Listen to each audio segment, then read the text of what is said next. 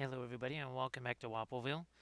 We're going to go continue with our eagle project here. We've got a second one, don't forget, so we'll probably be sculpting some wing feathers there just like we did for this guy.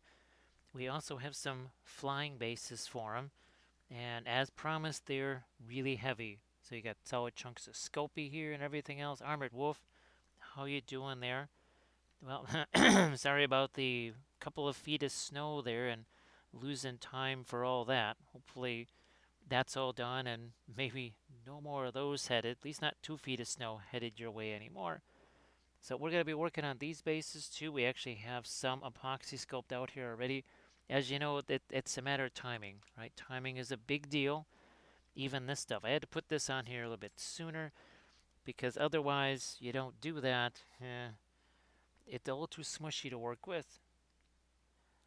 And I figured, see here, March and April is when we get some of our biggest snowfalls because it tends to be well, it's warmer, so you get that heavier wet snow and that sort of stuff going on. So I wasn't too surprised actually to hear, well, that much snow. Well, even here you could get that much snow. So what we're gonna do is we're gonna keep working with our epoxy sculpt here, and I'm sorry if my voice is gonna be messed up here. I guess that's just how it's going to be.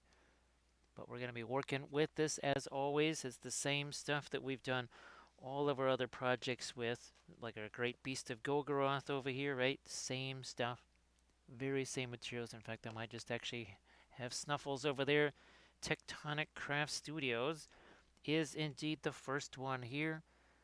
So, well, whoever is out there listening, be sure to give Tectonic Craft Studios a follow because they are also streaming. And again, I apologize for the voice being messed up. I have no idea why that's happening. Now, actually, I just did post. We'll show this a couple of times because it was really fun to be working on this here. Here, there we go. Well, you're the first one in the chat, though, besides Armored Wolf. So look at these guys here. Let's push this out of the way. We'll show this a couple of times. So this was the latest army painting series. I just posted this a few hours before we went live here. Spider-Man, how you doing? Nice to see you there. So we utilized a bunch of different things. It was in some ways piggybacking off of the most recent terrain workshop episode. Right? And all of these guys, they can be removed here. So we just take them out here. There we go. So there's a little bit of super glue still kind of adhering there. We added some flames. Look at our little flames over here on the corner. Yeah, some flames over here too. So this was really a blast working on this thing. And we also did some regular bases for our guys. So there's gonna be a lot of OSL on this unit for sure, no doubt about that. Here's some of the regular bases. This one, no, we didn't add fire to this one. I mean, not that I couldn't do that now, but again, nice little fun base here. But let's get back to our sculpting over. There's the tool that I was using. Bitter brush, nice to see you. And White Wolf Ranger. How you doing there, White Wolf?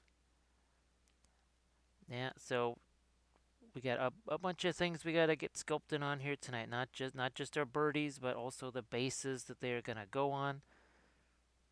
And I believe we've got tomorrow set up for painting some lizard men from Mears Miniatures. So it's a commission thing that we got to keep going on anyways. And those are actually now prepped. So Bitterbrush, how have you been? How have you been? I know it's been a little while. I hope that the winter was not too crazy for you. It was a little bit weird well, it was weird here too in some ways. And definitely weird for a whole bunch of folks. So hopefully it was a little more gentle on you. We kind of continue to have success when it comes to the 3D printing stuff, which is fortunate. That was the latest print today. It was probably the longest one that I've tried since getting the printer back up and running again. it was, what, a 7.5 hour print or something like that. And it would seem that it all worked out okay. That makes me happy. So see what we're doing right here with our feathers. If I hadn't put this stuff on, or at least the epoxy sculpt here, at least a good 35-ish minutes before the stream started, this would just be too smushy to work with right now. I wouldn't be able to do anything on this. It looks like White Wolf has been practicing glazing, and you can't quit me. How you doing? Nice to see you.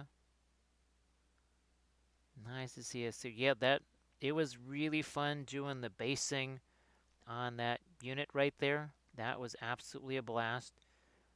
And hopefully for folks, because it ties into what we did with our recent terrain episode with using the pink foam and stuff. Yeah, I hope that that's fun for people. So it was just called out the host with the most.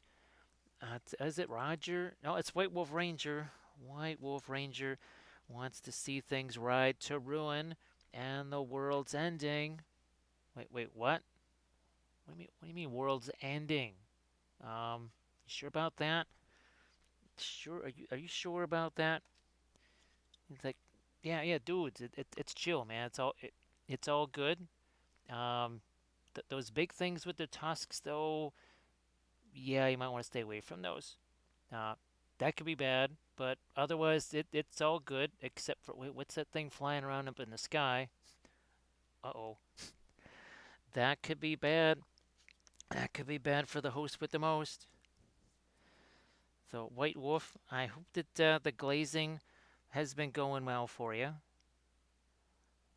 Actually, I look forward to, well, in the army painting series, it is one of the things that I look forward to is actually being able to glaze with the oils because everything is dry. And there is nothing like glazing with the oils. I mean, it can be over dry acrylics too, but over dry oils, it's pretty interesting. Just not having to worry about watermarks or any of those kind of crazy things. White Wolf, I don't think, well, Armored Wolf is the person who is the definitive answer. I don't think so because Zorpazorp, I saw here, it was this a couple, maybe a month ago, and he's talking about these 19 these magazines, these Lord of the Rings. I'm like, I don't remember those. I don't remember those. Now, again, Armored Wolf is going to be way more of an authority on that, so he could answer you definitively. I never saw him. I never saw one of those things before until I saw it in Zorpazorp's either a live stream, one of his live streams that he does, or just on his YouTube channel. I'd never seen those before. Okay, Armored Wolf. I feel a little bit, well, I feel left out, but also a little more vindicated as well. Let's see. Hey, Bookend Kitties, nice to see you there. How have you been doing? How have you been doing? Now, the feet here, again, though, that's something I put out there a while ago. Put that out here a while ago. And we still gotta let these puppies bake in the oven for just a little bit here.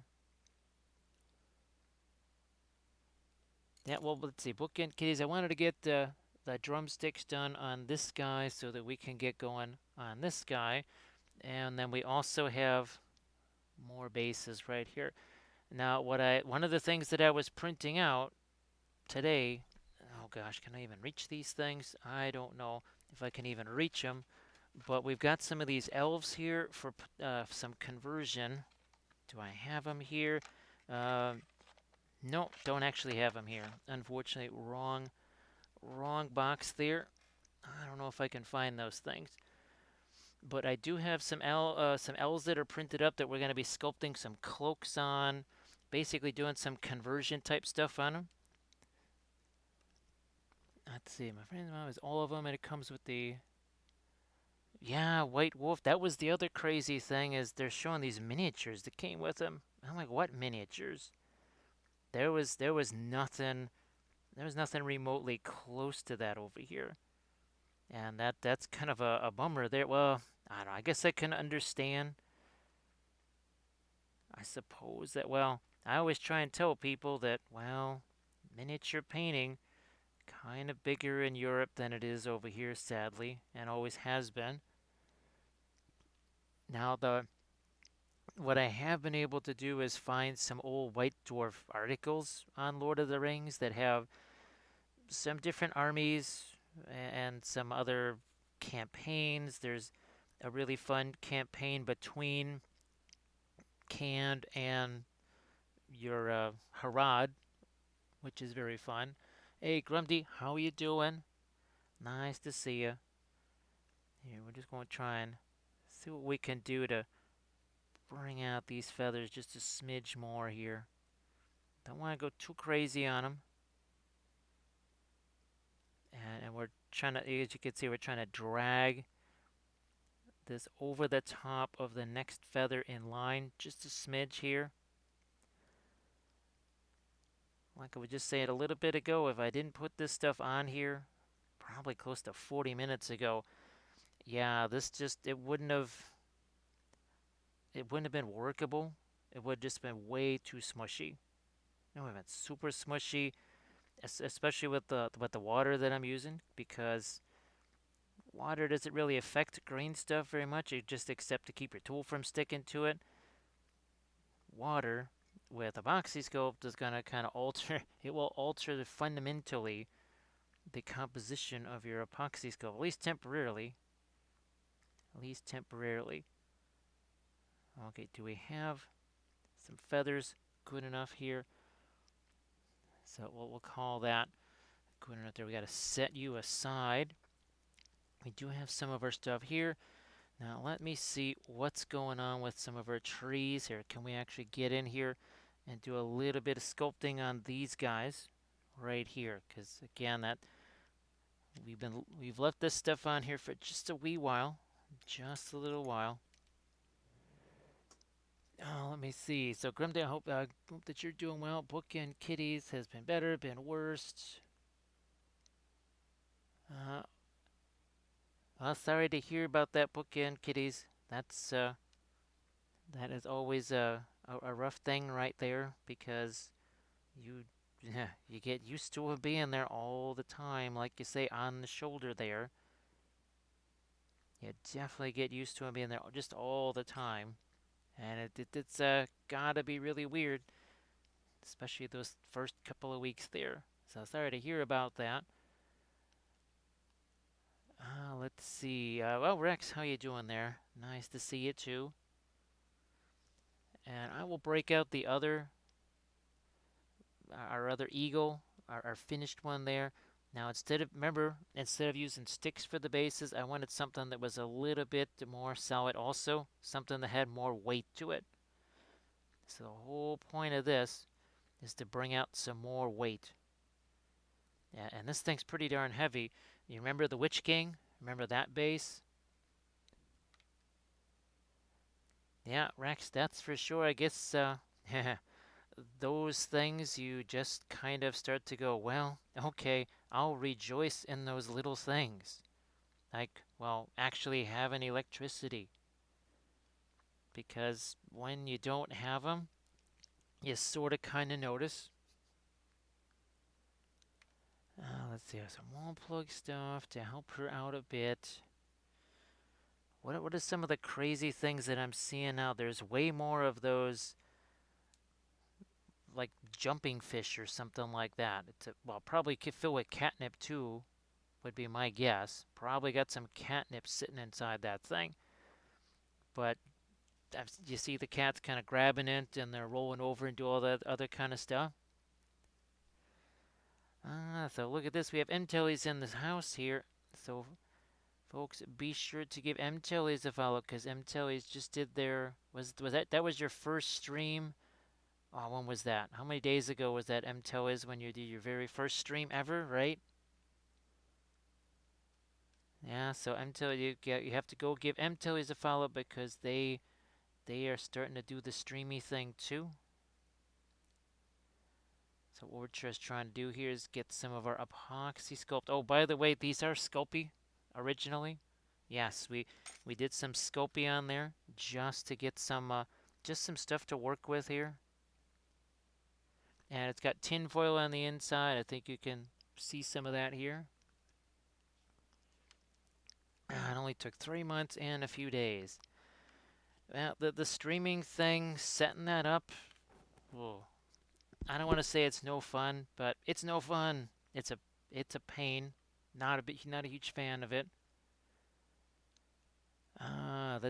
They've already disposed of the catnip rat. Okay, and sorry that I've got the printing goes ever on logo over there in the corner. We we might just get rid of that at some point. Right now, I've got Apoxie Sculpt all over my hand, so I won't be grabbing the mouse to do that. And the first stream with the oils too. So I'm telling you, I hope that was fun for you. Yeah, sorry that I had to head out because that was, well, I was trying to get about 3 hours of sleep or something like that at that point. So sorry that I had to head out and couldn't stay for any longer. I'm just going to throw this thing right here. Once again, using some water, and we'll focus on the bottom area down here because, well, as you can see, we're kind of putting some abuse up on the top levels here. We just want to get some of this stuff down on here, and then we can start working with it. Now, a lot of this is also going to be covered with foliage and some other stuff too. See, Grundy had some new tubes, went to Williamsburg. Yeah, Grundy, remember I was saying about the interference killers? It was in that one video especially where we were using the powders, and I said that really explains why those things are so grainy out of the container because, well, there's all that powder in them. Because at first I was wondering why are these things so grainy? Well, once I used those powders, then I knew exactly why they were so grainy, because it's all the powder. That's what it is. It's just tons and tons of powder in there. That's why it comes out of the thing looking like stale peanut butter. I'm glad that was fun, I'm telling you, and I hope you just had a fun stream too.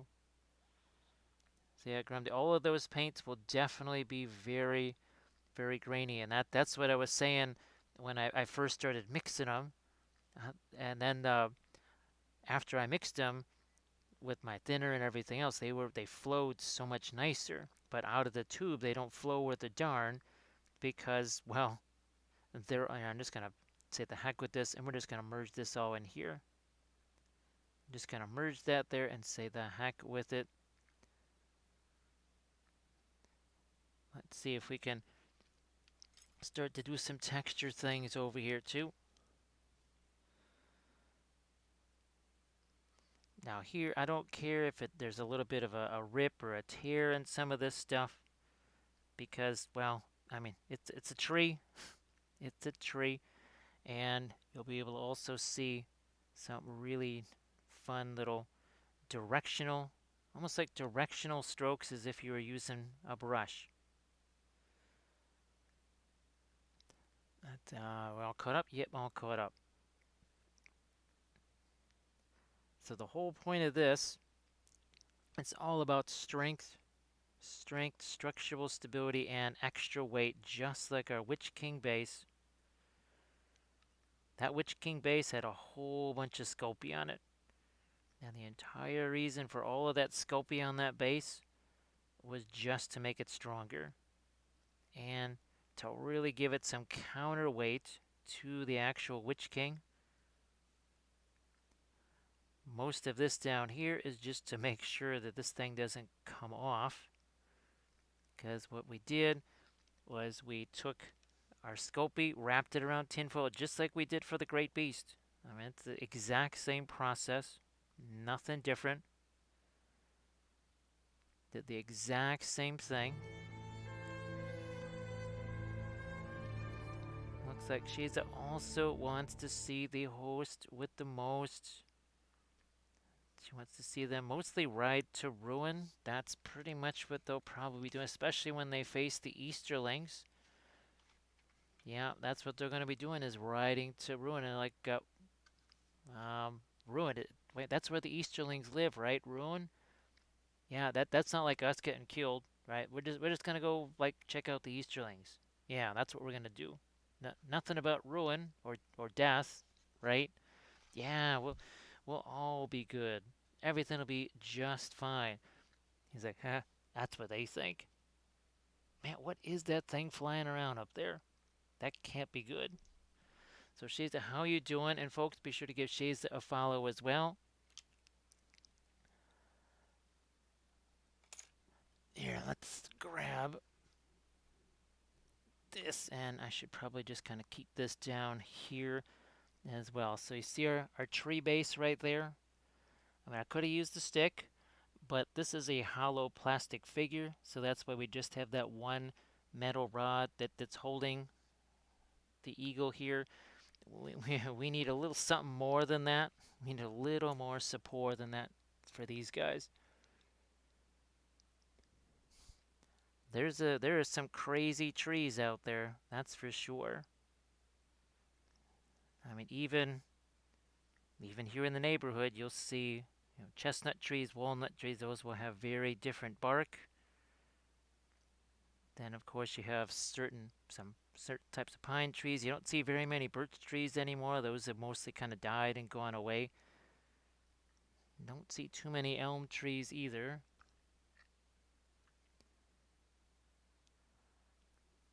And here, like I said, we'll probably try to add some more stuff to this afterwards, but for right now, just want to get a little bit of texture going on this thing here. You can always come back and do some more. Let's see, she's got some Pro Acryl, did a Galaxy base for the Doctor Strange figure for Marvel Crisis Protocol. Yeah, I guess they've got boy, I was I had intended to do some Marvel Crisis Protocol figures for March. You know, the whole March and Marvel Crisis Pro like March and the whole letter M and all that kind of stuff, but yeah, well, I guess there's still some parts of March left, but not that much. Unfortunately, we're not going to be playing that, so needless to say, those are kind of taking a little bit of a back seat to the stuff that, well, we need for actually playing things. I hope that everything else has been going good.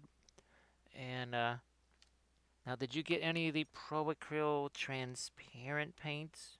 Because those are, well, it's just like the Reaper liner paints and the clears.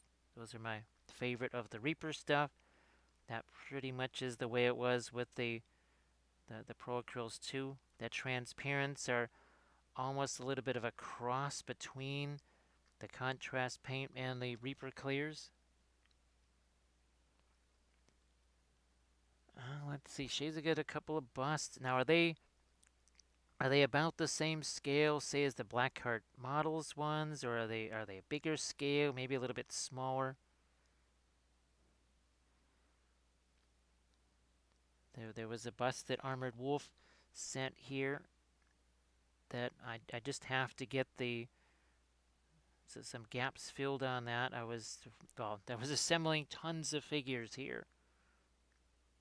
I was assembling dozens of figures, printed figures, well, resin figures, all that kind of stuff. Where's the lizard man here? So well, and obviously all of the stuff for our series there. But so there's some of the lizards that we'll be painting on, well, tomorrow. Yeah, we'll be doing that tomorrow.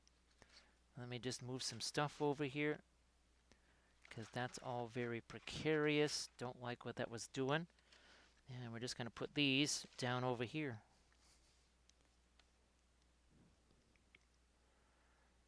About what, 6 inches or so.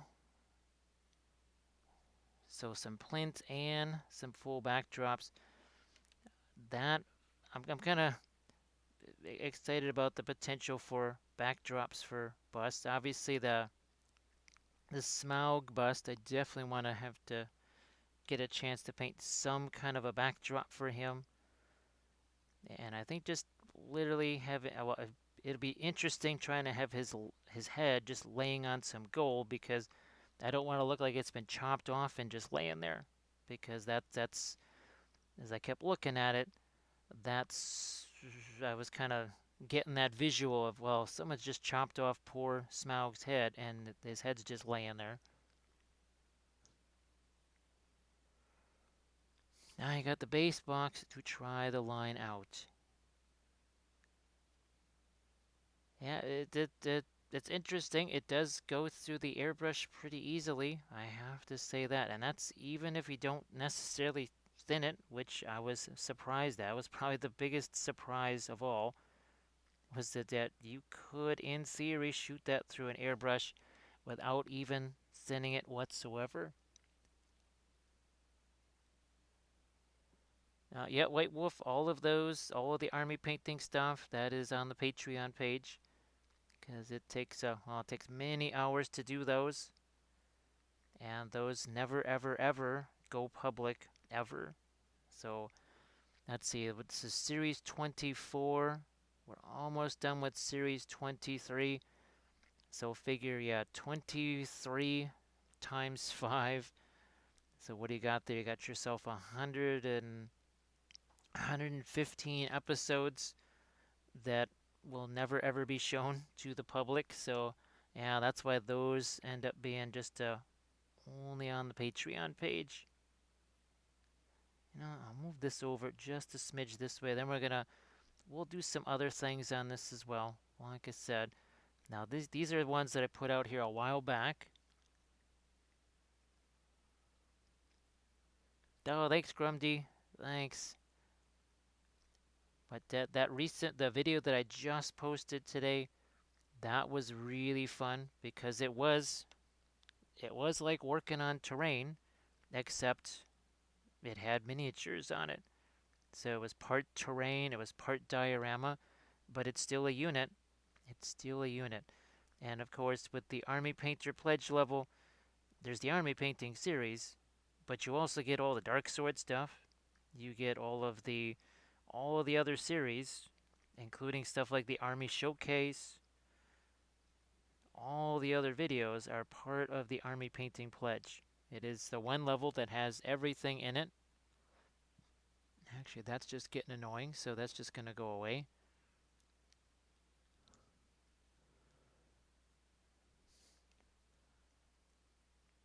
Yeah, let's keep going this away. And we'll work up as much of this stuff as we can here.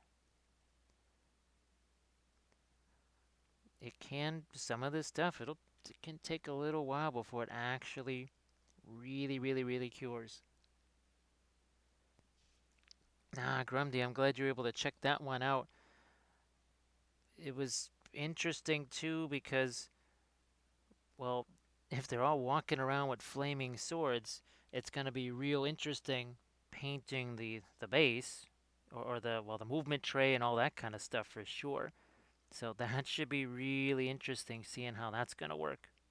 That should be real interesting.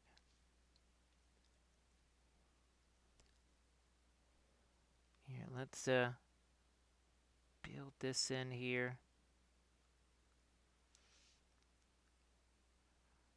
And when we're gonna have to be most likely sculpting some tree men as well. So just remember what you see here because you could be seeing a whole lot of this.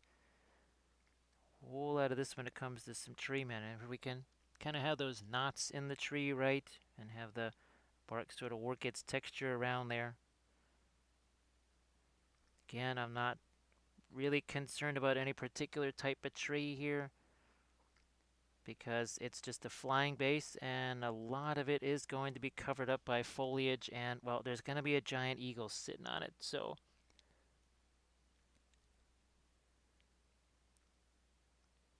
Yeah, I was wanting to put a whole bunch of extra flames on the building there, and then I realized, well, maybe we won't go with a whole bunch of extra flames because, well, there'll be so many light sources that everything will just be illuminated. There won't be any shadows of any kind because everything's illuminated. So I went, maybe we'll just kind of take some of that away. I'm just using this to kind of extend the bark down this way. Get that tree root further down here. We have plenty of the Luke's APS stuff. We got leaves, and we have our woodland scenics fine leaf foliage that we're going to use. Those little kind of tree bundle type things.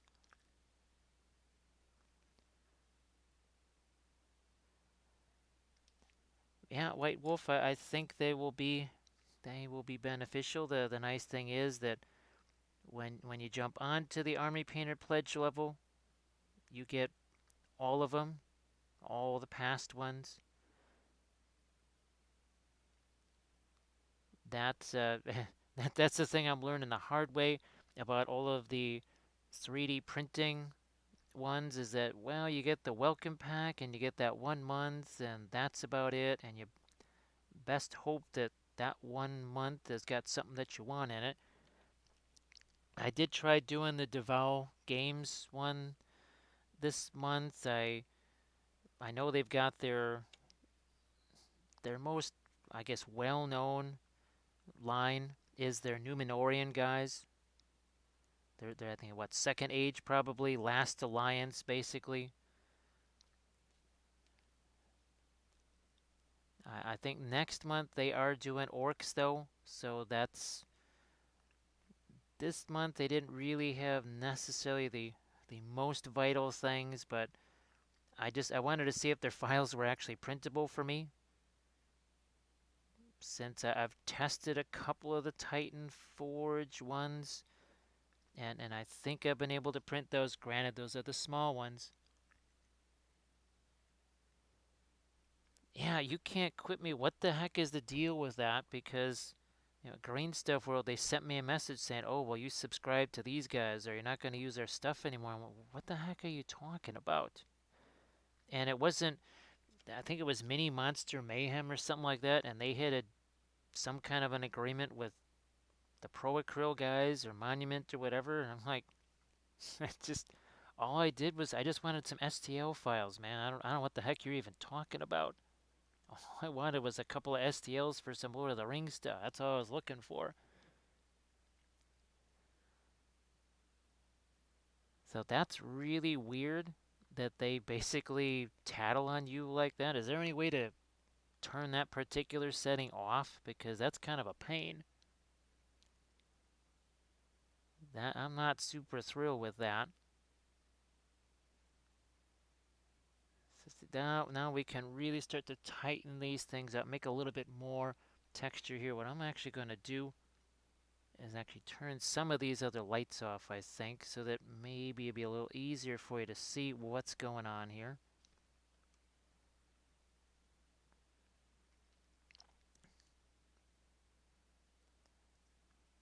So you were able to get some of those. Um, yeah, Grundy. Now, what else do they have besides? Okay, their current one seems to have some Hobbits things, almost a little bit like your Fellowship movie type stuff, right? The April is going to be orcs, or I guess they're calling them super orcs, which maybe that's supposed to be their Urukai or something like that. I don't know.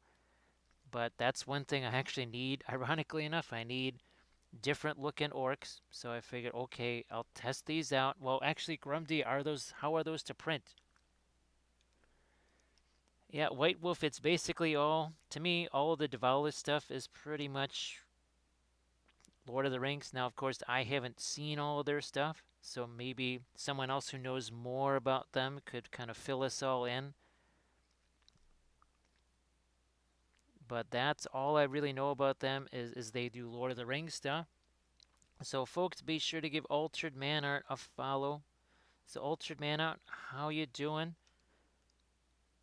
Now, are you done with all of the wargs at this point? I know you have a bazillion of them, but are all of the wargs done? And obviously, they were looking fantastic too, because I know you've really been hammering away at those wargs.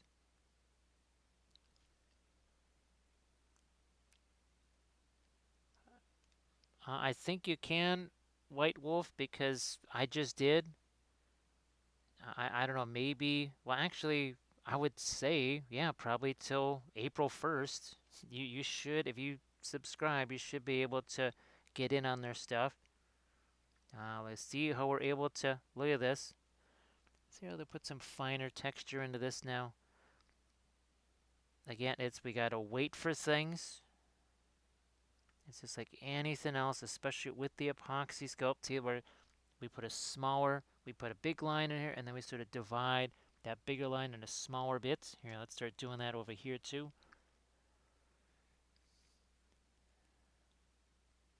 Let's see, I'm preparing the terrain for all the Lord of the Rings stuff. Yeah, Altered Man, that was a massive, massive score that you were able to get there. Now, what I'm hoping is that all of these 3D printing guys that I'm in, they make it possible for me to essentially do all of the Lord of the Rings stuff I need without having to be buying any more GW stuff. Well, not anymore, but at least the super specialized things or whatever. Some of the plastic boxes from GW or whatever. Yeah, okay, that's one thing. But as far as trying to do, what is it, made to order stuff that I might have to wait 180 business days for something and whatever, yeah, that's just a little too nuts. We don't have the time for that.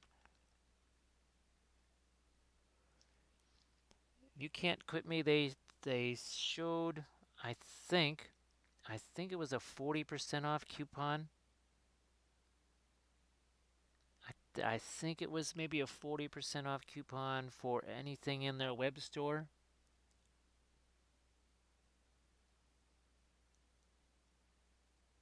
So, Altered Man, that's going to be really amazing. Look at this. Look at that fun extra texture there in our tree. Fun little extra texture again. We put a larger gap in there, and then we just start to break it down into some smaller gaps here. And just keep in mind that our eagle is going to be doing something along the lines of this right here, or something like this, potentially. So the wing, we would maybe get something going through the wing and right here on that branch.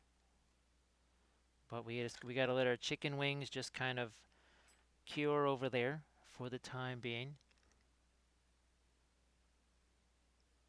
You got a 30% off coupon from the printing a couple days ago. Yeah, you can't quit me. The stuff that of theirs that's the most useful to me is the elf stuff.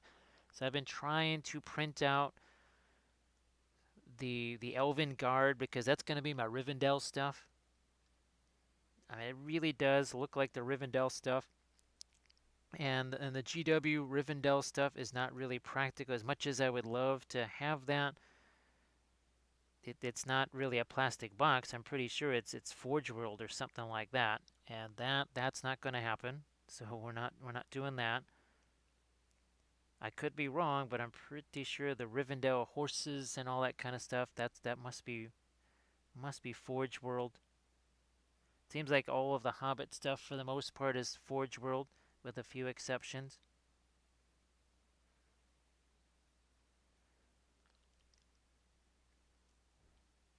Now the other there's a couple of things like their Whites and Spectres. Since I want to have an Angmar army, those will be useful. Although for my Spectres, now that I can do all this 3D printing and everything else, what I was hoping to do was to basically have just, well, especially here, maybe in the conversion, on a Thursday or something like that, convert some of those, whatever, dwarves, elves, humans, those second age guys or something like that. Maybe convert some of those to make them into specters. Also, I guess the March, or maybe it's either the welcome pack or the March thing for Deval Games also had casualties in it, which that could be very good for not just the battlefield, but also for things like the dead marshes and such. Yeah, you can't quit me. Well, I'm excited that they're doing the dwarves with all those different heads because, well, I'm figuring that the what is that? The Oathmark dwarves. That's just gonna be that'll have to be Moria for me, and then the because they're doing goat riders, and well, they do have a lot of different heads that they're doing. So maybe I'll be able to get the iron. What is it? Iron heel dwarves, and that oh, it was Loim that was talking about the Blue Mountains, right? Well, I actually I was listening to a lore video that was talking about the Blue Mountains and the dwarves heading off to the Blue Mountains. So that was a fun little lore video right there. You can't quit me. Didn't they show what looked like about 20 different heads? I mean, I'm not kidding. There was it looked like there was at least 4 rows of 5 heads, maybe more, maybe even more than that. So I was really impressed at the number. Well, at least this means now that okay, something like the King's Champion, right?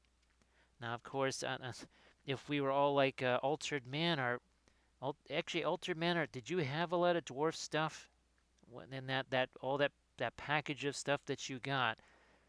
Was there much dwarf stuff in that?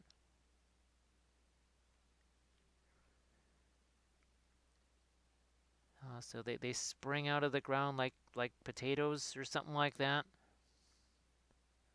Dwarves are actually just walking potatoes. Maybe that's what they kind of look like. Maybe they just look like potatoes.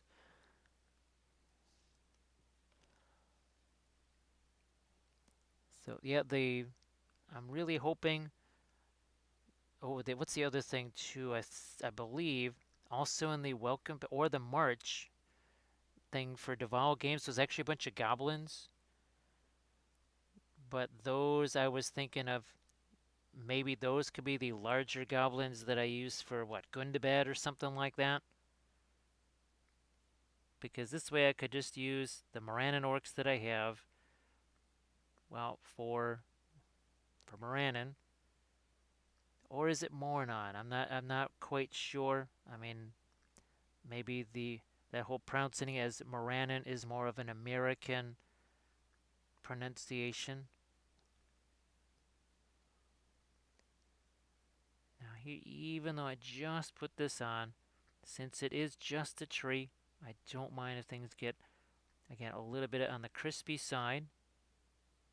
It's all good. And I don't get to use this tool very often, so it's kind of fun to be able to use it on this. Oh, Altered Man, how many? I know you sculpted at least one tree man. Did you sculpt more than one tree man? Or was it the one tree beard that you did?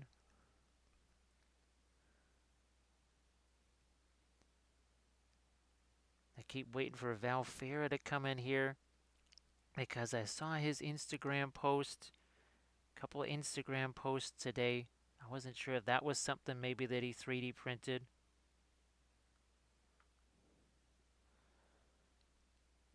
I did try to resize some Titan Forge cavalry. Ironically enough, I got the horse to be about the right scale for GW cavalry. Unfortunately, the rider is now actually smaller than the Harad riders, which are some of the smallest of the GW figures. So that's a little bit weird. Not quite sure how we'll work that. Some of the way these files are organized on these 3D things are very, very difficult to figure out.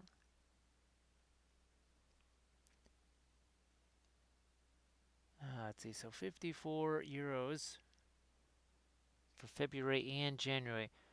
Now, is that for the full? Do they sell the individual sculpts too, right? The Deval guys.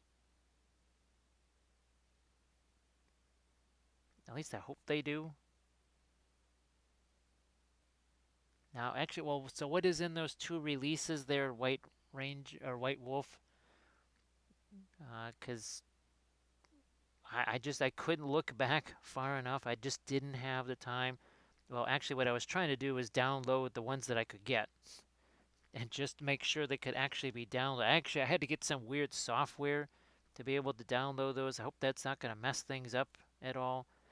But I guess Duval is a Spanish company.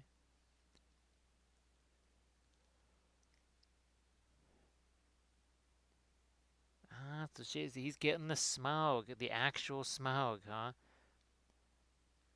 Now, is that one of those?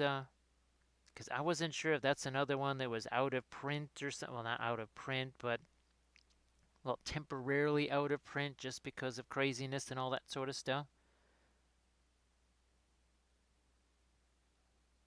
I just figured something like that. Well, if I really wanted to have Smaug in a game, I would just do a Reaper Bones Dragon or something. Maybe do some extra little converties type things on it to have it perhaps look a bit more like Smaug.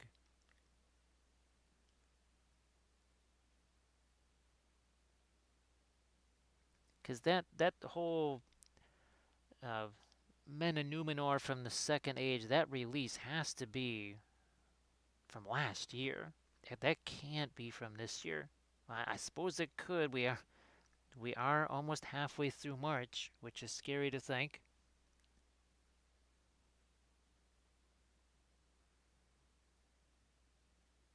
That would be very scary to postulate that we've already lost almost a quarter of the year. Yeah, shades. I don't even want to contemplate just how much that Smaug is, and just from the people that have talked to me about it, that have actually tried to put that thing together and deal with it, that is, I might just take a pass on that. So see, look at all these lines. It's not just wavy lines. See how we've got some conversion or convergence of the lines. I'm going to turn there. Now you can see a little bit better. Well, I can't see it, but now you guys can. Which I suppose that's, I guess, the most important thing. That you guys can actually see it here. So that is just so much fun. I really love sculpting stuff like that. Let's see. So Beth says that Smaug is a whole bunch of dineros. That is, let's put it this way. I think you could get yourself a really, really, really, really, really nice 3D printer for that amount of money right there. And just print out any one of the fantabulous dragons that are kind of already out there, I think. So that would definitely be my way of thinking about it. See, I watched an old video the other night. I have a question. Whatever happened? You can't quit me. It's not practical with the schedules because of Kathy's streaming schedule and some of the things that she watches. Also, we realized that we both just can't be kind of streaming at the same time.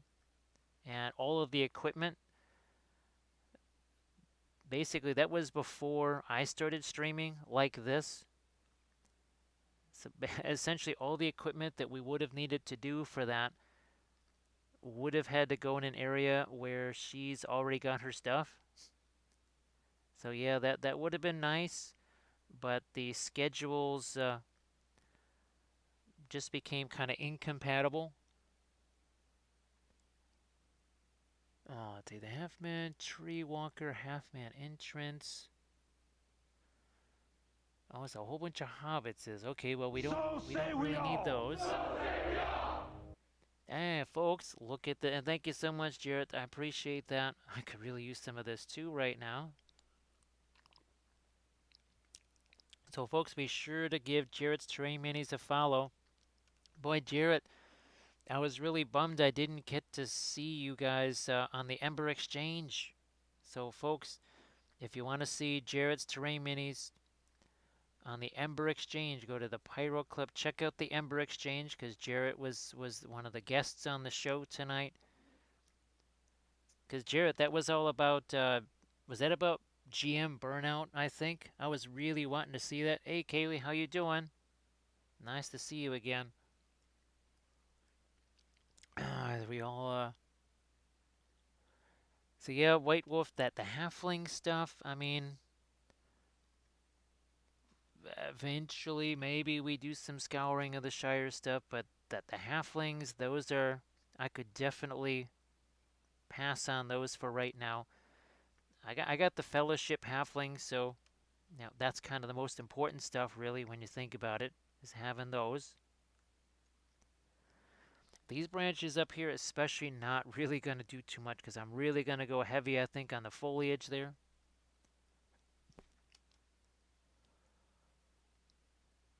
Yeah, so Jarrett's, what kind of stuff? Boy, I really wish I could have seen that because just knowing that Zeltaurus, I think, well, that's one of the reasons why they were talking about GM burnout and stuff, is just because I think that's sort of what happened.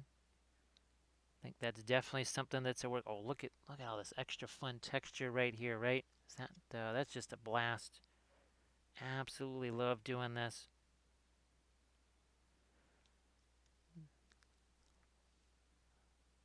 Let's see, I think we're all caught. I think we're all caught up there. So where do these guys go? There they are. So again, this is. I really had so much fun doing this. This was a blast right here. It's essentially a multi-basing of a Song of Ice and Fire unit. And it's also kind of a lead in to the next terrain video. So it's a piggyback off of the last terrain video, and it's sort of a lead in to the next terrain video.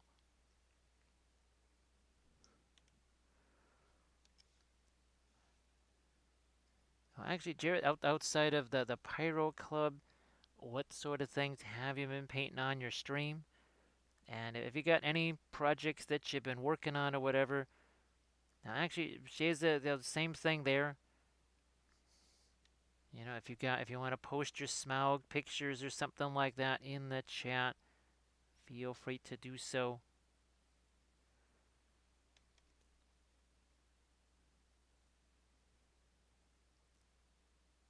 So Shaza, there's actually a specific reason for this, because that other base that I was showing you, that's not going to have enough weight because this thing weighs a ton. I mean, this guy right here weighs a ton, so this is going to be a counterweight. That's solid Sculpey right there. That's solid Sculpey right there, and this is Sculpey and whatchamacallit, Apoxie Sculpt there. So think about here. Here. I'm just gonna move this a bit. And let's get down to the Witch King and his base here. So it was the same reason why on the Witch King, where you are, that king. So that base that he's flying off of there, that's a lot of Sculpey right there. That base probably weighs a good 8 or 9 ounces, and the whole idea behind that is to act as a counterweight to the Balrog. And we're doing the same thing here with our eagle, or not, sorry, not the Balrog, the Fell Beast. Sorry about that. Because again, as much as I love this, this is a super light base right here. That stick right there, as much as I love it, again, all we have is that one little tiny rod holding a very light hollow plastic uh, eagle to that base. Oh, thanks, Kaylee. Well, it's back in the early days, back in 2001 when we first started doing the miniature painting. We loved doing sculpting, and we almost considered it, but at that point, you basically had to decide, am I a sculptor or a painter? And at that time, it was way easier to be a painter than a sculptor. So we kind of took the painting route, and it's been really nice though having the option to sculpt things from scratch again. So stuff like our Great Beast of Golgoroth here, and of course, where's our Easterling Chieftain? Stuff like him. That's been a blast. And then of course our Eowyn bust over here. Hopefully I'll be able to get back to doing a few more of these as well, because that was really fun to sculpt and paint, most definitely.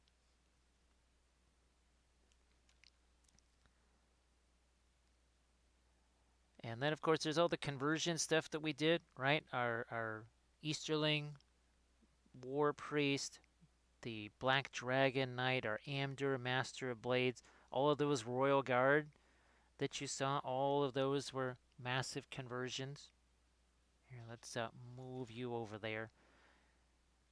And we're doing, again, some of these deeper ridges right here with our bark.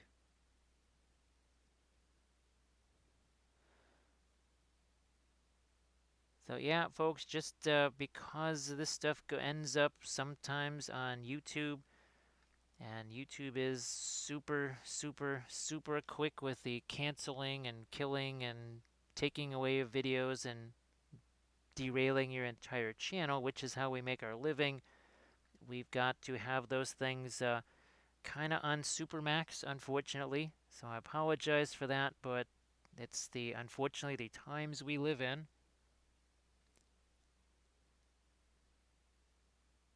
There's a picture of Shaze's Galaxy base, so folks be sure to go look at Shaze's Galaxy base.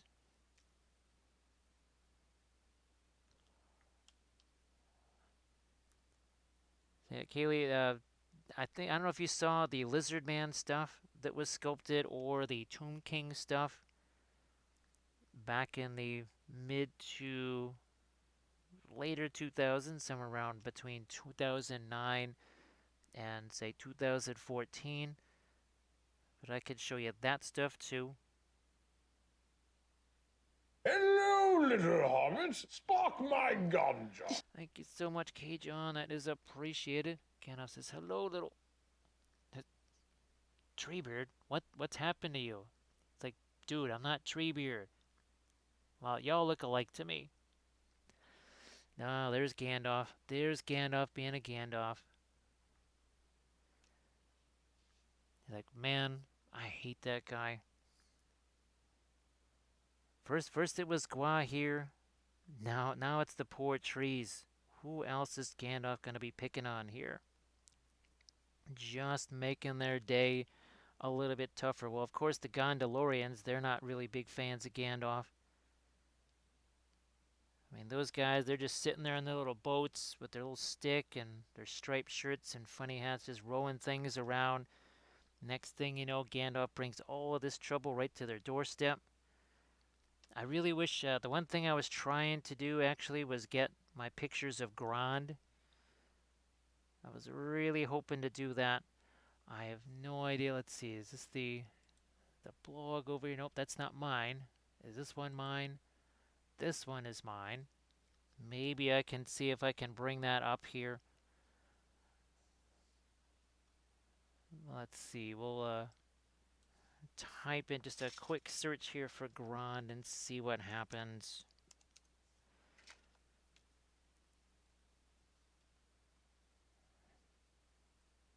Let's see, here, let's look at this one and see if we can maybe copy that and throw that into the chat. That's the thing that I want to have some pictures of here. The pictures, unfortunately, are really old. Aha, here we go. So we're going to do this, and then we're going to do this. So folks, here, let's check that out as we welcome in Lady B and Foxalotl. So Foxalotl, how are you doing? And Lady B, I hope that things continue to kind of maybe go a little bit better for you there. So that right there, and you can go to the blog, there are pretty much a good 20-30 pictures of the actual battering ram just kind of in its sculpting state. So Lady B, have you still been able to get more of your, I always kind of keep wanting to say impressionist, but your abstract art, your 2D abstract art, or have you kind of gone back to maybe doing some of your printing again? Because I know you were really, really, really doing a lot with your FDM printer there.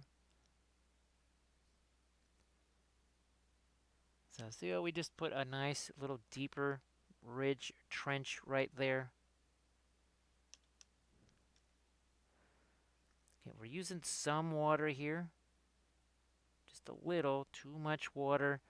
And what you're going to have is some really smushy epoxy sculpt. Again, it's not like green stuff. Where's our one? Here it is. This is the same stuff we used here. See these tree roots on this thing? See those tree roots? Same deal right there. That's what we're doing here. We're spreading those tree roots out. So remember, the whole point of this is to act as a counterweight to our massive sculpted eagle. That this thing is going to weigh a lot when that eagle gets attached down there, and we're going to have to probably put multiple pins in there to make sure that he doesn't just kind of spin around on that. Or on this base right here. So see, look at this. Look at that nice little, see how it kind of goes up this way instead of just a wavy or a straight line. Like most people, they're sculpting, there's just going to be a bunch of straight lines. Well, there's no straight lines here. You have to figure that, the tree is growing kind of in weird ways. The wind even decides which way that tree is growing. Branches fall off. That also has an impact. And all that is just a thin little skin of Epoxy Sculpt sitting on top of some Sculpey. And that's the gray extra firm Sculpey that we talked about before.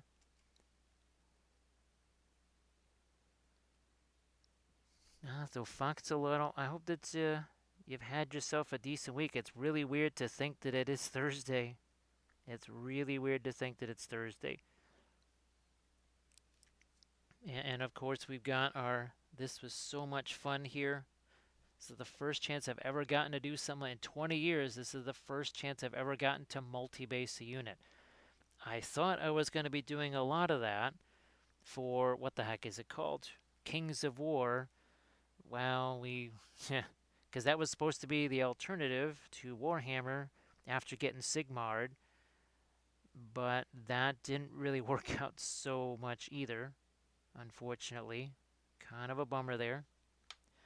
Alright, I'm just gonna grab some of this here, and we gotta throw this out onto something. Alright, so we're gonna set that tree over here just briefly, because guess what? We got another tree. Yes, we have 2 trees here. Abadoo, how are you doing? Nice to see you back. Nice to see you again. Hopefully, well, it's even Friday morning here. It's actually Friday morning here too. So hopefully everybody's having themselves a decent well, for Lady B and some other folks, it could very well be Friday afternoon at this point. Now we're just going to worry about this part right down here. Spread this stuff out. Where's the rest of it here?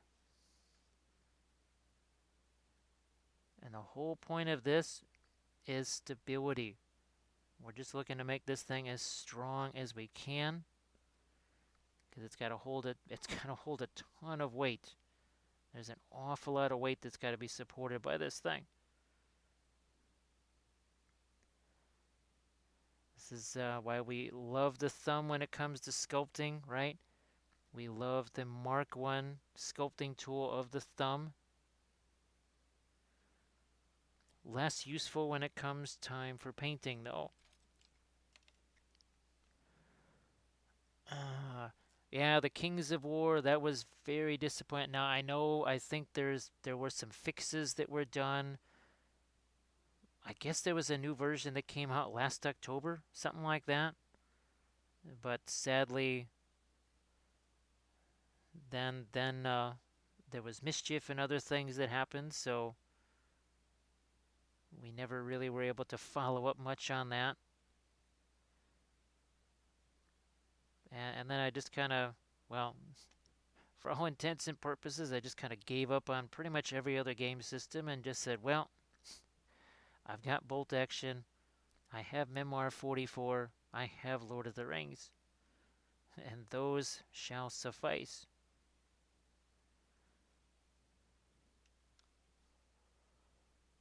They're a little bit better, almost done with some of the abstract, using graphite pencils. Yeah, taking a break from that so you can 3D print a mini. Because boy, you were going like gangbusters with the 3D printing there. You were having all kinds of successes with that. Looked like you were having some fun with that, and you were doing a lot of different things with it too. Not just well, I have an FDM printer. I would sort of like to figure it out for terrain. But oh, that's the other thing that Deval does. I just realized that today. I had no idea, but apparently they do terrain as well. That's part of some of those bundles, which I was kind of surprised. They went, oh, I didn't know they did terrain. And I'm sure all of those terrain pieces are just for FDM style printing, which is understandable, but yay. That's the last thing I want to have to try and do is figure out that printer as well. Although, I don't know, I may not have any choice.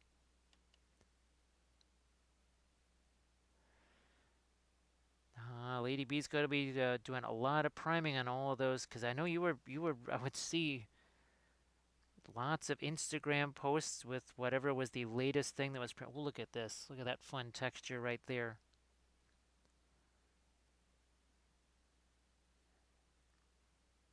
And I know that each type of printer, whether it's the FDM or the resin printer, has their own foibles and crazy things involved with them.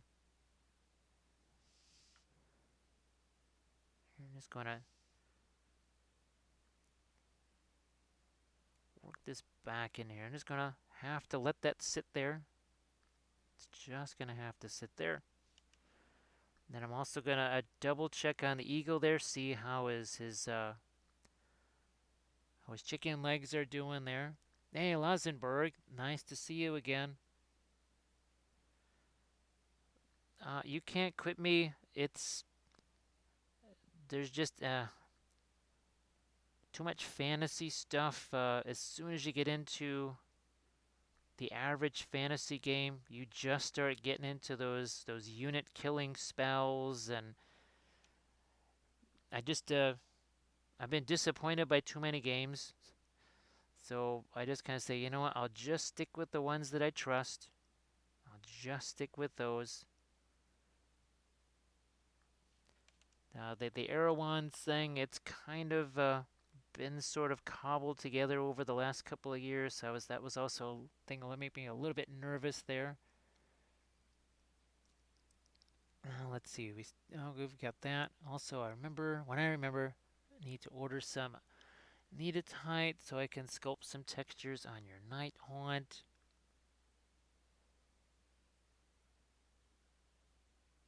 Let's see. So Luxembourg, it's nice to see you again. Hopefully everything's going good for you.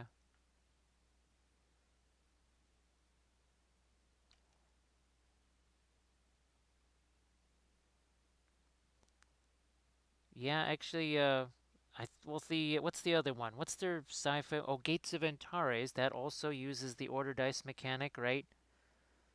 And actually, you can't quit me. I was just the Rockies War Room guys. I got to catch, I don't know, 15 minutes of their thing last night, and they were they were checking out the new Victory at Sea books from Warlord.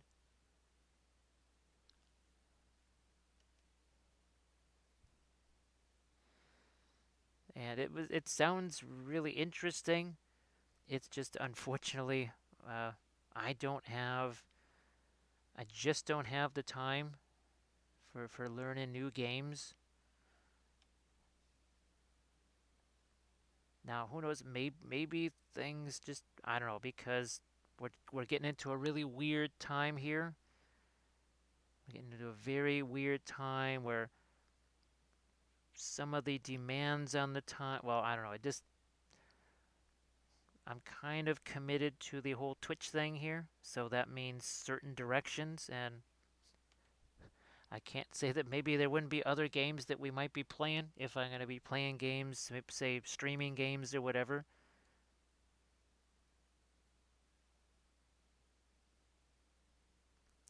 I don't want to predicting the future because just the future just seems to be nothing but weird. So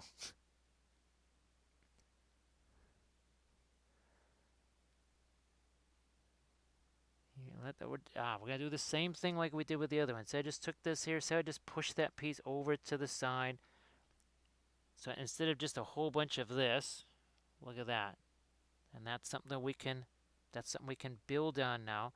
This is literally just a big pile of sculpey right there. Not every inch of the tree needs to have massive amounts of bark texture on it.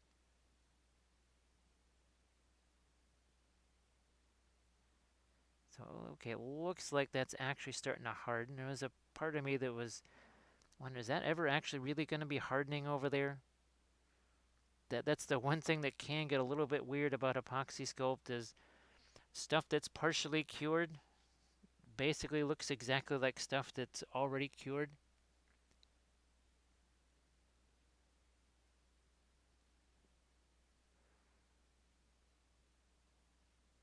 Let's push it this way. And let's actually, I'm going to grab this little guy here because this stuff is so fresh. I think we can even use this tool right here.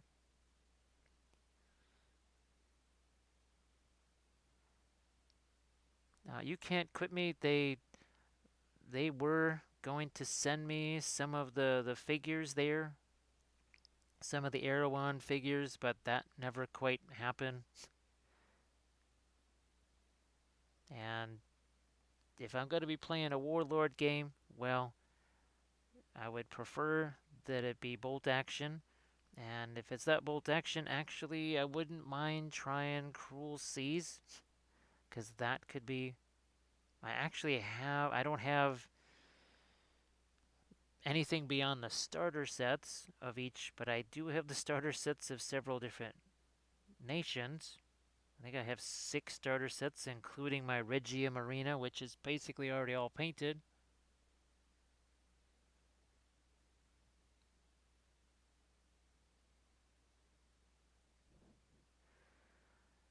Yeah, hey Grundy, just imagine the new type of metallics just got more new with the interference powders. You just think of what things were like as far as the oil painting goes as of, well, this time last year, right? This time last year, I was just trying to replicate oil brushers. That's all I wanted to do was replicate oil brushers for classes. Little did I know I was going to be using fluorescent oils and metallic oils and now powders, right?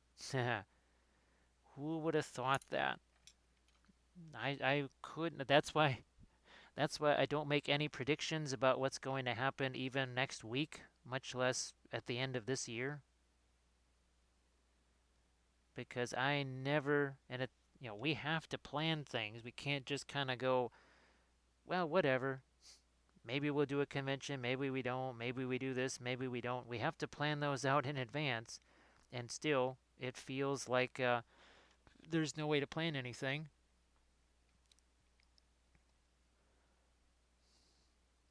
Yeah, you can't quit me. I would love to be just I mean, even when I'm done with this thing here, I would love to be going down to the gaming table and just be filming a fun bolt action battle report, some early war stuff going on, a little bit of Barbarossa or something like that. Sadly, it's just too kind of crazy. Well, just also the environment too has gotten a little bit iffy, unfortunately. If you're wondering why there's just less of the bolt action stuff, well, the environment kind of got a little crazy for that. I'm just hoping that the Amazon thing is not doesn't do a Game of Thrones thing and everybody hates that, because that would be very unfortunate. I guess the last thing that I saw, potentially you maybe see the blue wizards maybe in this one. I would really love it if instead of just focusing on Numenor, if they actually did do things in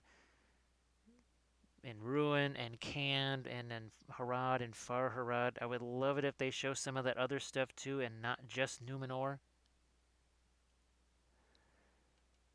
The Flight Sim, how you doing there? Hope you're doing good. But it's been like Grundy. All kidding aside, I never thought that we would be doing just, the crazy colors like this or this, right? Like the crazy colors we did on that. I never thought I'd be doing that. I thought, well, maybe we do stuff like the object source lighting like this and the metallics with it. That's not too unusual, what I thought might happen with the oils. But for the most part, the oils were used for more things like, well, this stuff here.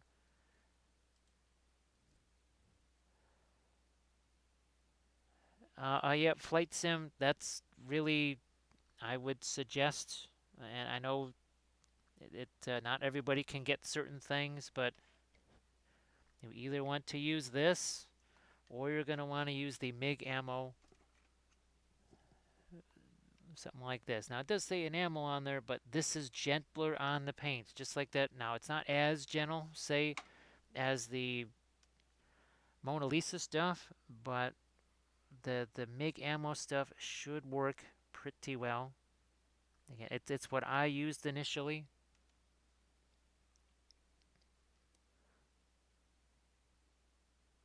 Yeah, let's bring this up. Just look at this, huh? Look at that nifty little bark texture right there. Absolutely loving that.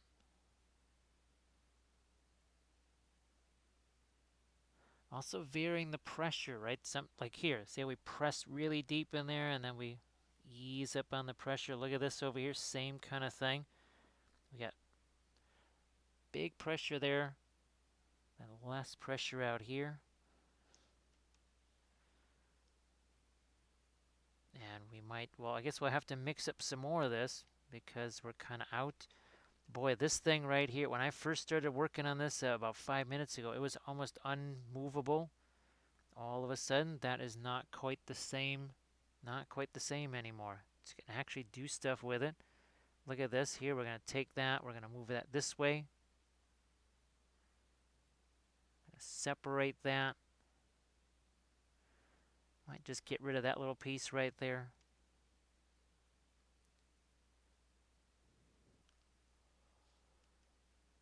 Oh, okay. Flight Sim. We'll check out our sisters in just a second here. What does Mo say? Hey Mo, how are you doing?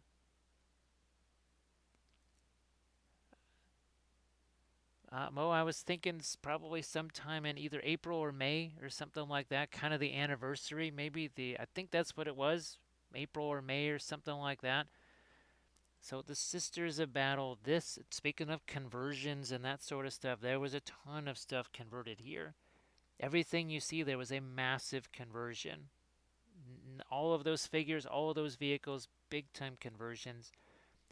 You got Blood Angel wings on a Rackham figure. You got Victoria miniatures. You have 20-year-old Void miniatures, those angel figures right there that I used as Seraphim.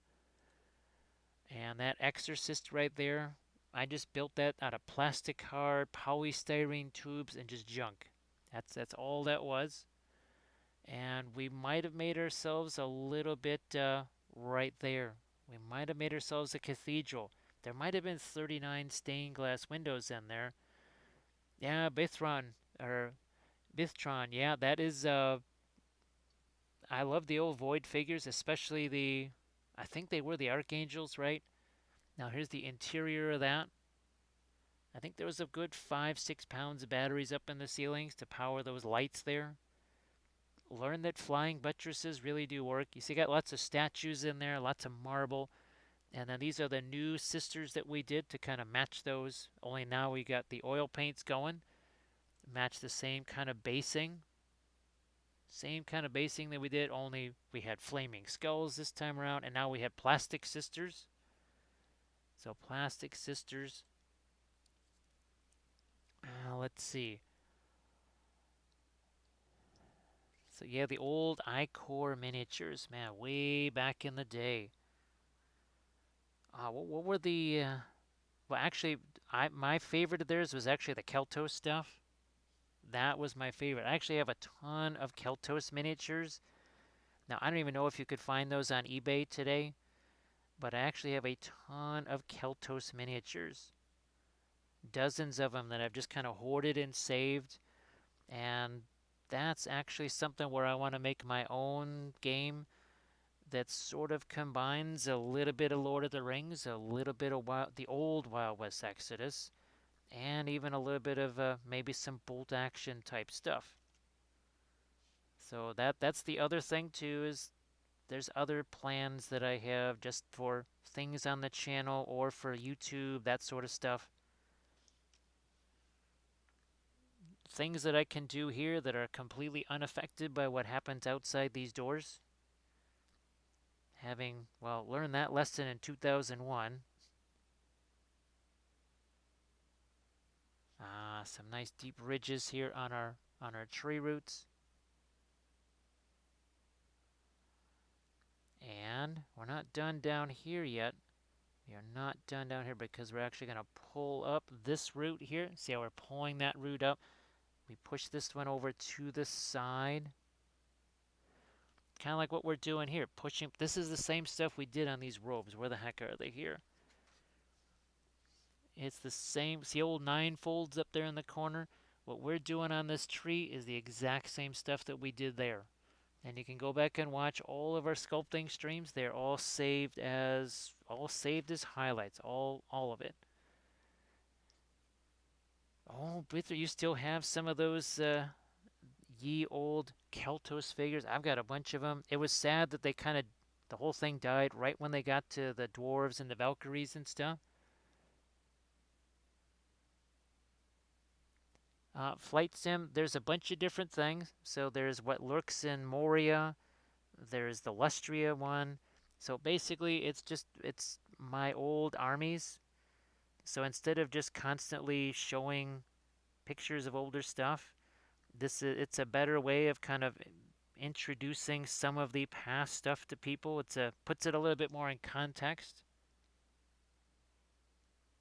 So Snowiak, how are you doing? You got to hang out with Kathy for a little bit, right? And are you still rocking those Slaanesh right there? Because last time you were here, you were really enjoying the heck out of those Slaaneshi guys.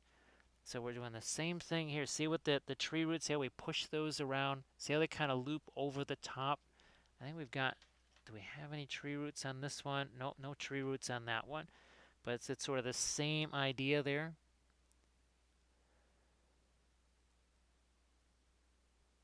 Well, Mo, I think, I don't know if you heard earlier today, I joined in on the Devale, or Deval, or however you pronounce that, on their 3D printing thing. And they've got tons of terrain. So I'm gonna have to be like Lady B, and I'm gonna have to learn how to master the FDM printer. But just like was said earlier, I suppose at least with the FDM printer, you can see what's going on, and you don't necessarily have to worry about any kind of crazy fumey type things or whatever. It's maybe a little less reliant on ideal climate conditions, perhaps.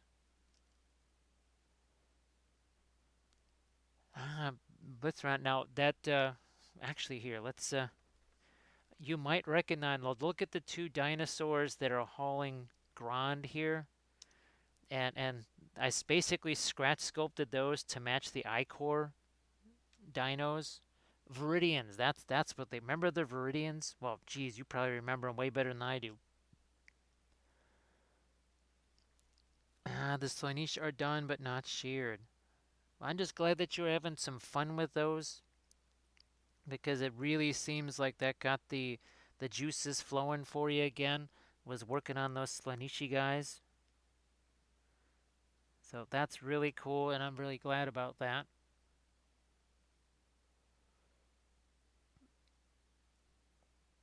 Flight Sim, I used to be big into the 40K stuff. So hence the Sisters of Battle Army. I basically was all about the Inquisition. So I had the Demon Hunters and I had the Witch Hunters, and that was really my thing.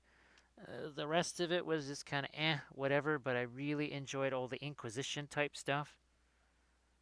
And most of my armies were basically Inquisitors, Inquisitor war bands with a lot of Imperial Guard, the Stormtroopers attached, right?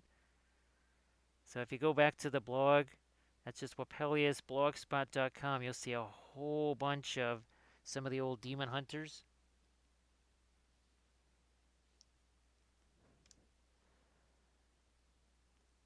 But then, bolt action came along just after all of my armies got wiped out. My Lizardmen, my Tomb Kings, everything got wiped out. There was nothing I could play. Wild West Exodus was purchased by somebody else and destroyed. So I basically lost every game, every army that I played. And I thought, well, bolt action is a game where the fluff doesn't change. They can't change that. And that's when I just kind of said, all right, bolt action is the game then.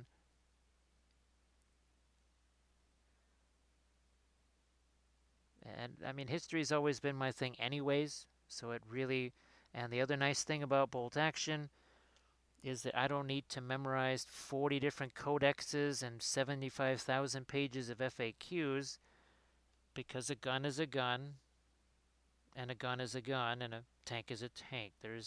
There are some special national rules and maybe a few special rules here and there, but I look at something, I know what it is, and I know it has a special rule.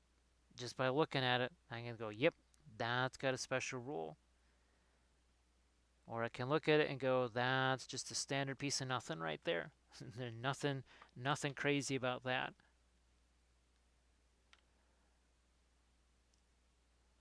So you're able to get some of the some old Rackham stuff.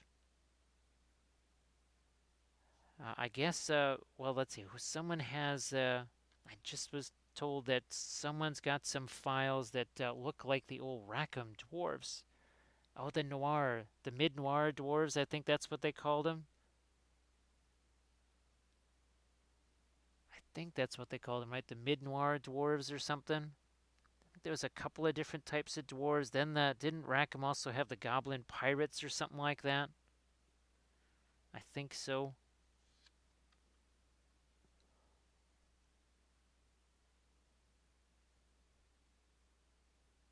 Snowy Egg, that is what I really enjoy about it because you can't. There is no making some kind of grand plan. Like I'm just going to destroy everything that you've got.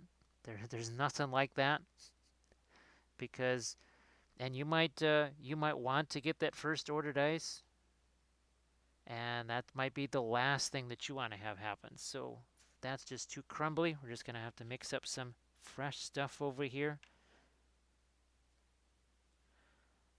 We're just going to get rid of that because that does not seem to want to cooperate there. So say we all. So say we all. Unreal, thank you so much for that. Here, let's get you a little bit of a toast. How are you doing? Oh, and thank you so much, Unreal, for the for sign up for the Patreon there. I hope that there's lots of stuff that you can use. I really do appreciate that. That definitely matters a bunch. So thank you so much for all of that. That is appreciated. Here, let's. Oh yeah, I used to love the Wolfen. Yeah, I love the Wolfen. So thank you very much again. And well, hopefully you can watch the. Oh, I don't know if you saw this. This is the new thing here. So that just got posted today. That just got posted today. So that's the newest army painting series right there. A little bit of a return to Song of Ice and Fire. Yeah, Unreal. I'm really looking forward to painting those guys with the oils, doing all the object source lighting and everything. And I actually haven't painted any terrain and oils yet. So sort of, that would be a first of its kind, right? Painting terrain in oils. Have not done that yet, so really looking forward to doing that. All right, I'm just going to throw this over here just to kind of mark where that is. That is much better. Yeah, see how that's not crumbly right there? The other stuff was just too crumbly. It was workable, but too crumbly. That is way more workable now.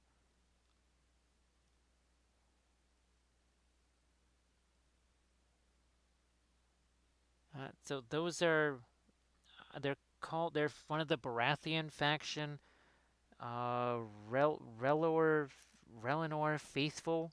I know they're called the Faithful, and the overall faction is the Baratheons. So that's from the Song of Ice and Fire game there.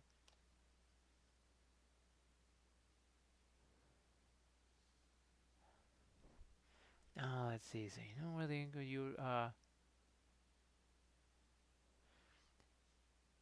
Yeah. Well, Flight Sim. The one time that I actually got to play the what would actually it wasn't the new one. Oh, the old Inquisitor role-playing game. That's it. The old Inquisitor role-playing game. I actually did get to play that, and I actually did get to play a really fun character. I enjoyed that.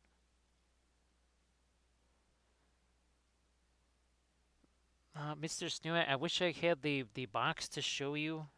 Well, actually, wait a minute. Maybe they're actually not in the box. Oh, here we go.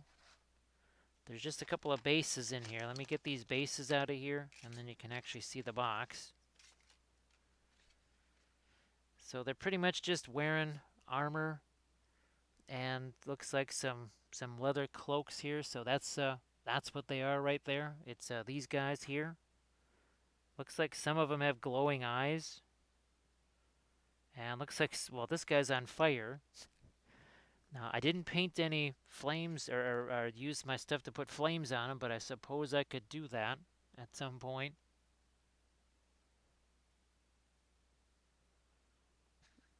So, not being, I never saw the show or read the books, so I'm not super up on. Actually, I'd never heard of Baratheons until, well, I had to start painting them, which is very always interesting. Doing the same thing here. Just gonna start to dig into this a little bit. We have to be, okay, because that's just a thin skin that's on there. And we also can't do too much with the water, right? The more water we have on this thing, the more it's just going to slide around.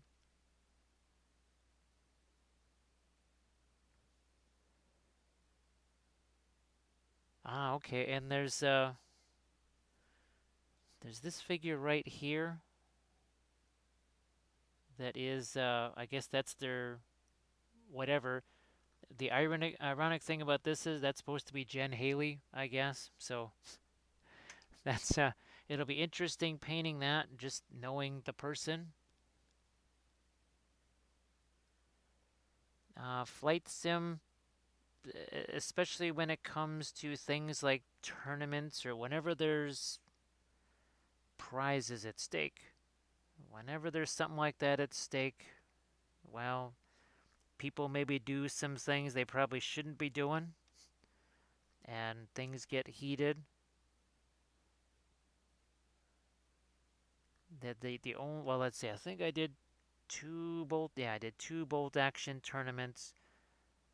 Fortunately, one of them was too small to matter, and because of the game system, when people tried to do shenanigans, it didn't work because, well, I said, yeah, if this was a fantasy game, you might have been able to play some kind of weird trick on me, but this is a historical game, so yeah, you're not really gonna be able to get away with that stuff.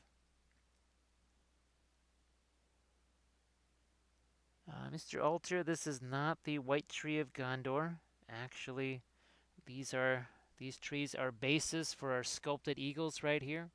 So basically the idea is that our eagle is going to be attached to this base by just a couple of different means, and I need something that's nice and heavy because there are other eagles here This is just one of the plastic ones here, and that's just tree bark and tree branches because, well, and even this is not exactly light, but the bird is really light. So I didn't have to worry about really counterweighting that. But the idea with these is that these are heavy enough to act as a counterweight to the bird here. So Mr. Altair, how are you doing? And here, let's go down to our Witch King here. We'll show you this. Come on. Here was our Witch King. There we go. So that base right there, that is a very substantial amount of Sculpey right there. And the whole reason for that was to basically act as a counterweight for the Witch King on the Fell Beast itself. So that's the whole point of that, and that's kind of what we're doing here, is creating a bit of a counterweight. So Deuce, how are you doing? Nice to see you again. Let's see, local industrial micro resin outlet.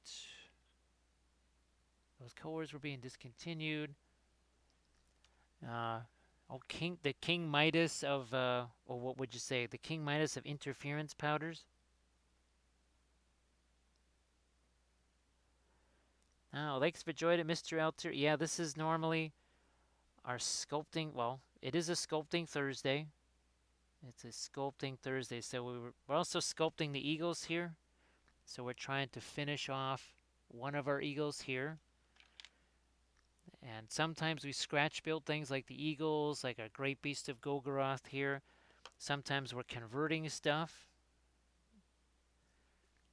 So things like this, our Boromir conversion was the same way. So essentially basically the same idea here. We use the same type of horse. So the horse is from Fire Forged. Now here I actually had some Forge World bits to put on there. This we just took some, I don't know, whatever shields and stuff, made the banner out of green stuff, cloak, all the same kind of stuff that we did here on Imri Hill. Obviously gave Boromir a new head. We gave him his horn over here. And this was very fun. That was really, really fun. Had a blast doing that. Hey, Crypt Shadow, nice to see you. Let's see. So Crypt Shadow, yes, you're definitely gonna, if you go back and watch all of our sculpting sessions, all of these are saved as highlights. Every single one of them, it's like a YouTube channel. See the difference in color right here?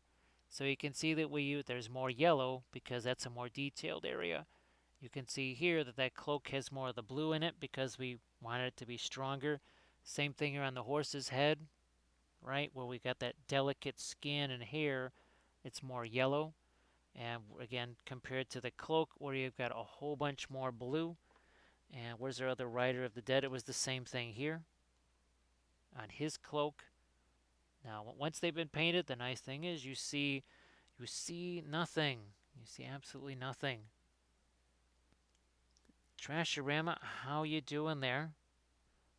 I know that you've basically had no chance to recover from the Virtual Reaper Expo or anything like that.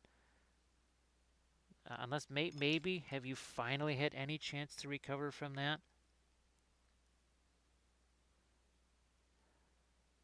So yeah, Crypt Shadow, we're going to be doing some more green stuff cloaks. We might even be doing those next week because on the figures that I'm printing out on the printer there, the cloaks, at least the cloaks that I think are meant for them, just to me, they don't really work too well on the horses. And I thought it would be really fun to sculpt some cloaks on them. Mr. Alter, definitely hope to get into sculpting eventually, but I just started edge highlighting on my minis. Mr. Alter, it's that's fine because for me, one of the reasons I had gotten into sculpting is when I was the youngest of 7 kids by a lot, and everything was pretty much not just used but mostly broken by the time it got to me. And there are definitely not going to be many model kits purchased for me either. So I basically just used modeling clay and made my own. And well, guess what? We're still doing the same thing today, many years later. Oh, but it's interesting, Trash. So, well, you've seen all the stuff I've done from the Printing Goes Ever On. Actually, I did just print out their Kraken. Well, Watcher in the Water / Kraken. But I signed up for that Deval Games or whatever to get some of their Lord of the Rings stuff. Tomorrow, well, if I can, I don't think I'll have time tonight to try and transfer all of those, but I'm gonna see if I can't print out a couple of those. And if I don't know, some people I think have maybe had some problems printing out their files. At least it sounds that way. And not all of their stuff comes pre-supported. I think their newer stuff does.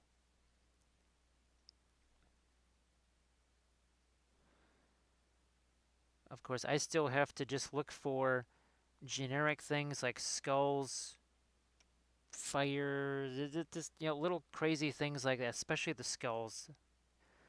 Mostly because if I need one for 72 mil or 54, just well, it's the whole reason why Armored Wolf suggested putting the flames on the sword, because there were no skulls at 72 mil that I could put the flames on. So he said, well, just put the flames on the sword, and it worked out like aces for sure.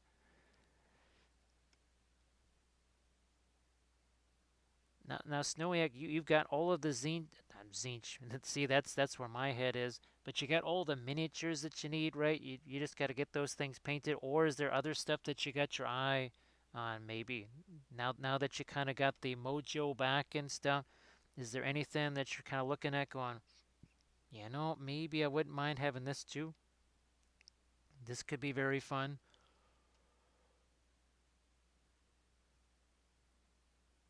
Oh, that's the one that I keep. Well, actually, the two that I really want to get. Well, Arch Villain for sure. Even Loot Studios, because I think they also have some Lord of the Ring theme stuff. Look at this. Look at all the fun. See how that kind of gets pushed up this way and then back down? It's kind of more gnarled, right? It's got a more gnarled look to it. And boy, all of this stuff, not long ago, it was so wet and fresh. It would have been difficult to sculpt with. And see, I don't even mind these little bare areas right here. It's where maybe the bark has been. See, here, let's really magnify that. Let's make it like here. There's something where the bark has been knocked away or something. Yeah, let's just let's go with that instead of trying to cover it up with more stuff. Let's just go with that.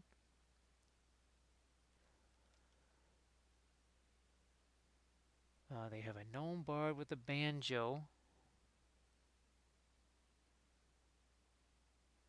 Yeah, so we did have our Banjalorians, didn't we? We had our Banjalorians. But what was fun about these guys right here is that they do, I mean, you can if you need to. Well, we're going to have to paint all this stuff anyways, but the idea was that, well, we have these bases here, and they're just pinned on here. That's it. So that's all there is. Just pinned on here. So you could, in theory, take those guys off of there and then put them on these bases. And then I don't know if you could see, but we used the same thing we used for the sword. See those flames that we sculpted right there with our Liquitex heavy gel? That was very fun. And it's piggybacks off of this video, well, right here. Let me see if I can get to it. This. So that was the last video that we did right before this one. And you can see that's the pink foam again. You see all those stones, right? That's just kind of drawn in there. So I try to have this, when possible, I try to have kind of one episode tie into the next episode if I can. Let me see. Deuce, work wipe me out. All right, Deuce, thanks for hanging out. Hopefully we'll see you tomorrow because I got some really interesting miniatures to paint there's some Mears Miniatures Lizard Men, and I think you'll like those, so you definitely want to check those things out. Mr. Snowiak has a lot of Moonstone miniatures prime. They're from a small company in the UK. Right now, painting some figures from the Wander game. Oh yeah, yeah. The um, Elizabeth. That's right. Yep.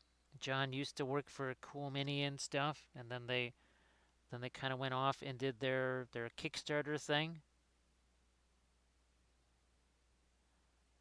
Yeah, just gonna get that cut away from there.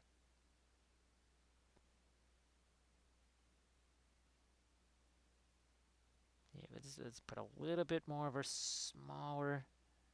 Section. I'm gonna really make this thing a really deep crevice here. Look at that, just pushing that completely out of the way here. Because I think when I see people doing treat, they literally just do this. It's like it's wood planks or something. No, that's definitely way more gnarled. Look at how much more gnarled this whole thing looks here. Very fun. Oh, and by the way, I don't know if you guys noticed, I did cut about a quarter of an inch out of here. Maybe not. Maybe 3/16 of an inch. You can't even tell. Actually was able to cut that out of there. We added some more feathers here. So this is bigger and this is shorter. And now he's got his little tootsies right here. And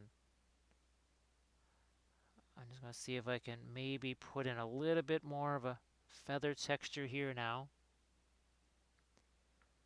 Now that that's mostly cured right there. But you can see I can still move this stuff around a bit.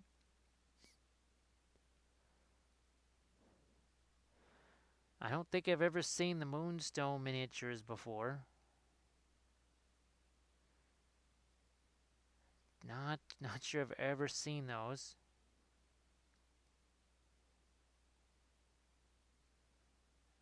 Good grief, boy, I'm not really looking forward to try and get that FDM printer going, but ugh, I may just have to. If someone, well, Armored Wolf could also use like a 75-hour day and a 10-day week. So if someone could arrange that for both of us, maybe we'd have time to get that FDM printer going too. It's not even assembled yet. It's still basically mostly just in the well, it's not in the box anymore, but the pieces are still pretty much wrapped up in plastic and such.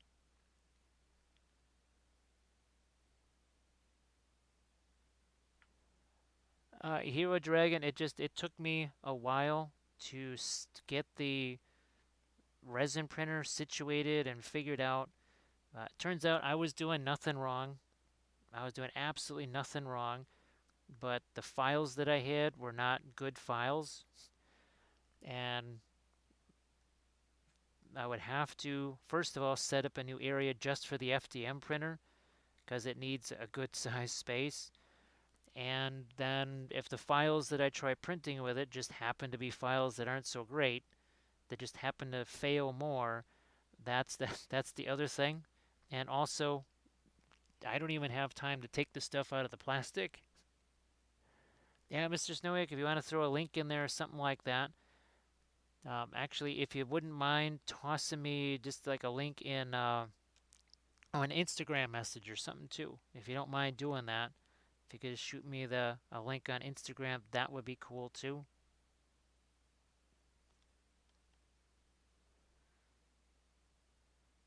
Because there's now so much terrain that as much as I would love to make it for Lord of the Rings, I have to make much more of it than I thought I was going to have to make.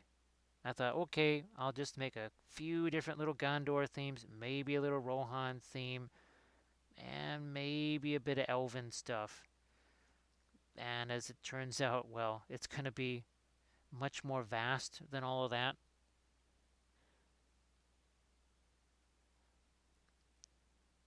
So and I just now that I see there's all of these terrain files out there that are basically everything that I would need, I would just have to print it.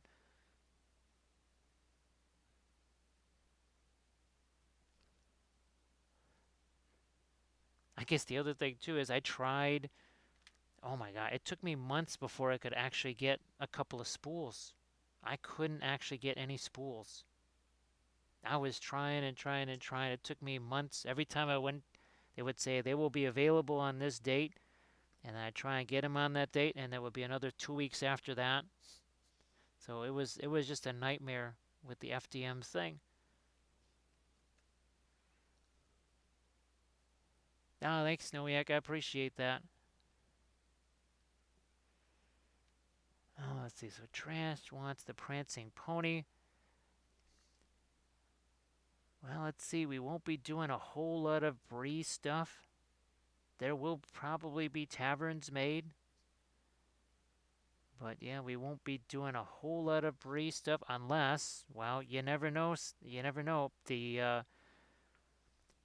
Because we're using that as a game generator. We're using the War of the Ring board game as that game generator. You never know. We might just be seeing stuff around there.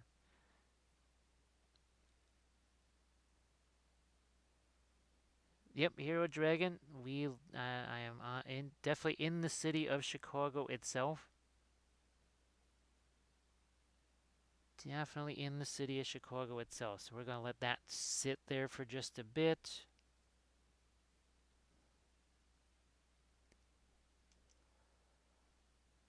So Snowyak, yeah, I'm looking forward to seeing that because that sounds like everybody really likes those. So those should be fun to see. Oh, gee whiz, I didn't even realize I had that much of that stuff over here. So we need to do the same kind of thing, just like we did here. I'll put these little ridge lines.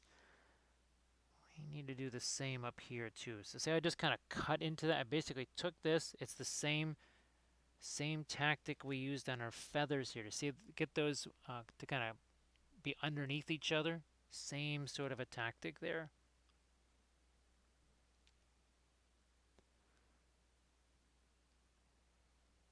We've used this pretty much the same idea, not just for robes and cloaks and all that other kind of stuff, but remember these. Remember our Candace chariots here? Oh, that's another file that I gotta find. Just a generic chariot file. Because now that we have horses, I can literally print as many horses as I need at Lord of the Rings scale. It's unbelievable. I really never expected that to just all of a sudden go, instead of having to buy basically cavalry boxes only to just kind of toss the riders aside and use the horses for chariots. It is so nice now not to be doing that anymore. So we'll push this also this way, and then we need some smaller, finer texture in here too. And for those that are wondering, so this is actually our gray extra firm Sculpey. It's the same stuff we use when we did the Great Beast of Golgoroth here. See that? You can see the gray extra firm Sculpey right there. Yep, same idea. And at some point, I'll try and get the Howdah made for him. The ironic thing is I've now seen the Great Beast of Golgoroth used in a couple of battle reports just in the last few weeks after never having seen him ever. Suddenly he must have gotten very popular because he's in all these different battle reports now. After never ever seeing him, never thought I'd see him. It's one of the reasons why I sculpted it, was just because I thought I'd like to see him actually be used in a game.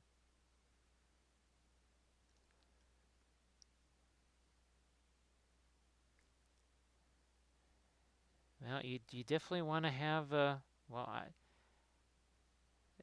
we're not doing the saddlebag version, so I'm not sure how saddle sore the great beast is going to get. If you look, there's a Keltos. Oh, speaking of Keltos, go look at the blog. There's an entire Keltos section there, and there's a couple of dioramas, and there's also I sculpted the mastodon that they never sculpted. I actually sculpted that, made a howdah for it. So yeah, that is also on the blog. But for again, the folks that have not I think I did 5 blog posts on this thing here. So there is the, yeah, there it is. There's your grad. Talk about, oh my gosh, that was probably about 7 or 8 pounds of sculpey went into that thing. But that just does not want to cure right there. We might just be ripping that off of there. But look at this nice little knot in the tree right here. Look at this. Huh? This is the kind of stuff you're going to want to have in your tree, especially kind of your typical sort of Fangorn Forest fantasy tree or whatever. Well, this is really more for Misty Mountains, but look at all that fun tree bark texture. Stilla, how are you doing? So Stilla, sorry I couldn't hang out the entire time there. Uh, I assume you got your ice guy all done. And if you got pictures of the ice figure done, pop them in the chat if you want to. Now, did you make any kind of interesting discoveries or anything like that after I had to head off there? And folks, be sure to give Stilla Rebel a follow because she's also using the oil paints. She does lots of experimentation with them too. Yes, now see, that's very much cured. It's interesting that some of these still not quite cured yet.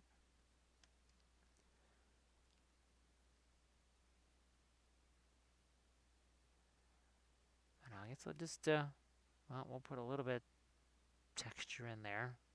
Just, well, because, why not? And I'm just going to get this questionable stuff out of here and get a little bit of fresh epoxy now, because there's just not much difference. Look at these two here. You can see it's not like green stuff. Not like green stuff at all. You got to mix these things 50-50. You can't mess around. You don't want to be doing the 60-40 or anything like that. What we usually do, right, with our other stuff, can't really do that here. Let me see. Still is going to finish them up later today. Loving the purple matter. Yeah, so still just trying to figure out what is it about the darn cobalt that makes it so sneaky. Is it as it dries? Is it because it, like you saw, it looks kind of dead on the palette, right? And then you put it on that miniature, and all of a sudden, shazam! Space Nifty, welcome in. So Unreal, this is actually not this is our Thursday late night stream because for me it's 1 o'clock in the morning here. But I do this for some of the folks in, like yourself in Europe, who they can't necessarily see when my normal time is going to be like 6 or 7 Central. So obviously that's going to be more like midnight or 1 o'clock in the morning for you. So that's the sculpting stream here on Thursday is just it's a later stream because Kathy has her streams going on and there's I'm usually uploading files like today. I just uploaded that episode right to the Patreon page, so there's no way that I would have been able to stream while that was going on.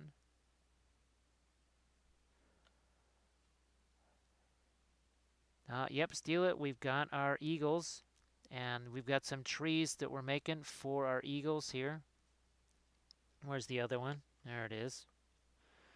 So we've got a pair of trees, and we're trying to make these as heavy as we possibly can because, now that he's got his chicken legs here, he is all set to go on this base. So he's probably going to go something like this right here, right? Just so that he can not have too big of a footprint, right? High enough here to keep his wings from contacting anything else. And still, I don't know if you had a chance to see this, but this is the multi-basing thing here. So this is the episode that I just posted tonight. And all of our flamey guys here. We sculpted some extra flame on these pieces of wood out here. So yep, that's our latest Patreon episode now. All good to go.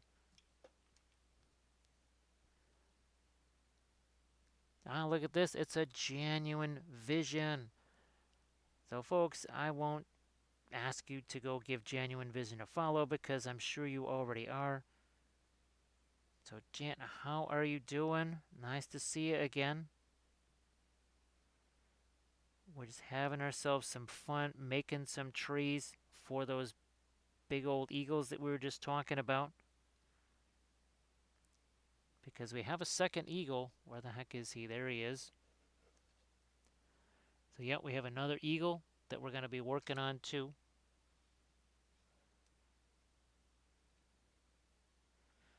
All right, where is that? There's this one here. That's what I'm looking for.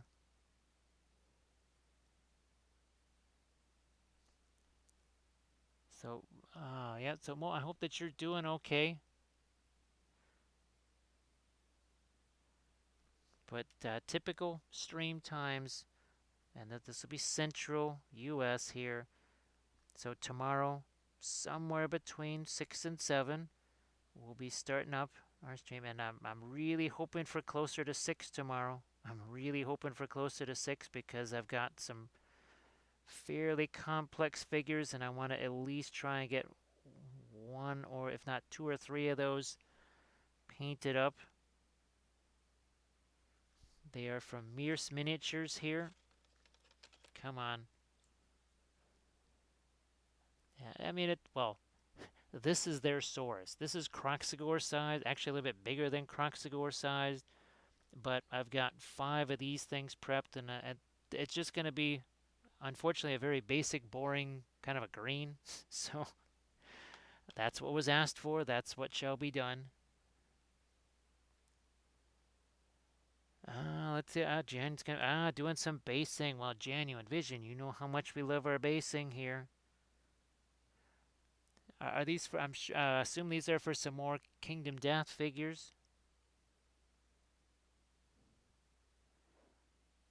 And you're talking. Let's see. Actually, it's mostly you're working on the Kingdom Death figure, like more the pinup, or you're also working on the Kingdom Death monster figures too. I wasn't sure if you had done many of the Kingdom Death monster figures. I think we talked about that before. I just know so little about the Kingdom Death figures and especially, well, the Kingdom Death monster figures. It is, so it is for KDM. Okay. Now, do you have, is it commission things that you got to get through? Or are these more just general projects? Because then we had a couple of commissions you had to press through there too.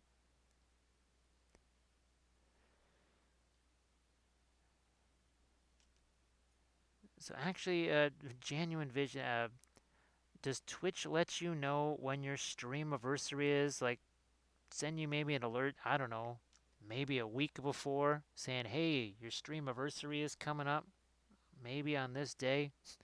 Because that would be really handy if it did, because, like, I don't really know. Because I think I might have done a couple of test streams around this time last year. I think it's got to be in the next 3 weeks or so where we kind of started doing the streamy thing here. Oh, let's see. It's one of the monsters called Pariah. Got featured in the KDM newsletter a month back. And you're working on some commission basis. So, wow, I didn't realize that they had their own magazine. That's very cool. Well, congratulations on that.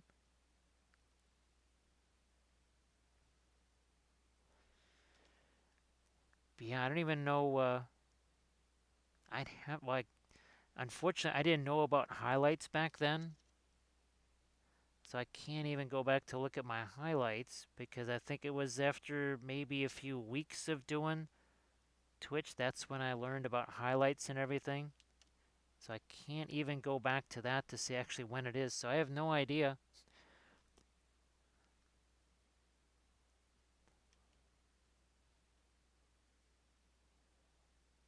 Well, I'm glad that you were able to get featured there. I know you've been doing just lots and lots and lots of stuff with the Kingdom Death, so it's very cool to get recognized there.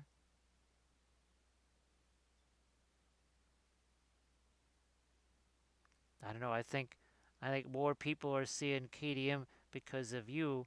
That's for sure. I think I don't know. Maybe they should have featured you a long time ago. Here, let's this we just put this stuff down, which is why we also have these shapers right here. So the diorama bases that you're doing for them, yeah, is it something with a lot of terrain that you have to sculpt, or is it? I mean, obviously here this is not something that I normally do for bases. I would normally just literally take a stick or something like that. But because I need the strength and the counterweight, I'm not able to just use my normal materials that I would for a base like this.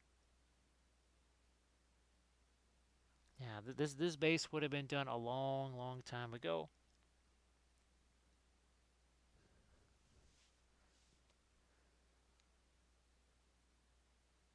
I'll just again take some of my epoxy sculptor, push it this way.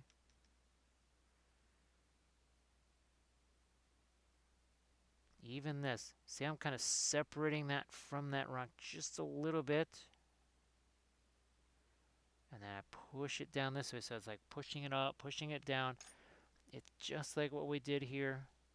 So this is our Lumineth here. This was our most recently completed series. This was series 22, I believe. Yeah, series 22 right here. Oh, they're plinth style bases. So is that kind of trying to extend it out by sort of on the end of the plinth you put some more landscaping and it kind of hangs over. So the top of that plinth, which might be very narrow, all of a sudden becomes a wee bit more expansive. I've never actually had a chance to do anything with plinths, unfortunately. Even the 72 mil stuff that I've done, it just pretty much has to be on a wood plaque.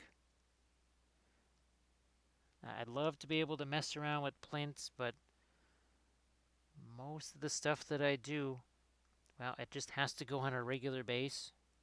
So not quite an option. Building up more than out. That's going to make it nice and tall, that's for sure.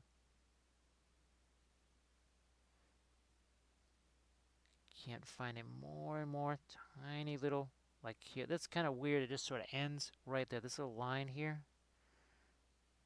So let's see what I'm doing. I'm pushing this and I kind of open up that crevice there a bit more, just like that one.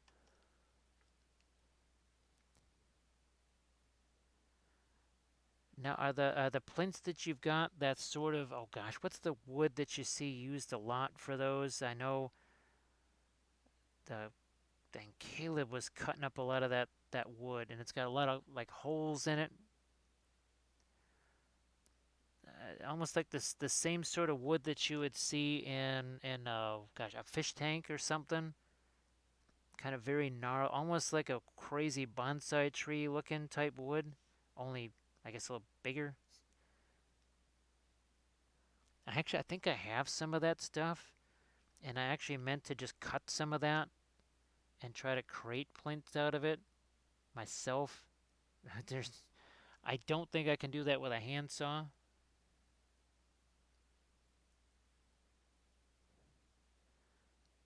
And it said what kind of wood it was. I actually just got it from Amazon or maybe from Dick Blick or Hobby Lobby or something like that. But it just got a lot of crazy nooks and crannies in it. I can't remember what the heck it's called. and I have that stuff. I just have not had it, and I'm probably gonna have to take a sawzall to it or something to at least do the initial cuts. So Jet, are you doing a lot of sanding and stuff there, or is yeah, I don't know how much of the wood itself is actually exposed. Ooh, look at this. Look at this. There's like multiple layers of textures right here. Absolutely enjoying the heck out of this, which is fabulous because it's pretty much just going to get covered by a bird anyways. Yeah, and all the stuff that I sculpted here pretty much also going to get covered because, that's good. Ah, some of them are from pine. Oh, walnut. Yes. Oh, mahogany. That's a good one too.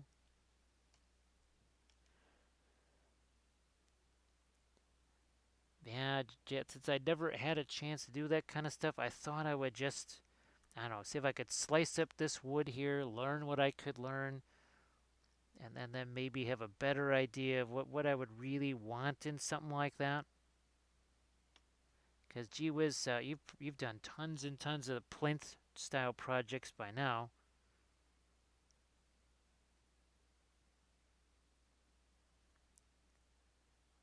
It's not like I mind working on the, say, those wooden plaques or whatever. They have some advantage too, but you kind of have to stay within the plaque. Whereas those plinths almost kind of encourage you to sort of build out a bit. And I guess go vertical too. And that's what I was trying to kind of do here with our crazy zinch bases, right? Just using some tentacles to support some of these pieces of sculpey right here. So that's well, another one of our army painting series going on. Here's another one of our bases with their little tentacles there.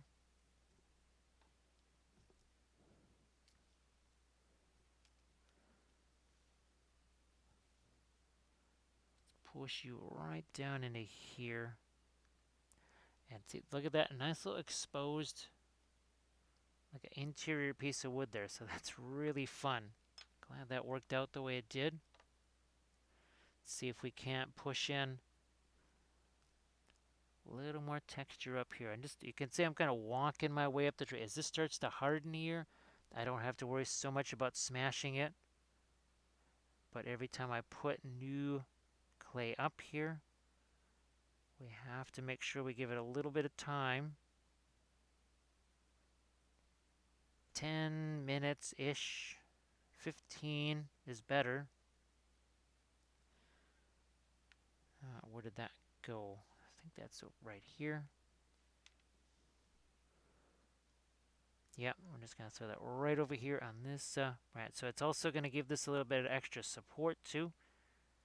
It's something that we can put texture in, but it's also offering that support. So what you're seeing here is that gray extra firm Sculpey, the same stuff that you see here on our gray piece to go gruff. And I think you can see that tiny little bit of tin foil right there. You can see a little bit of tin foil over there. So it's the same idea. We use a tin foil armature to give it that extra support.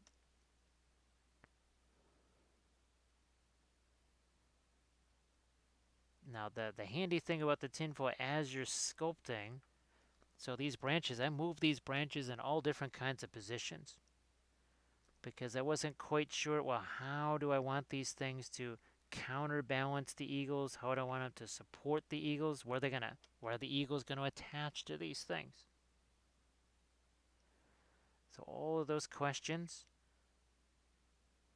as I'm trying to answer those, well, I can move these bits around. And then I just baked them in the oven.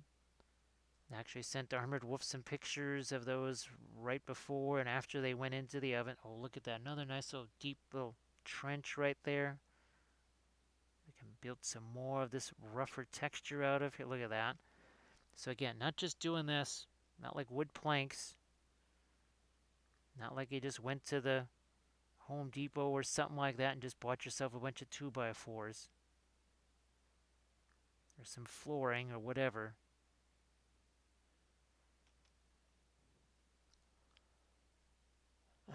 See, well, Bookend Kitties, thanks for hanging out. I know we don't always get to see each other, and that's really cool. I appreciate you hanging out here, and you have yourself a good night's sleep.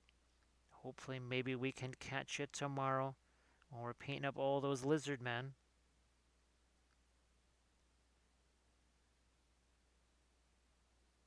And again, I wish I could do all kinds of fun colors on those, but unfortunately, when you do commission things, you don't usually get to do that. So, folks, yep, the Army Painter Pledge level, just something that I recommend because, well, you get sculpting videos, you get the oil painting videos, you get the dark sword videos, you get all of them. Every single video that I've ever filmed over the last 8 years is now it's in your hands, something that you can learn from. And I'm constantly trying new techniques, new products, new whatever, new materials. It's basing, it's terrain. We do busts, large figures, you name it. Now an ever increasing amount of the 3D printed stuff. Now that I've got my printer working again, so that's also going to open up some really interesting future things for the Patreon page. There was a time, well, that time might be getting closer. What I really wanted to be able to do was to print out or have files, STL files, that people could get, print out themselves, and potentially we did some kind of live class with those that people maybe could even paint along and participate in. So that was one of the original reasons why I wanted that stupid 3D printer in the first place, was for that vision. And it would be just a special Patreon pledge level or something like that. Obviously, you would need your own 3D printer or maybe access to some Etsy page or whatever that prints out that particular manufacturer. I mean, that one of the issues, well, there was at first, now I think that's maybe a little bit different now, but it was very difficult to get some of the 3D folks to sign on to something like that. I think that's a little bit different now. Part of it is they probably have such vast libraries. I don't think they mind maybe just one file. Yeah, Hero Dragon, that was something that I visualized just years ago, even. And I thought, well, I just had kind of given up on it because, well, the 3D folks didn't seem to be too into that, and I didn't have a printer myself. So I just kind of went, well, I guess that's not going to happen. Or at least not for several more years.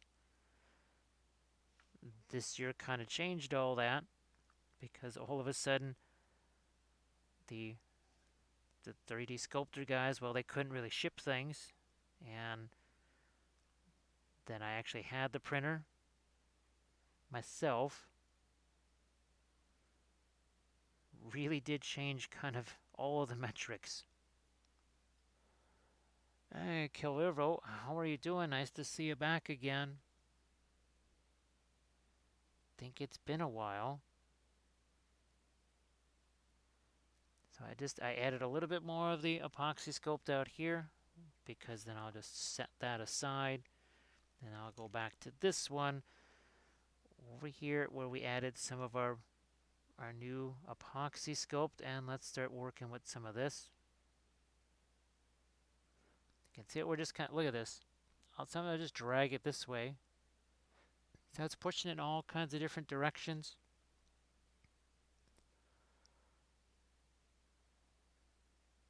So I don't think we're all caught up. I think we are caught up on that chat. I guess the other thing too was scheduling stuff like that because, well, for some for some folks, their day is our night and vice versa.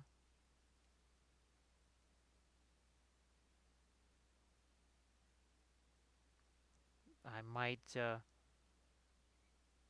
almost think about doing it as maybe potentially some special event that happens just out, not necessarily outside the Patreon page, but it's almost like, well, my own convention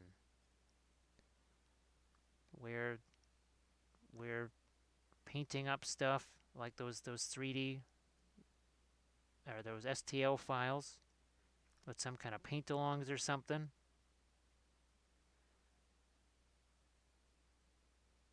Because even if there are events that start to happen where people can actually be there,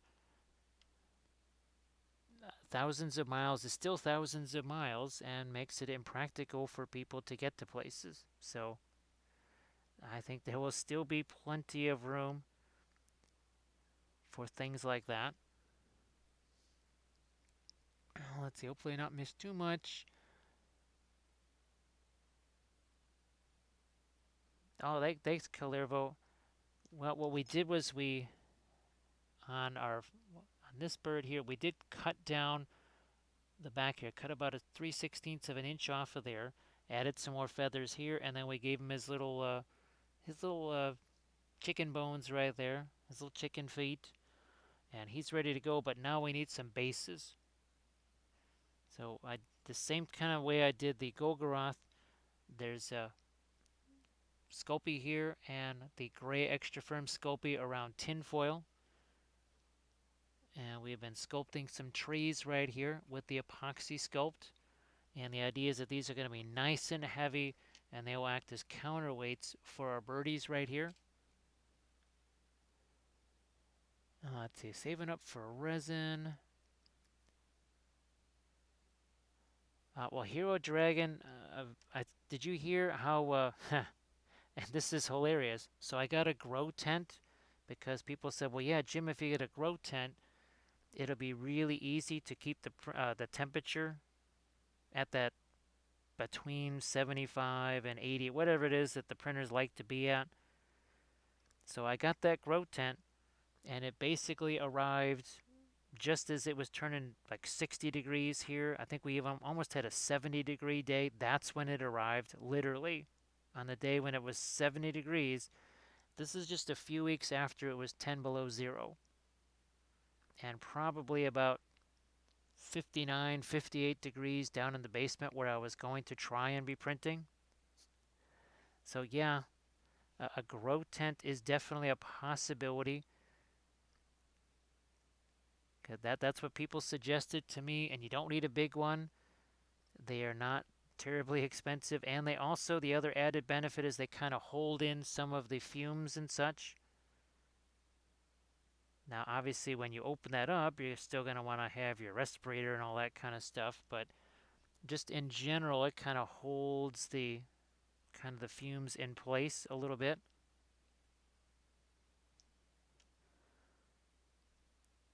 Well, I'll take some of this now, move this down. See, we press this thing in a different way. This has always been a favorite tool. You can kind of imagine just how many, that's, gosh, what, 17 years of green stuff and Apoxie Sculpt pile up on top of that thing. I don't think I'd recognize it without all that stuff piled on there.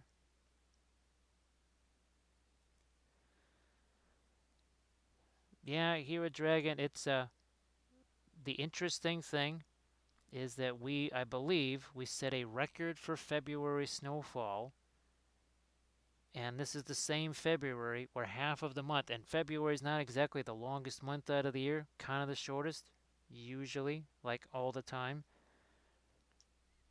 And we still set a record for snow, even though half of the month it was pretty much 40 degrees. Still set a record for February snowfall.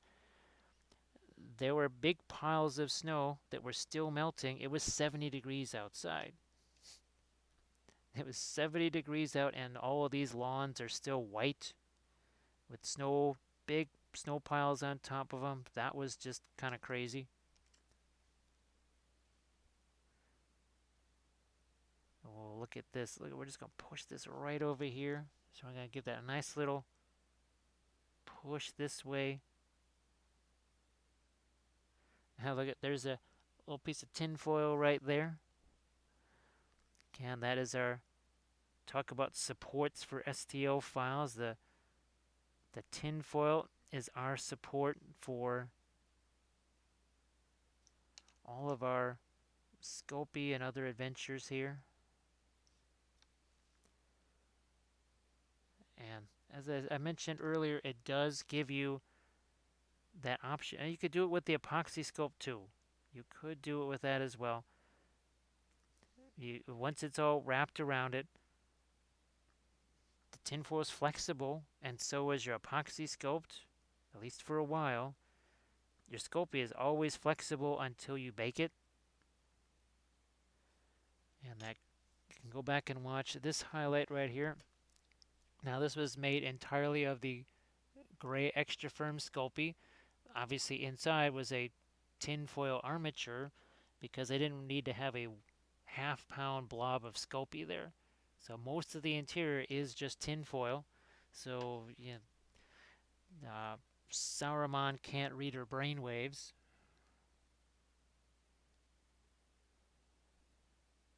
Yeah, Hero Drag, that is also not something that I'm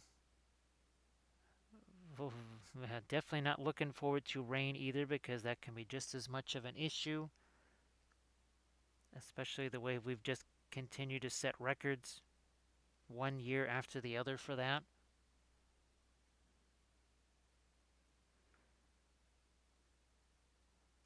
I remember a couple of Adepticons where there was literally water coming through the roof of the hotel.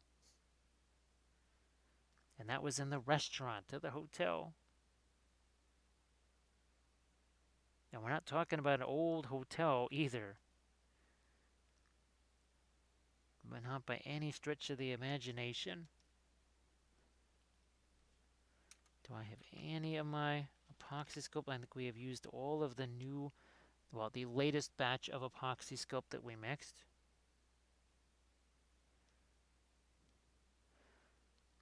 So look at these fun that all we did, and this is exactly what we do with our same stuff that we do with our cloaks. All I did was I kind of took the tool, kind of brought it underneath here, pushed up. Actually, what I can maybe do, let's see if I can make this closer for you. I can. There we go. There, hopefully this will be interesting for folks to see. Now, this is really, it's getting more and more difficult to push some of this stuff around too.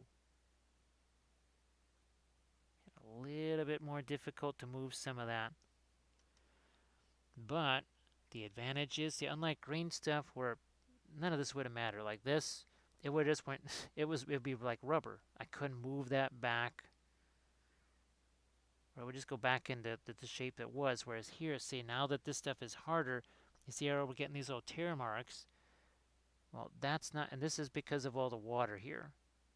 Remember we talked about with the Apoxie Sculpt, the water kind of giveth and taketh away. Well, that, you see that's not happening down here because this stuff is mostly cured. I want to say some of this is 80%, 85, almost 90% cured. Yet I can still work with it. That's the nifty thing. That's the nifty thing. Yeah, Grumdy, and it's funny because people, they'll get that, all the water seal stuff and everything, and it still won't matter. Because I can remember we had that even done on this place at one point, and it never really seemed to take hold or work.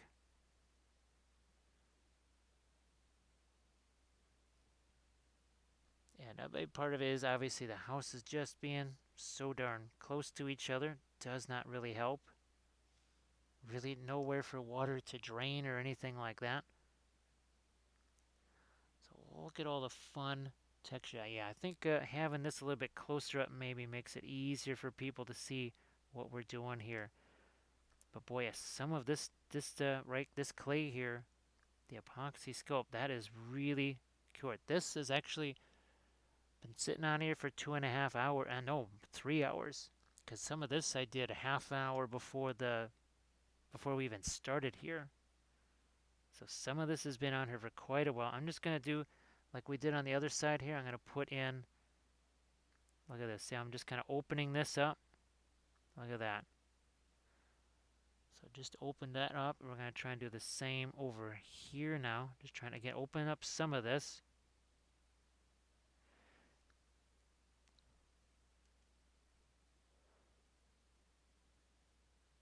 So that is the, well, you know, that I have to do. I have to also say that one of the advantages of just always being here is that I never have to worry about, oh, I'm 900 miles away and I know that there's probably water getting in that basement or some other mischief that's going on, weather related.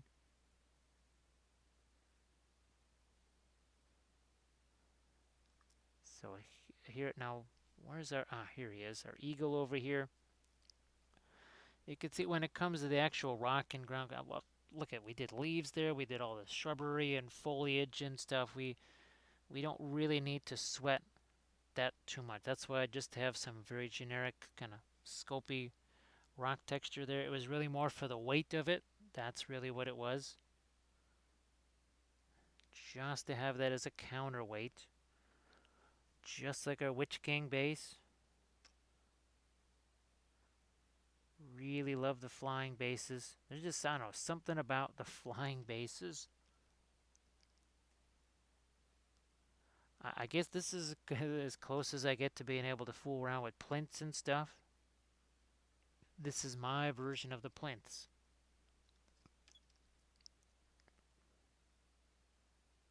So now, actually, there I can't really. This is just a thin veneer of Apoxie Sculpt here, too. This is not like a big chunk of Apoxie Sculpt. All this stuff we're doing here, even these really deep crevices like this, that is just a thin veneer of Apoxie Sculpt that I've kind of pushed around here like so. See how we just kind of push this here? And we'll kind of separate this, lift it up a little bit. That's actually just sculpey right there. That's bare gray sculpey. There's no Apoxie Sculpt there at all. Well, I guess there's a little residue of it. That's about it. Everything else here is, yeah, look at this. See that? That is just absolutely a blast. So I really want to actually get to some tree men. This, let's just call this a little bit of an exercise right here for eventually getting to some of our tree men. I actually do have a couple of old painting pyramid videos that are part of the Patreon page, part of the basing thing, where I actually sculpted a bunch of wood logs and that sort of thing. I think I've done some newer, updated versions of that as well.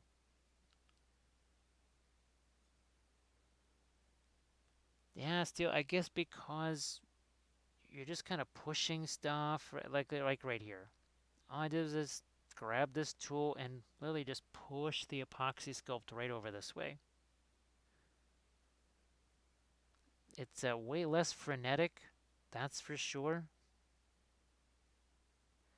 Now maybe if we're, well, I don't know, even when we're sculpting the face, right? Well, the hair, this is exactly how we sculpted the hair on all of our stuff. The exact same, now maybe this is a little bit more craggy than what we did here on Eowyn's face, but same principle here as we just kind of push and pull and push and pull and all that sort of good stuff.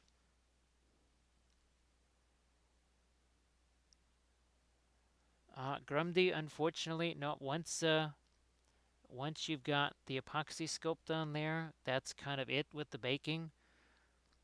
So now now in the old days, what I probably would have done is just put Sculpey on the outside of this and try to do my best with it, then put more Sculpey on, then bake it again.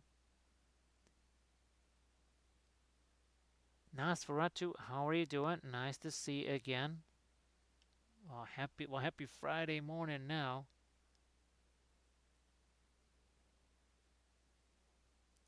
Yeah, well, the Hero Dragon, I wasn't gonna do eagles and ents or anything like that until we started to realize that I was using the War of the Ring board game is basically sort of a strategic overview slash AI slash campaign generator. And one of the expansions has eagles and it has ents. And if I'm going to, and they play a significant role when they show up, so I figure, well, I guess I better have an army of eagles and ents. And given the fact that, I mean, you could get the plastic eagle box, that's a little more readily available, but unfortunately with GW, half the time the stuff is not available. I know at some point there's supposed to be a new plastic Treebeard sculpt that comes out, but that's just Treebeard. And in order to do what I'm going to do, I would need at least 4, maybe 5 ents, something like that. Potentially, maybe even 6 or whatever. And that means sculpting. So Nosferatu, there's been some more success with the printing there, which has been really nice because we're kind of on the verge of being able to do some actual conversions using those parts that we're printing out.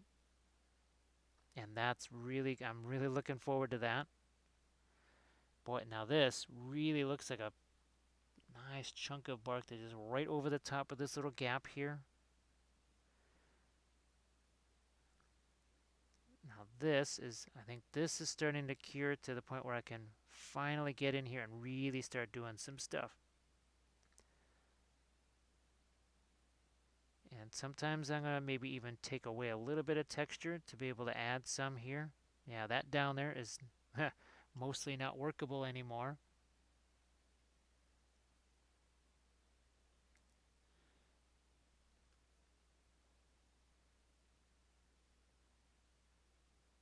Nosferatu, it's been all of that that stuff from the Printing Goes Ever. Actually, I still got their logo sitting right here. So remember the goblins and those elves that we were painting?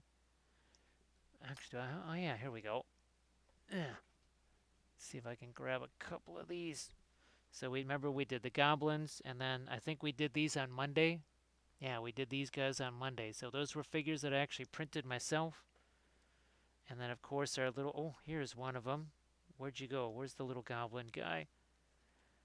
Of course, he is now missing. I don't know where he went to. Hopefully he's not laying on the ground somewhere. That would be most unfortunate. Not sure where he went to.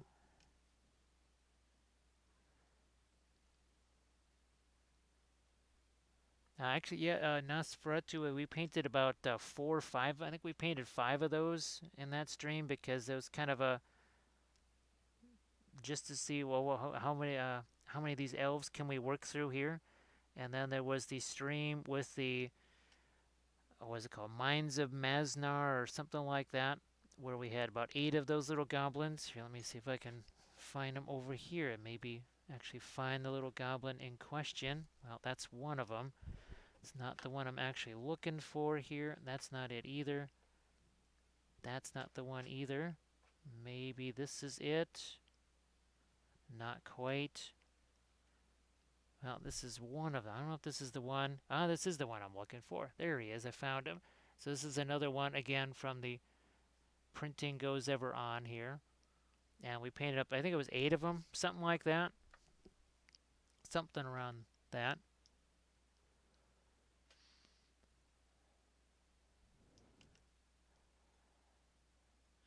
Let me see. So have I actually sculpted an ent? I think I actually did sculpt an ent once.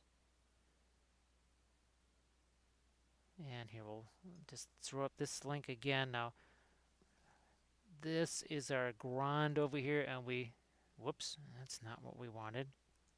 There we go. That's just one of several blog posts on our Grand. Absolutely loved doing that project. That was a real blast.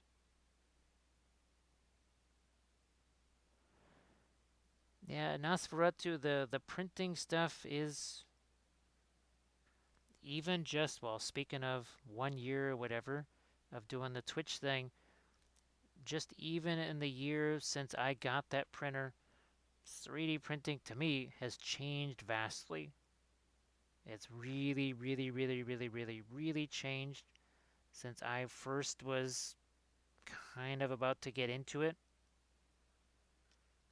And now I'm extra glad I got in when I did because I knew that printing was still not going to be very easy. It was still going to, could potentially be difficult. I almost wanted to get in when it was a little less easy to use because then when it did get easy to use, then I would be way ahead of the game. Now, for some folks that are they're just doing it for fun, that's a different story. For us, the whole 3D printing thing was more about survival. So, yeah, for the average person, they can probably wait and they don't have to really jump into anything. But for me, at that classroom tool that we were talking about, right? That ability to maybe have an event where people could sign up. They get the STL file, they print the STL file themselves, and then we do a private paint along event or something like that using that particular STL file or files. That's something that I've been trying to do for a long time. I think well over a year. Actually, this I'm just going to get rid of that because that's just getting irritating sitting there. I'm going to go back to this one now because we have some fresh clay that we put up here that now we can start to play with.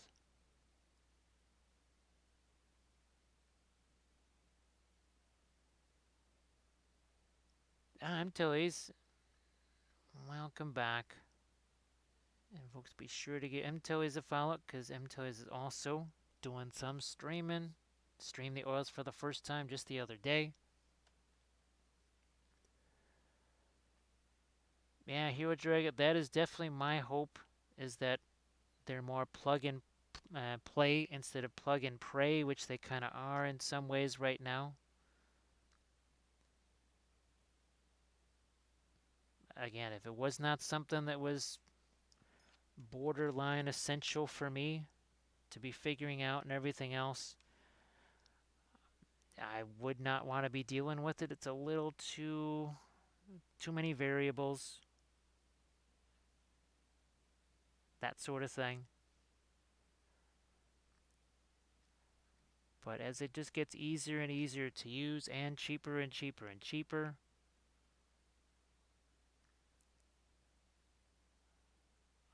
and then you got, well, the RN Studios, that's another company that does, they, they don't just do really fantastic printing files, but they also have regular miniatures too.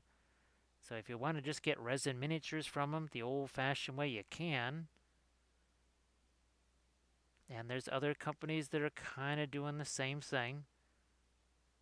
That they offer 2D, or they offer a regular kind of resin casting, but they also give you that option of the potentially printing it yourself.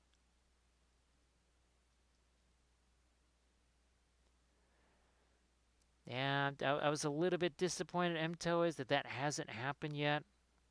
The printers are definitely improving as far as their capability goes, maybe in their ease of use, but I think the capabilities are expanding way faster than the ease of use right now. And hopefully the ease of use also starts to take up more of a precedence in the thought process behind the development of those.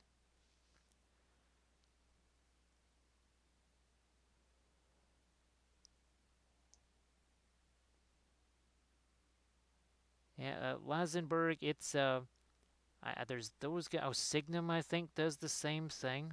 Actually, I guess Duval does the same thing too. I guess they also have regular resin casts that you can buy. I guess it's the same kind of idea. MTO is has that in-house advantage, that secret advantage right there. The ace in the hole that we only wish we had. Mo, let's just say that I've had the conversation right in this very chair and some Google meetings and stuff, and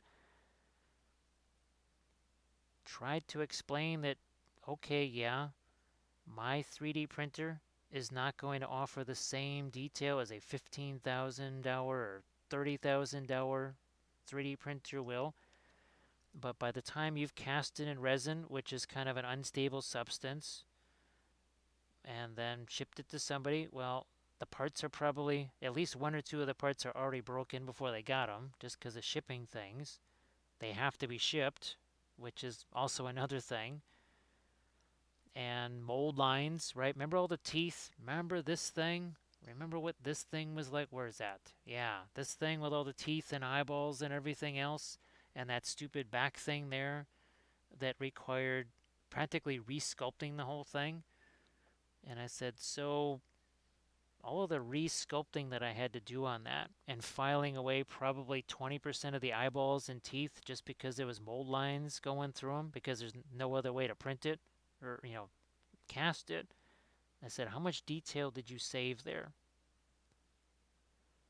Because, I mean, these little goblins, I printed these at 80%. I printed those at 80%. They came off of there fine. It took me 2 seconds to file away a couple little, the little support dots, right? And I was done. That's it. The Zidano says, recently got a Mars 2. It's pretty much done out of the box. Loosen 2 screws, hit a button, tighten those 2 screws again, and pour resin and hit print.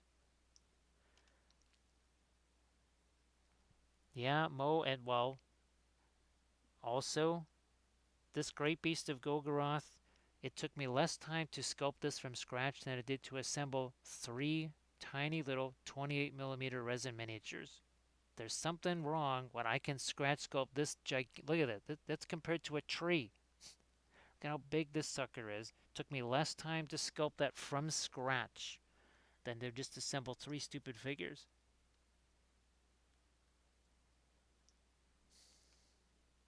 Oh, MTO there's a lot of great stuff. Now, some of it is really super decorative, like those Bretonian uh, Pegasus Knights, I believe. But there's a bunch of Warg riders. There's also some birdies and some bats, I believe. And after just listening to a broadcast, it was a podcast on the, what the heck are they? The Dunlendings. They talked about the crows. So looking forward to using the crows.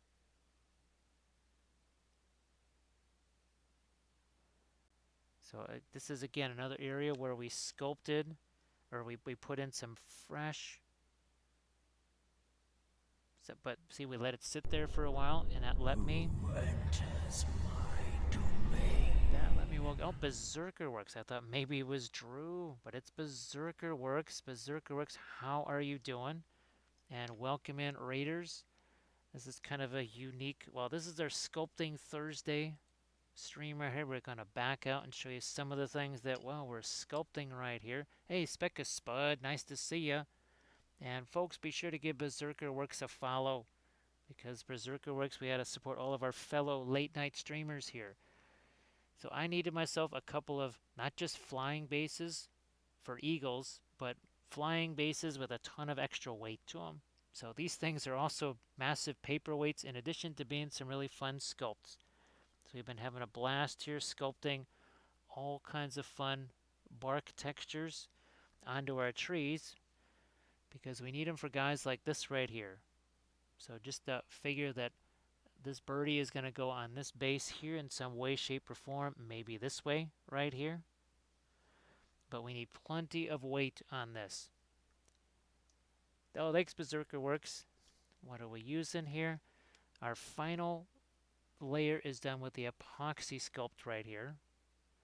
So it's a two-part clay, sort of like green stuff, but not like green stuff. We'll get into the differences on that. Some of the things we've done on our Thursday sculpting stream. Again, that's a gray extra firm sculpey. This is Apoxie Sculpt over the top. This is the saddest critter in all of Middle Earth. This is Snuffles, the great beast of Gilgaroth. Oh, where's our Easterling chieftain here? Our troll chieftain there. We also did that out of our Apoxie Sculpt. But we also do sculpt things with green stuff too. So more of along the lines of conversions here. So I think this is a fire forged horse. Now I did actually have a couple of forged world bits, but doing some of the armor, some of the cloak, we did very much the same for Boromir here. Same horse, same Templar Knight that was converted into a Boromir. We gave him a green stuff banner. Yes, that's just green stuff. Cloak here, right? Nice little cloak for him, just like we did for Imrahil here. Alright, Steela, you have a good one. And I hope that you have a lot of fun finishing off that figure, because I'm sure you're going to have a blast with it. So here's a couple of more of those, that same Templar horsey for Army of the Dead. Here's a Rohan for gambling. Gave him, again, a green stuff flag. That's just green stuff there. And a cloak, and gave him a new head. That just used the regular old Rider of Rohan there. Here's, speaking of Rohan, this is one of our very first sculpting streams that we did, and you can go back and watch this. We did all of the cloaks, the flag, all that kind of stuff, and then we painted them all here on the channel. So I'll see you tomorrow, Steela, and folks, be sure to give Steela Rebel a follow so that you can watch her stream and finish off her ice guy, because that's a really nifty looking figure. So we did, I think, 2 streams on this eagle. Well, we also have another eagle started. So this is another one of those Sculpey and tinfoil armatures right here. Sculpey and tinfoil, same exact idea here, and then we covered it in the Apoxie Sculpt. Let's see. Oh, Lakes Berserker works. So what we'll do it here was we were just getting into some of these upper branches because we had just put some new Apoxie Sculpt. Now, unlike green stuff where you can mix a little more yellow, a little more blue, you get some different mixes, here it's all the same. It's all very much the same here. You got to go 50-50. Definitely want to go 50-50 with it. But unlike green stuff that just basically, once it's cured to a certain point, you can't do anything with it, Apoxie Sculpt is very different. It can be almost 80%, 90% cured. You can still do stuff with it. You can still move it around. Oh, also, you can carve it. You can sand it, file it, do all those kind of things that you cannot do with green stuff. So it has some advantages.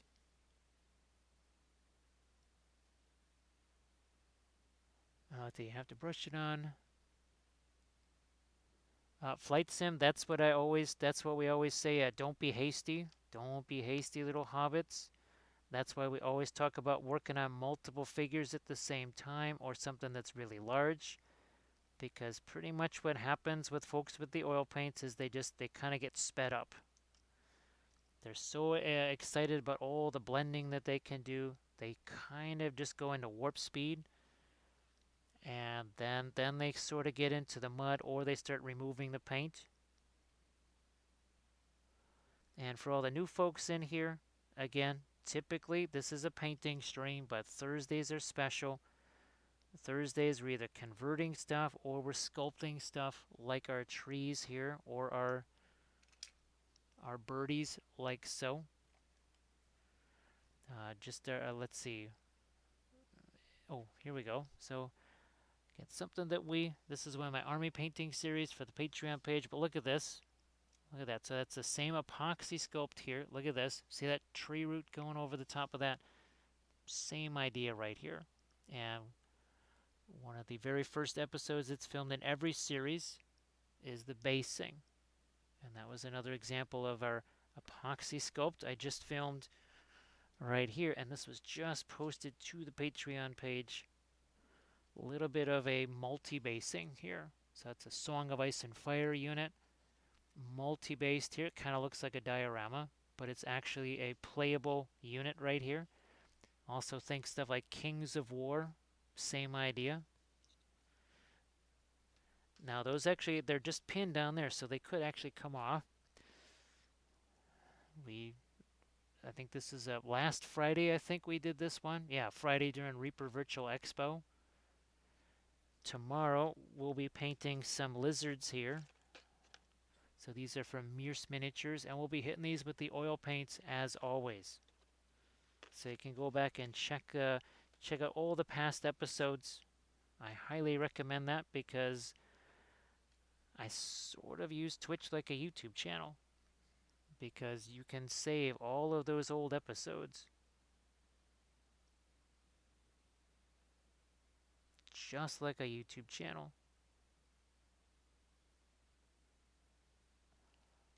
Let's see, so brush on the paint and then Flight Sim, it's not always that way. There's never anything that's kind of 100% or you follow this rule, it's always going to be this way. But that's what I generally try and get people to think with the oils is work on a lot of stuff at once, put down some paint, and then maybe move on to some other area or some other miniature. It's sort of the same thing right with these guys. Some of this clay I put on here a half hour before I started, and it's been 3 hours since then. So some of this clay has been on there for 3.5 hours. Remember this stuff that we put on here?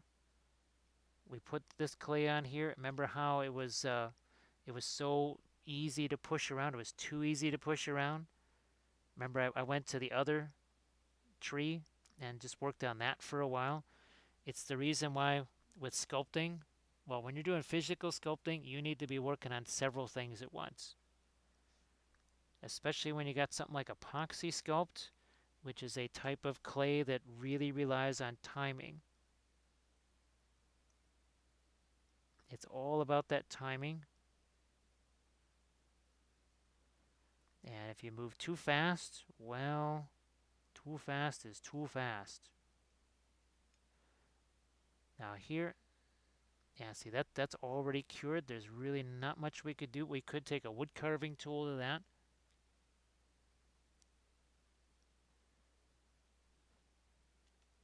So Flight Sim, again, the operative word in all of this is patience. Don't be firing on to that next layer too soon, because that's when the stuff that's underneath starts coming off.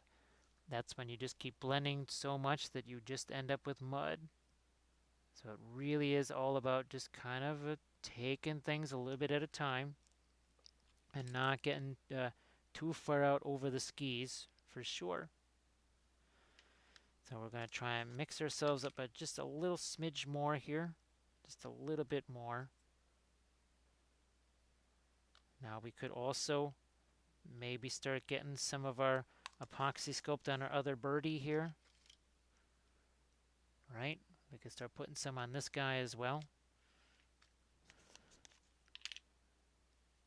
Let's grab some of this, and it has to be 50-50. You can't, don't want to be messing around with well, let's do a 60-40 or something like that like you can with grain stuff. It has to basically be 50-50, which I think is what we got here now. The more water gets in this, it gets softer, and it will take longer to cure. It will take longer to cure. You see how that's kind of almost disintegrating? See that white kind of film right there? That doesn't happen with grain stuff, because grain stuff is very rubbery. This is not quite so rubbery. This is why you can carve this and sand it after the fact, which is why you can't do that with grain stuff, because it is just way more rubbery. This stuff is really strong. It's unbelievably strong. I've used it for many monsters and critters before. I've had things fall off the table and nothing happened to them. So let's say maybe we want to do a little bit of sculpting on this birdie over here. So what we have to do, here we're just going to get some of that over here. And we're going to spread this out over the wings, a very thin veneer. It's the same thing we did with our trees. Same thing. Now we're going to use some water here, but you can tell that kind of disintegrates a little bit. Let's wrap this around the wing. And you want to go back, you can check out the previous episode of our sculpting of our eagle there.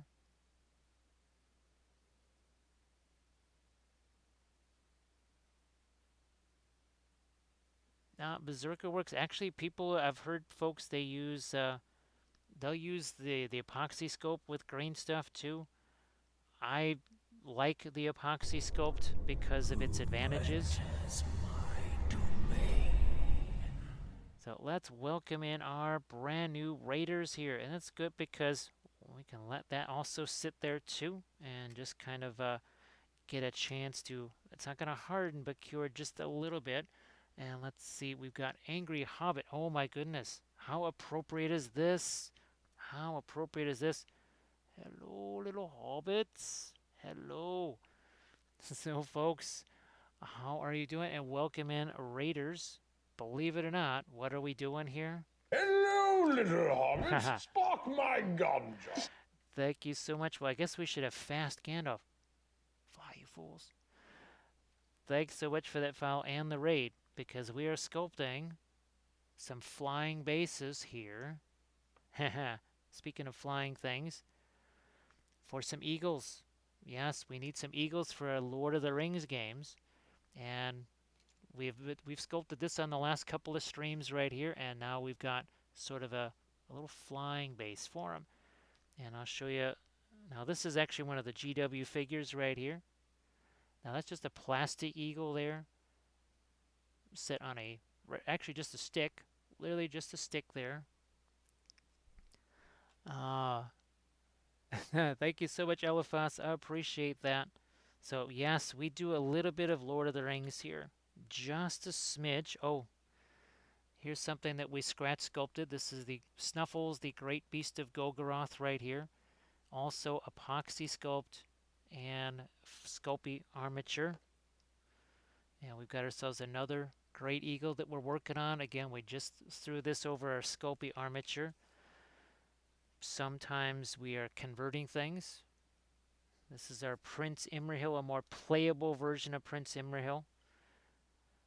Same idea here. This is our Boromir on horseback Hello, with the White little Tree of hobbits. Gondor. Spark my ganja. Thank you so much, Nitoflex. I appreciate that.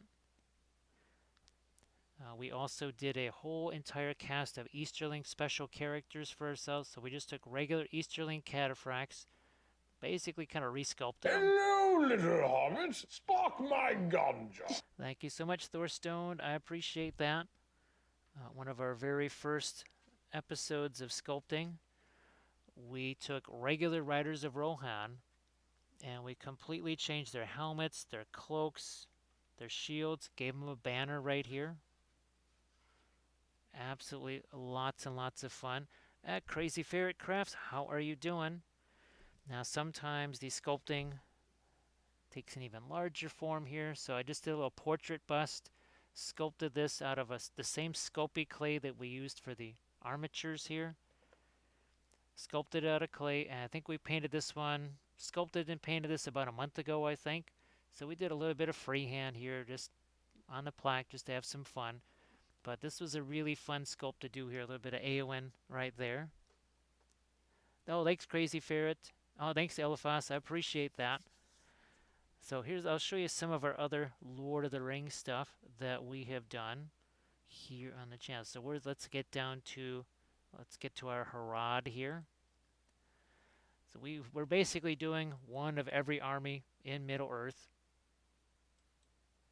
Let's see. It's lovely to have some art going on while you're doing numbers are never, definitely fun to have art while numbering. And our Dol Amroth army that we got started here, that's what we are sculpting our Prince Imrahil for. Might have done a little bit of freehand on those guys. Our Army of the Dead, our Morgul Knights. Here's a little bit of a look at some of the Easterling army. This is some of it. This is not all of it. There is definitely more. And let's get down to here's our Witch King right here. Oh, this is also our Candish chariots. So yes, an entire army for canned chariots, horsemen, all that kind of stuff. Here's our Witch King of Angmar. Remember those flying bases that I was talking about and that weight? That flying base weighs a lot because that's probably a good 6 to 8 ounces of sculpey right there to hold down your Witch King of Angmar. And you can go back and watch that. You can also watch the episode with our Balrog here. And remember those Royal Guard? That's what they looked like before they were painted. All of it was painted on stream. And that Great Beast of Golgoroth we showed you, yeah, that's how we started. He was a ball of tin foil. We move the tin foil, kind of get a general shape. We start to wrap some sculpey around it. It's the same way we did the eagles, same way we did the trees. Now we've got enough sculpey there, we can really move the parts where we need them to go. We sort of bulked it out a little bit, and then you saw the rest of that. Now you can go back and watch, where's our Moria army here? So you can watch the Balrog being painted on stream, plus all of the little goblins. All of those little goblins. We also did an episode on Minas Tirith, the same thing. I think we painted, what, a dozen warriors of Minas Tirith. We did those guys too. And here's some of our Army of the Dead conversions for Riders of the Dead. I think we call this Rogaine Lightning here. I believe that's his name. So again, a Fireforged horse, some Tomb King's bits, and Army of the Dead rider on top. Just to me, it's absolutely so much fun doing this. And oh, here's some of our more of our Candish guys here. Nice little Candish horsemen. And there's so much more to come. Oh, thanks, Crazy Ferret. Yeah, I know that sometime, well, she gets the daytime slot, and I get basically the nighttime slot. And okay, so we're just putting a little, just checking to see how much these have cured. So that's pretty good. Let's grab this right here because it is time to do what we did right here. So maybe we'll even, here, let's get this tree off here. So again, these are flying bases, just like our other eagle, except they weigh a ton, like literally a ton. So I'm going to put this where maybe people can see it here. Now let's get to sculpting some stuff here. Oh, thanks, Eliphas. I'm hopefully it, I don't know, it gets less daunting and more gives you ideas, right, for possibilities and such. Hopefully that becomes less daunting and more like, yeah, I think I could do stuff like that. Let's see, I paint mine, but I was persuaded to try and sculpt something. Now a brush for hire head. Well, you can never have too many brush for hires. You can never have too many. Now, was it wearing one of his crazy hats? Oh, the mohawk. Okay. Hobbits, spark my ganja. Oh, thank you so much, Eliphas. Oh, wait. We should do Gandalf and Gua here. Yeah. So Gandalf says, "Yo, dude, what's up?" It's like, don't even think about it. Don't do it. It's like, hey, you want to hear a joke? I really don't. Yeah, come on, it'll be great. It's fantastic. Well, fine. What's the joke? Fly, you fool. Seriously? I hate him so much. I'm going to drop him next time. Not kidding. Going to drop him.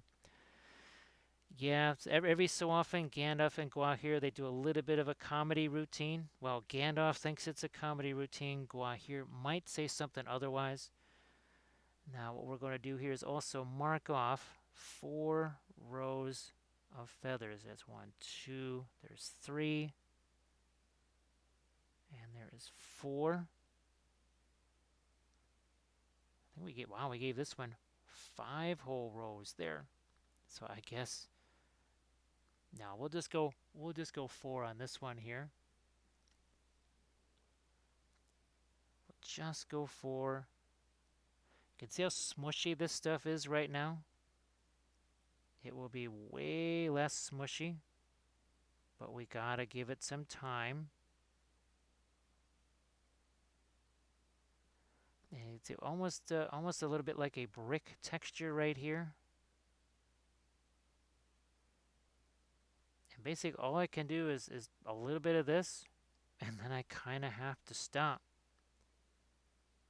and almost let this, again, it's not going to cure, but it is going to solidify a bit. See, we're already down to sculpey here. Yeah, we're getting down to the sculpey now. And it gets almost like we're doing little bricks here. All right, and then we need to cut these. Okay, so same thing here. You can see, look how we're getting all the way down to the sculpey right there. All the way down to the sculpey. None of this has to be precise yet by any stretch of the imagination. We're just kind of positioning things at this stage. All we're doing.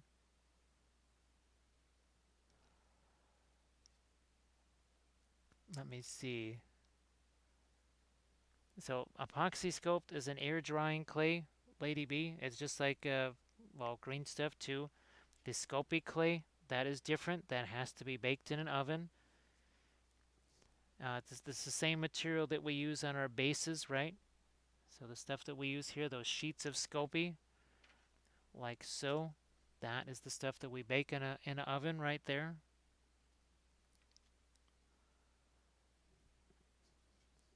So that each one, again, all of these different things, they all have their own properties. Let me see, we have anything else? Okay. Now, there's different types of Sculpey. I always talk about the gray extra firm Sculpey. The white Sculpey typically is what I use for my bases because the gray extra firm is just so much stronger. When I needed to get some armatures cranked out really fast here, and because shipping is what shipping is now, it just was taking forever for that stuff to arrive, and I just didn't have the Sculpey in time for making these armatures. So I just went with my regular Sculpey. The Apoxie Sculpt, for people that maybe have used grain stuff before, that's going to be more familiar to them. The Sculpey clay, obviously, until you bake it, it's going to be soft and smushy, and that's not something that people are used to. They're used to, okay, once it hardens, and that's it.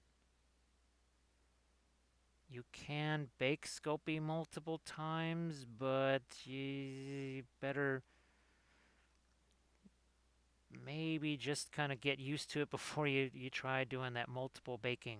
I mean, I've certainly done it many times, but we've also been working with Sculpey for, good grief, 30 plus years, something like that.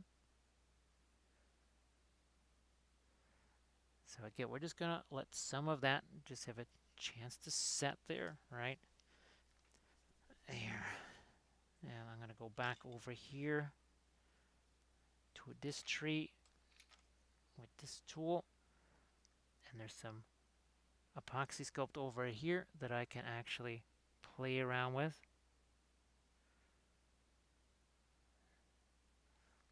And you can tell we pushed all this stuff around. We created some gaps in there. Look at this, almost folded some of these over each other here. The Apoxie Sculpt is really fantastic because, well, you use that water, right? You can basically eliminate any fingerprint really easily. the basically why I like Epoxy Sculpt is because it's halfway in between something like, say, Sculpey and green stuff. Because you can carve it, sand it, just like you could with Sculpey, but it has kind of that finite hardening time like green stuff does, although it has a much longer work time because sometimes Epoxy Sculpt, I've been able to work with it for 3-4 hours.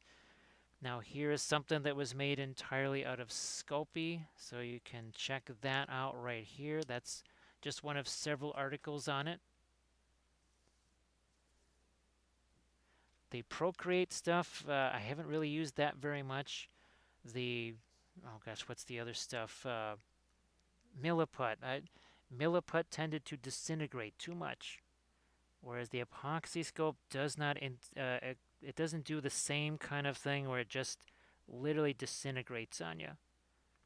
But the Milliput had a tendency to disintegrate. The Epoxy Sculpt, not so much. Epoxy Sculpt is all about timing for sure. Lots of timing involved with the Epoxy Sculpt. Because right here, again, we're waiting on some of this stuff to not be quite so smushy. But while we wait, we can add some more Epoxy Sculpt. I think that's what we were doing actually when the raid came in. So this is again the whole idea of the water.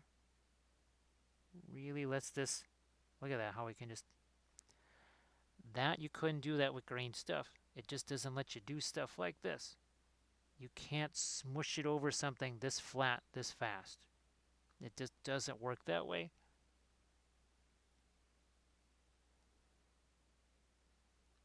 And we still maybe have some old ancient things in Milliput sitting around that are just probably never ever going to get used because, again, it's not really a practical material as opposed to something like, well, the Epoxy Sculpt with the, especially when it's got the sculpey armatures.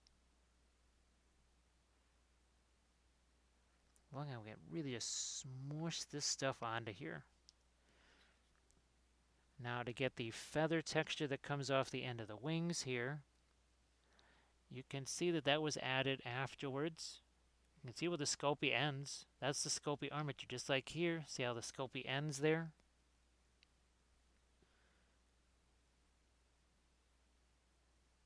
I just need a little bit more there. And this is just like the oils, right? We do these things in stages. So we did his face, then we didn't do anything more. That's because we don't want to literally stick our finger into something that we're trying to sculpt, because that's guaranteed to happen. Sculptors told us that 20 years ago. They said, you better be working on 20, 30, 40 things at the same time, because sometimes all you can do is put one little dot of something on that miniature, and then you got to leave it alone. Because there's a really good chance you're going to stick your finger into something, and you're not going to be super happy about that. Now, the one thing that does happen when you use all this water, see, this is the kind of thing that will happen with the, especially your milliput, where it disintegrates with the water, but here, it doesn't quite do it as much. It kind of goes to a certain point, but not completely. So I'll catch you later, Berserker Works. Thank you so much for that raid. That is appreciated. Definitely is appreciated. It's sort of like grain stuff where you use water to keep your tool from sticking, except with green stuff, it doesn't matter. The water doesn't really affect the green stuff. It just keeps the stuff from sticking to you and your tool. Apoxie Sculpt, different story. See that white film? That's where it's breaking it down a little bit. But when you're counting on that, it's really not a big deal. So I think you can see how the feather texture is starting to work its way out here, marching out towards the end of the wing. It's very much the same thing like we did on our other eagle over here.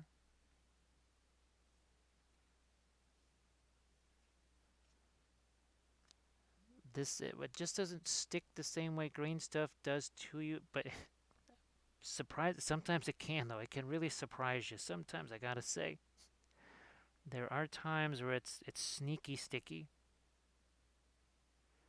And now that this has been going for a while, I can start to think about really crafting some of these feather shapes here.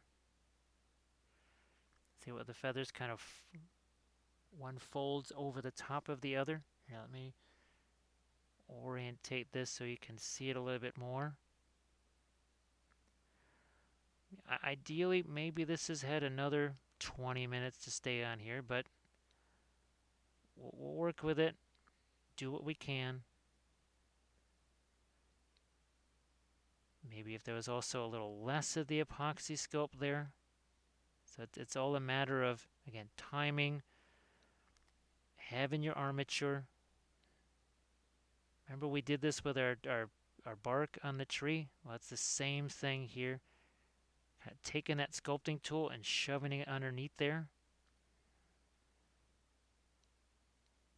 to basically take this feather and lift up that feather. Going to do it here too, see that? So we're basically lifting up one feather underneath the other one. Lift up another feather right here.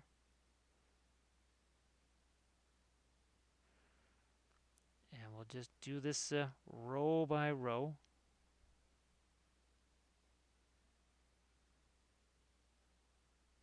Trying to make sure that has that brick texture, Hello, right? little hobbits. Spark my ganja. Thank you so much for that follow, Foka Bazooka. Hello, little hobbits. Uh-oh. It's like, don't jump on my back again. I hate when you do that. It's like, I would never do that. Thank you so much. I appreciate that.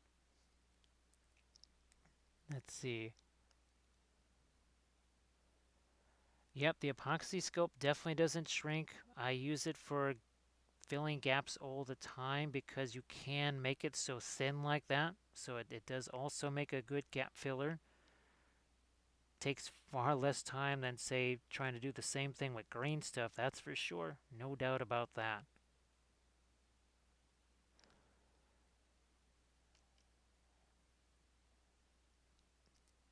Oh, and a crazy ferret, it's because, well, we do some crazy things with the Epoxy Sculpt here. Most people aren't trying to practically scratch build their whole armies. Actually, what I'm going to do, after I get this row here, I'll show you some of the other things that we have done where there's kind of a combination of green stuff and Epoxy Sculpt, but Epoxy Sculpt was kind of the main force behind it. And we're just going to, again, get to the end of this row here, like so. You can see how, look at that, the tool goes underneath there and it starts to lift out some of those feathers.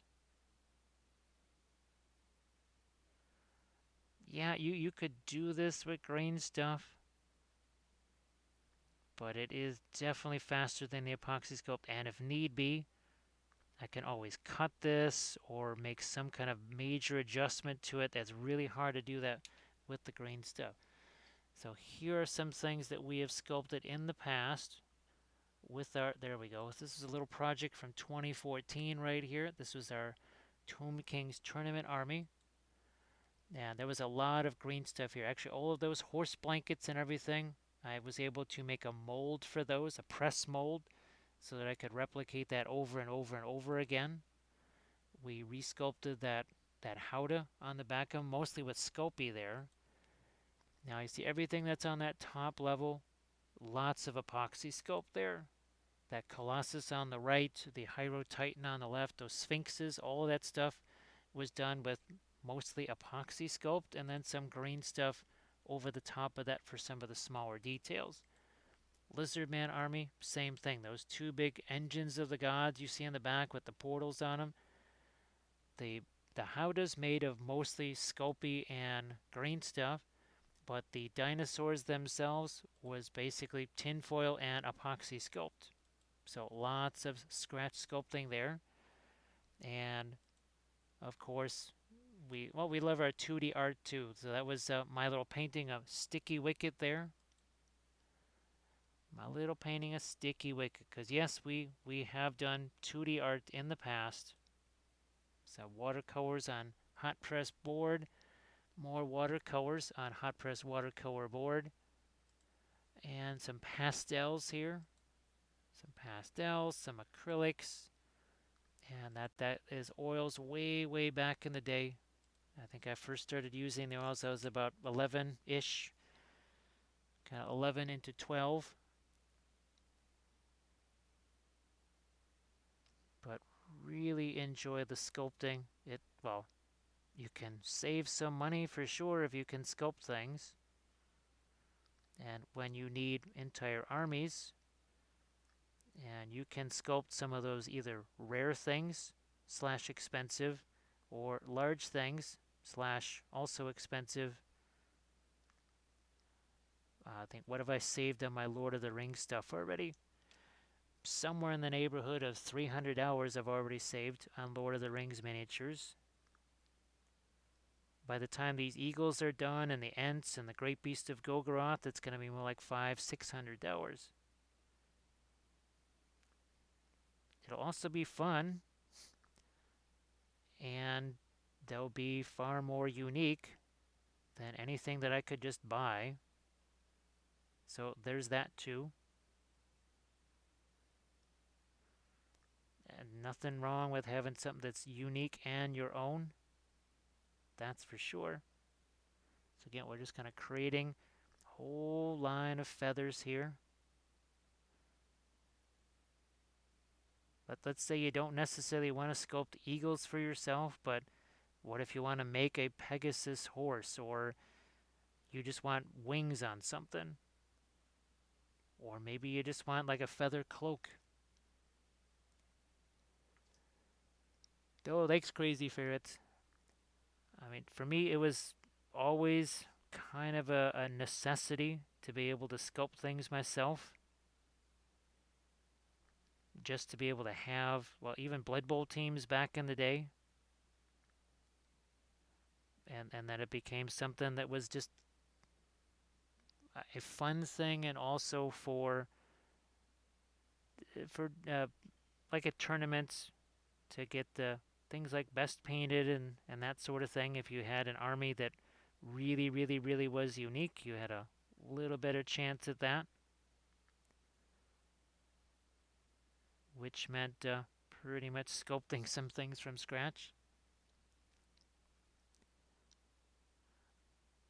The conversion side of things, I wasn't necessarily as into that. It's more fun now doing the conversion stuff than it was back in the day, I think.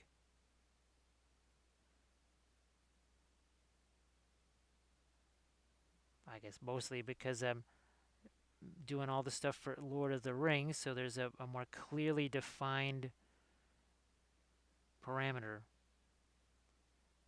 like doing those Royal Guard and such. There's just a little bit more of a, well, they need to look like this. Let's get that front edge here. Let's get this is the tool we've been using on our trees for so long here. Let's make sure we get some of these feathers out in front here. Again, trying to make one go underneath the next one. See, just like I say, we kind of cut in here, push it out this way, cut in here, push it out this way.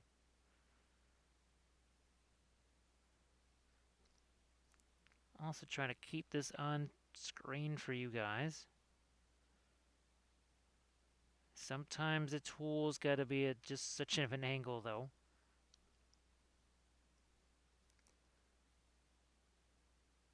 There. Another reason why it becomes kind of essential to be able to do a lot of sculpting with, say, something like Lord of the Rings, because a lot of that stuff's just not available because it's either so old or GW just for whatever reason, it's not going to be in stock. That Great Beast of Golgoroth, well, yeah, obviously they still sell that, but it's also a resin nightmare, and it took me less time to sculpt that from scratch than it would have been. It would have taken me to clean the resin, file mold lines, probably take a hair dryer to melt parts so that they fit together. I said, you know what, the heck with it. I'd rather just sculpt it myself.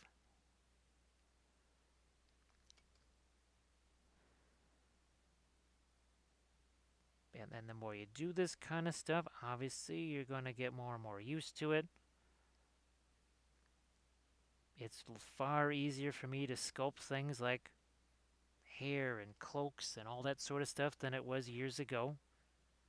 That used to not be my favorite thing.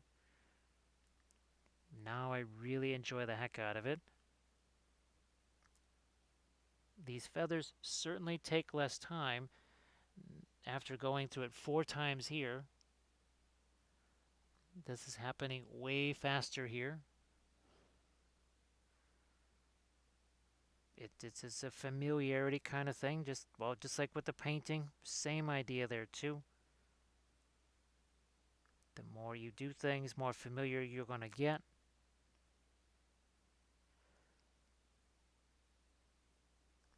And all of those different sculpting streams that I did, each time I do another one, it's more information. People have seen the evolution of the oil painting. And yes, the vast majority of my figures these days are all painted with oils. It's so fun and relaxed. We use them on busts, large figures, small figures, lots of figures.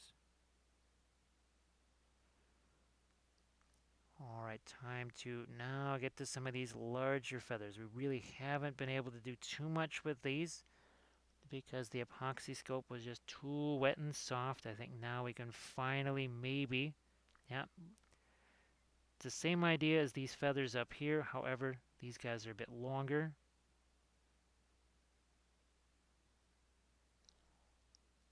Hey, Kapoo, how you doing? Nice to see ya.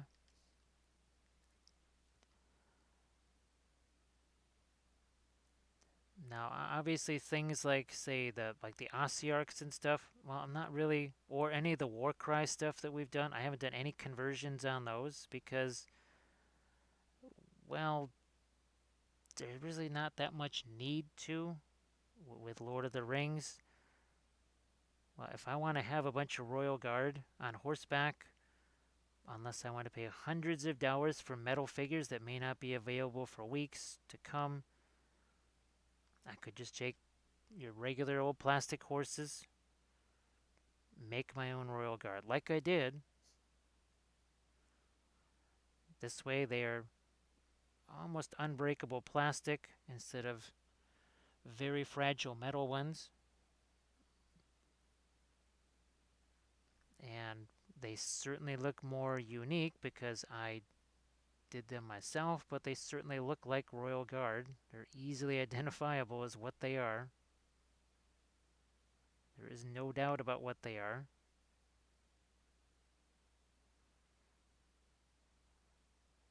Alright, there's my other tool right here. One thing with the Apoxie Sculpt is it is going to harden on the tools. You just take a file or just cut it off of there. It's really easy to get, or a sanding stick or something. It's pretty easy to get that stuff off of your tools even once it's cured. So nothing to worry about there. We've kind of done our initial little separation with the one tool. We're going to use a little bit wider tool here. Part of it is to round out, just like we did on these feathers.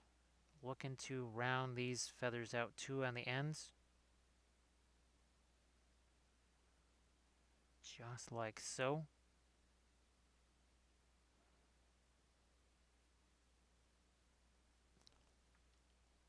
Yep. Kaput, this is going to be, last Thursday was actually a basing stream. So figure that Thursday is for all things conversion, sculpting, basing, sort of the not painting stuff. That's what Thursdays typically are. Because this is stuff that I really like to do, and well, I don't think you see too much sculpting. You you see basically no basing.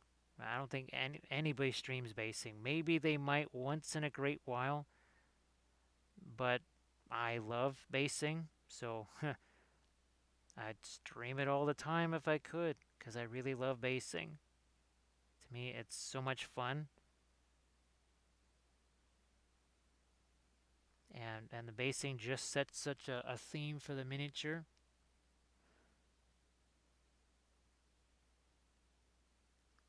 And we can demonstrate that in just a second here once we get to the end of this row.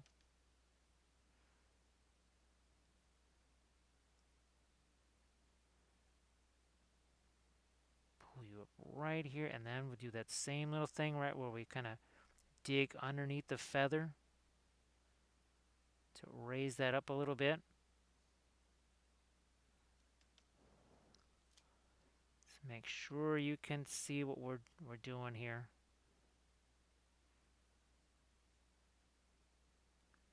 Raise that up again.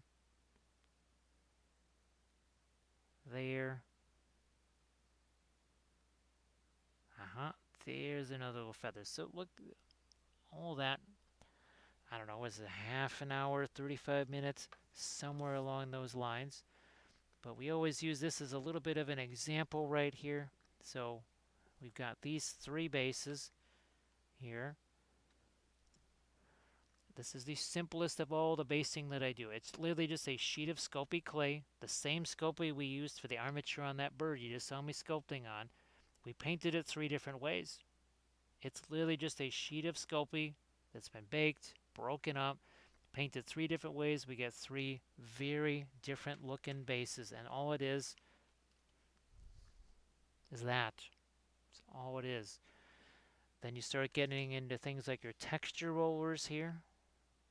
And we've done our entire Moria army on that dwarf roller. Well, guess what? We're going to start doing the dwarf armies that go with it. Here's one of our little gobos here. So there's that same texture roller. Some Sculpey bricks that I kind of carved and broke up. This guy's kind of climbing up there. Again, that's a 3D printed miniature. We painted this we based this last Thursday. Actually, last Thursday we did a basing stream. You can see this being based last Thursday. And then we painted this up on Friday for the Reaper Virtual Expo. Our fun little object source lighting, right? That's that same Sculpey clay basing over some bulletin board cork, and that's it. That's all it is. And we got our marble type bases too, and then a little fun base like this for our Ossiarch here. Some skelly friends on that. This is nothing but the same bark and branch that we did on our eagles, except we added some vellum plants to it this time. Give it that sort of jungle look right here. Another 3D printed miniature right there. To me, basing is just so much fun, and it makes such a huge difference. Oh, we got these guys here, a little more of a jungle theme again. Very fun. You can go check those out on the YouTube channel. And here's another thing where we set ourselves a nice little theme here. So here's our, what's this, Song of Ice and Fire right here. Some Night's Watch there. You can go back and watch that entire thing once again.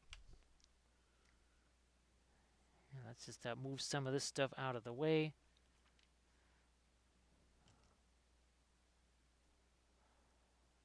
Oh, it's in the radical opposite. Always do whatever I can to avoid any basing or sculpting. It's kind of interesting because there's other folks, they just want to get to the miniature or whatever. And, well, the joke is that I was once told, no, Jim, you're not allowed to play games of 40K with just your bases. You have to put miniatures on there. And that was a pretty hilarious. That was pretty hilarious. We had ourselves a good laugh out of that.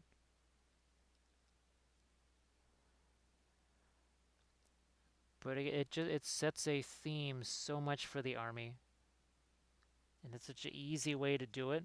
It doesn't have to be super complex, and there's so many fantastic tools. That's the other thing too. Is that the tools available now? When you look at that, what we had to work with 20 years ago, it's unbelievable. When we see now what we have to work with, we say, "Wow, they've made it so easy to do these bases." Now we're starting to think about our last row of feathers here. You can see we're going to have to extend those out over the top of this. Oh, thanks for the subscription there on the YouTube channel. Crazy for actually the newest video that I just did. It was this was one of our recent sessions right here. Where's our Mandalorians here? Yeah, Mandalorians with, there we go. So it was the one in the center there with that sort of blackened steel armor. That's the newest video that I posted. That was actually a Twitch session. You can go back and watch those. Like I said, you're the Moria army here. So here's basing again. That same white sculpey clay that this eagle is made out of, that's the same white sculpey clay I made for those bases. Except I just carved it and shaved it and did other things, right? Where's our scions of flame? Same thing, right? Just a bulletin board cork, some sculpey basing over the top. We give them all kinds of crazy object source lighting. Just lots of fun. And there's some of our oil painting there. And fun little ice base, right? Can't go wrong with a little bit of ice basing here and there. I think we painted the owl bears. That was a Patreon video. That's right. We painted the first set on Twitch. That's right. Wow, this stuff is already, that is a little bit more solid than it was just 10 minutes ago. It's all about the timing with the Apoxie Sculpt. Crypt Shadow, I used all the same stuff. So I've got tons of episodes. So go back and watch either the Royal Guard, and again, they're all saved as highlights. I use the exact same tool. Now I used green stuff, but all of the same tools you see me using now, literally the same one that's in my hand is the same one that I carved or sculpted all of those folds with, and the helmets and everything else. It's the same thing we used on our gambling sculpt over here to sculpt his robe and his hair and everything else. The exact same tools, nothing different. Obviously, use the green stuff, but if you want to go back and check those out, it's all saved as a highlight. I think Twitch never really anticipated people ever using those like a YouTube channel, because I don't have to worry about VODs going away, because if you save it as a highlight, it's forever. And as it turns out, you can save the entire session.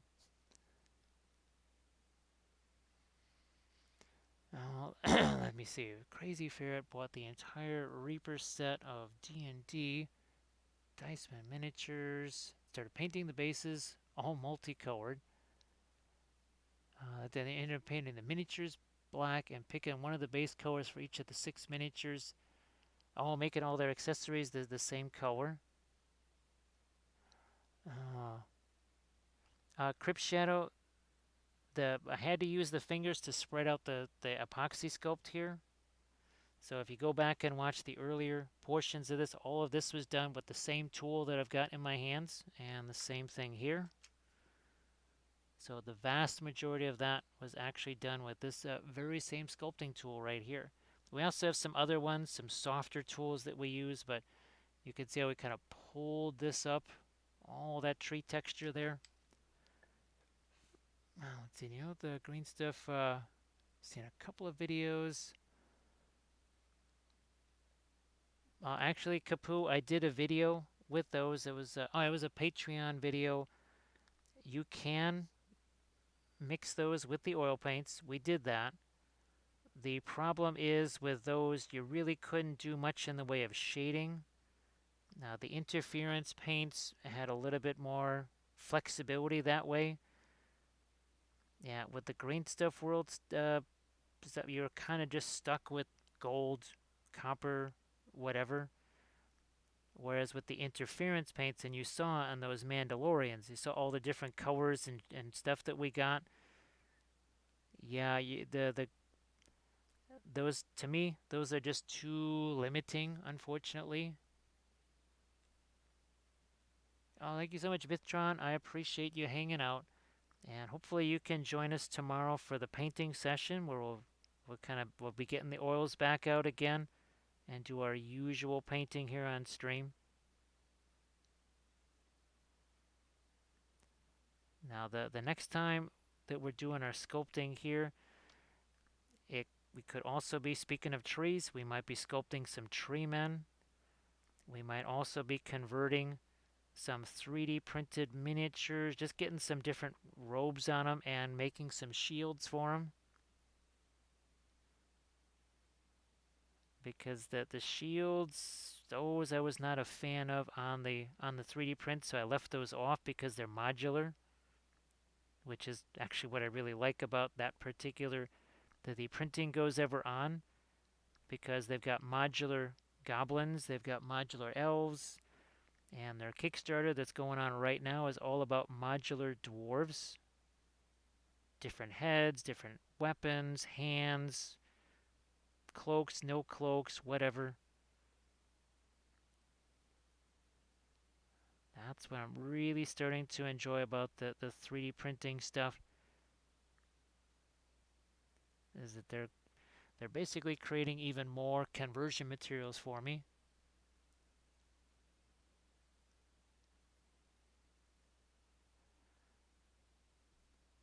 Oh yeah, Kapoo, that was probably, oh gosh, that one was maybe a couple of months ago. But just look for a picture of Grey Knight Terminators, because that was the subject that I used for them.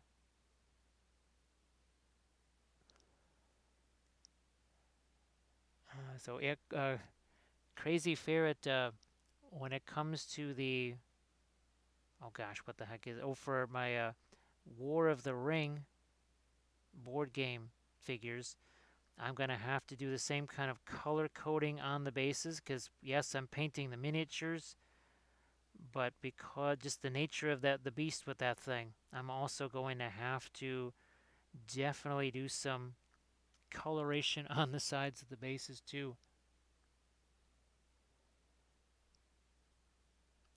Kaput, yeah, that's just a Patreon video. That one with the green stuff world, what do they call them? Metal powder or true metal powders or something like that. Whatever. That's just a Patreon video.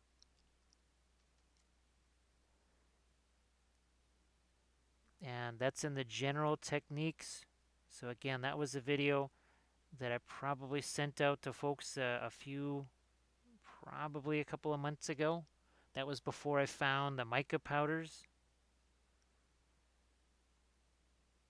Well, actually, I never intended to really use those. The green stuff sent them here so that I could test those and see what could be done with them.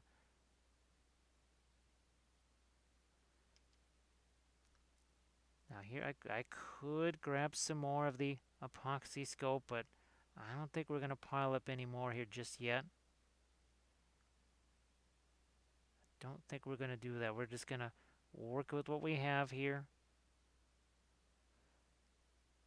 I really want some of this to get a chance to set a bit more, but you can see we've got all of our rows of feathers now. Push this down a little, but even that is much more solid than it was.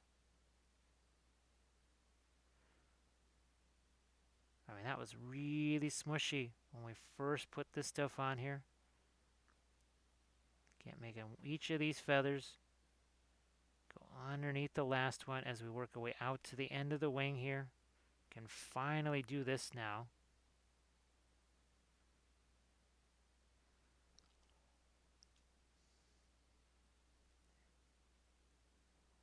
Yeah, Kaput, what I might be doing, well, if I can do it this weekend maybe, is every so often I just try and send folks a new message with the list of links, because you know, if you don't want to be looking through all the old messages or whatever, I don't know if I get a chance to do that necessarily this weekend here. I will try. The problem is, I guess, for whatever reason, I guess Patreon limits the amount of characters that you can have in a message, which makes that long list very difficult to send. So I might just do them in segments. I might just send out the army painter links, then the dark sword, that sort of thing.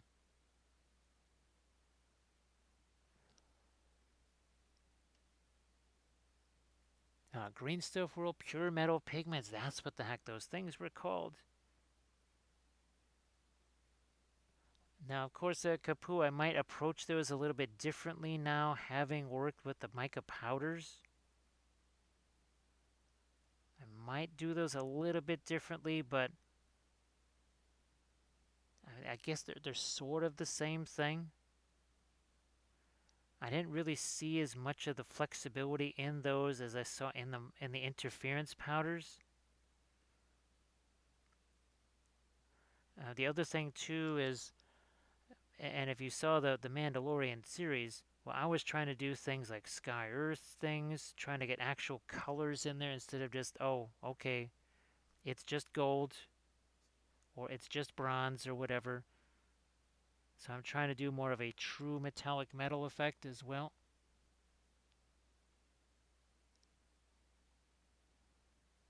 So look at this. Now we're really able to round out the end of these feathers. Just like we did with our tree bark, we're taking this feather, pulling it out over the top. And it's almost ready for us to maybe start to think about doing some actual feather textures on here. But we're getting real close to being able to do that. As I feel this here, not quite as much resistance as I thought I might be getting. But still, look at this. Look at the end of our feathers just starting to get to be nice and round. And again, each one of these folds underneath the last one.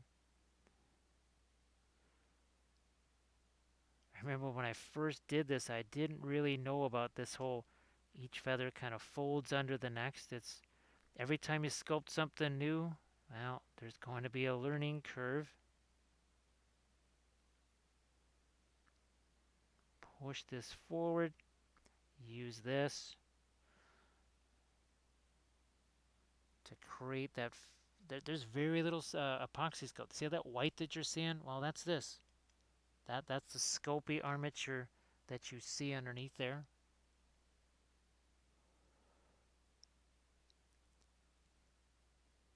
Yeah, Kaput, that's what I thought I would be able to use them for, and I tried it that way, and it didn't seem to quite offer the same result. Now, I might just try them again, knowing what I know now. But the thing is, it might just be easier to get and maybe even cheaper to just get the mica flakes. That's something that where's my mica powder here? So something like,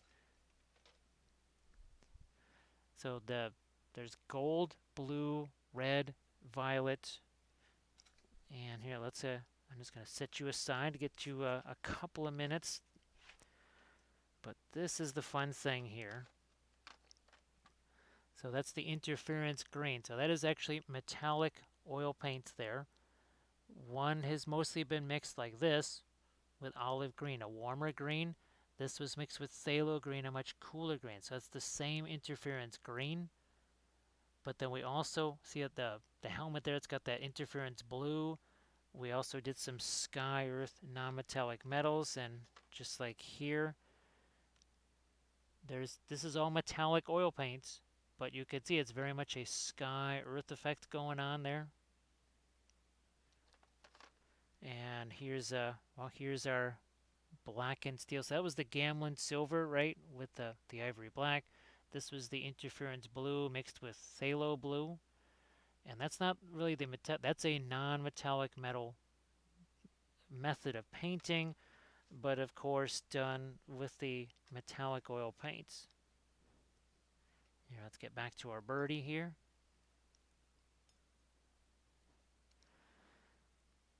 Now, Kaput, what's interesting, we talk about like the rapid pace of change. It wasn't until the Ossiarch series, that was only series 21, that I'd ever even used the interference paints at all. Now we're on just series 23, and all of a sudden, well, let's see, then we did the Necrons. I think that was another one where we were using the interference colors, except I had more. I think I had 2 of them by that, maybe 3 of them by then. And then we started messing around with the powders. Holy smokes. And maybe those Green Stuff World pure metal things do the same. Maybe I'm not maybe I'm not thinking of it the right way, but something tells me that there's something about the interference powders that have a little bit more of a spark to them.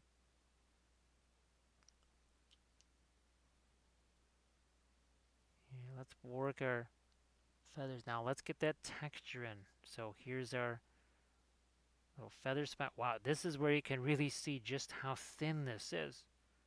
Because as I do this here, it doesn't make a whole deep trench out of it, which is good. I didn't want a whole deep trench out of this here. But man, yeah, look at this. That is nice and thin. That's what I wanted to have. There's your nice little central spine down the feather.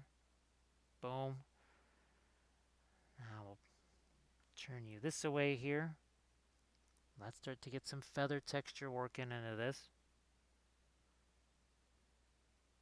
And what we're going to do is take this and push it all, orient it this way, right? Because we want, again, these feathers to still fold over. So look at that. A very fun texture there. Doing it not too much. And we'll do each of these rows in turn.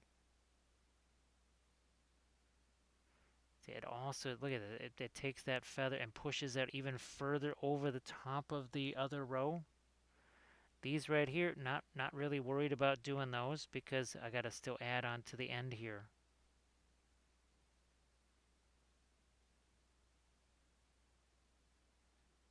Look at that. I tried doing that a half an hour ago. No dice. No dice.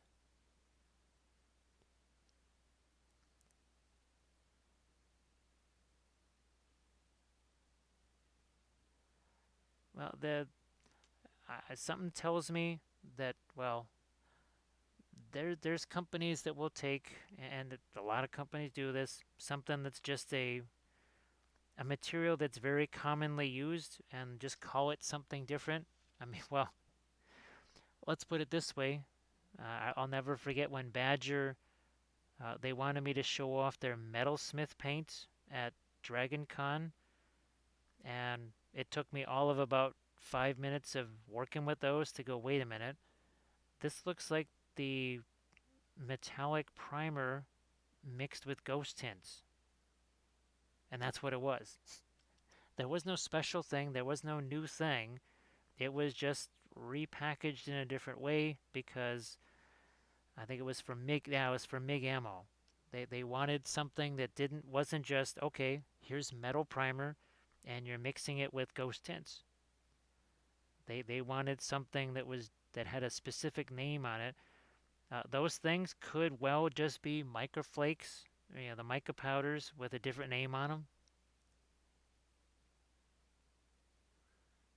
That is my ever increasing suspicion on those, is that they're just another version of the mica powders, because mica powders come in about 80 different colors.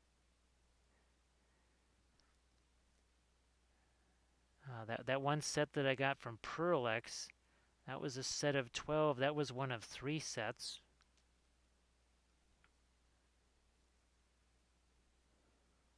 Each time, look at the way the tool is oriented. It's pushing out further and further this way.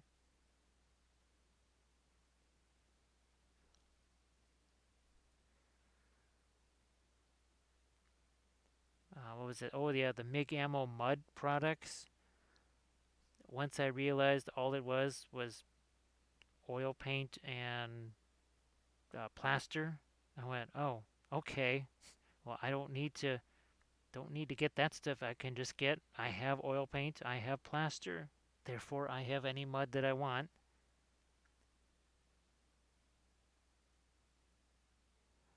There are some materials that are unique, and I've certainly experienced those.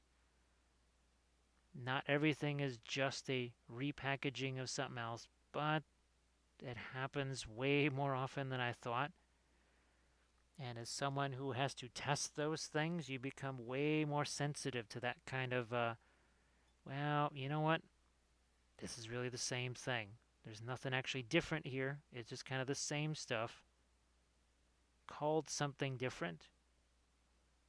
That starts to get a little bit annoying when you're asked to review things that are just, well, repackaging of stuff. Crazy Ferret is still lurking. Look at the. Believe it or not, this is really the same technique, minus the feather textures that we did on these, because they're almost like feathers, except they're very angular, right? And then, of course, on a very much smaller scale, we had to do the same thing here on the scale mail armor.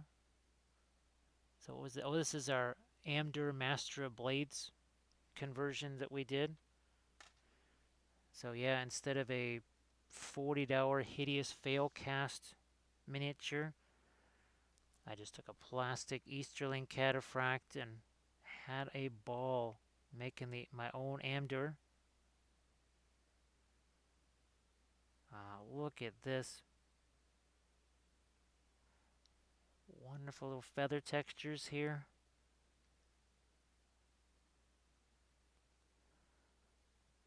Each layer pulled out over the next one. So I can see row after row of fun feathers here. Get you also a little bit of this feather texture. Now, these things, they weren't meant to be some kind of super masterpiece things or anything like that, because I needed a whole bunch of birds. And I just wanted to have some fun learning how to sculpt things like wings. I thought it was a perfect opportunity to figure out how to do things like sculpting wings. Then we're going to also have to get in here and start sculpting some feather texture along his back here.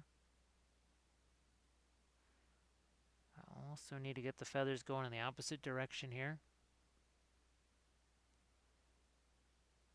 Or this little teensy bit of texture here. Go in the other direction.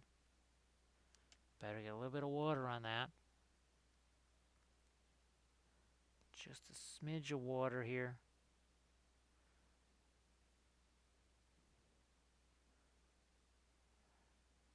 Once again, we'll take this tool, make sure that the feather on top stays up on top here.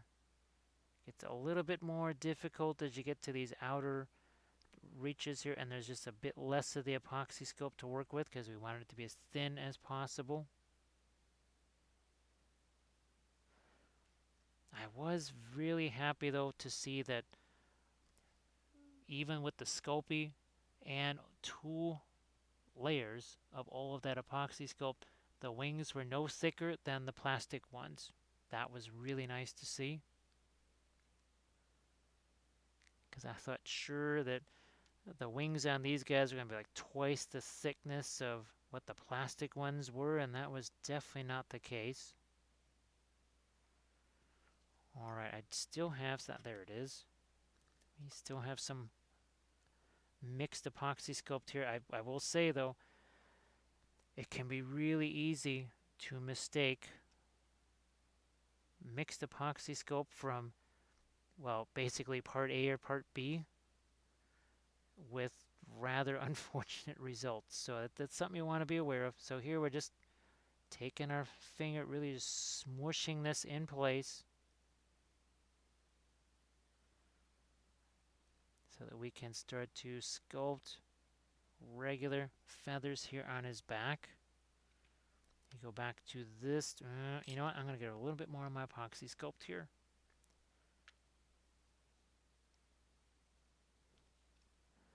Now that's sticking a little bit better because it's a little older. I think we mixed this up a good, gosh, 40 minutes ago maybe longer.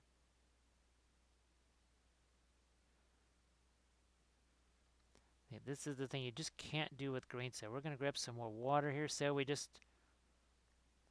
pretty much grind that into smoothness right there.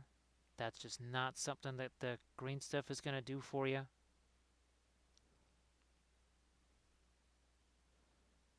Pushing all of this Apoxie Sculpt into place.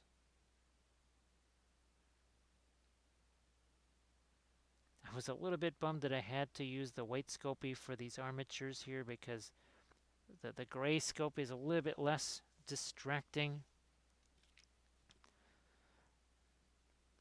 Time to start doing some rows of feathers here. And it kind of begins the same way we did our wings here. I actually have a third armature ready that's got some Sculpey on it. And of course, where's our tinfoil origami here? There it is. Yeah. You want to see what's completely underneath all this? Is this. Seriously, tinfoil armature. That's how it started. With something just like that. I am not kidding. That's why I saved it. I had to save that so that people could see actually how these crazy things got started.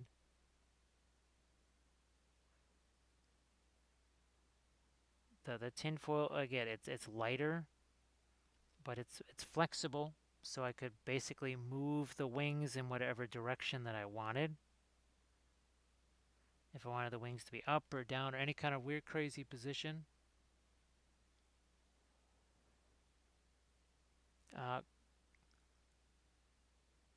Oh, thanks, White Rose. So the Apoxie Sculpt, there's no fingerprints here, but again, because of the water, I can literally just, that's smoother than any sanding can do. So the water just gets rid of all of the fingerprints there.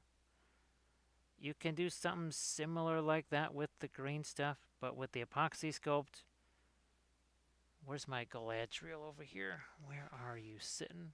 She's somewhere around here. Let me see if I can find that. Is this certain? Nope, that's not her. But that was another sculpt where, let me see if I can find that. Nope, not able. Oh, there she is. So this case, I actually just sanded this. So that's why there's all kinds of weird different colors here, because actually you can see where I took some sanding tools to, or just my little sanding sticks.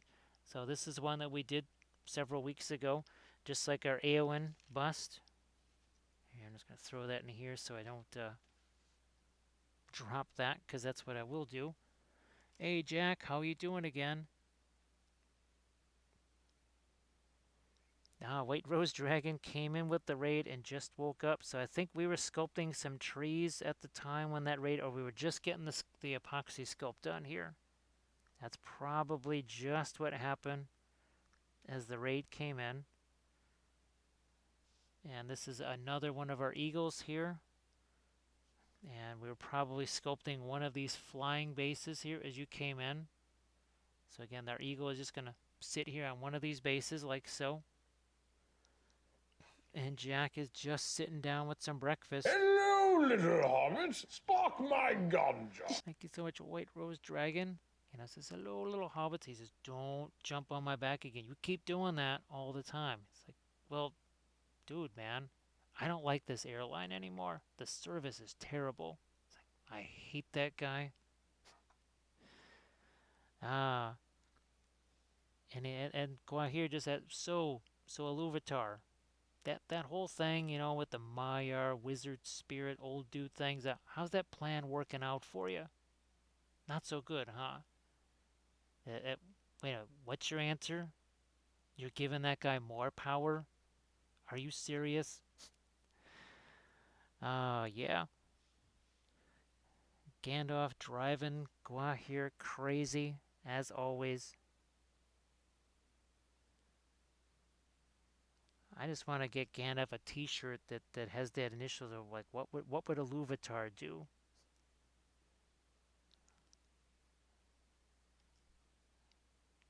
Crazy old Gandalf and his comedy.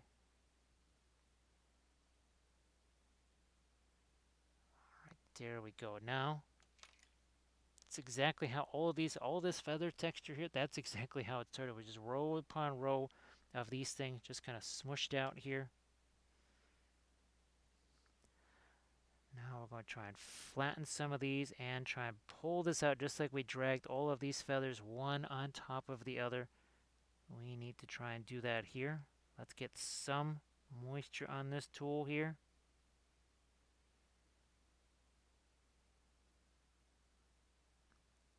And you see they start to get flat, a little less round, a little less round, a little more flat.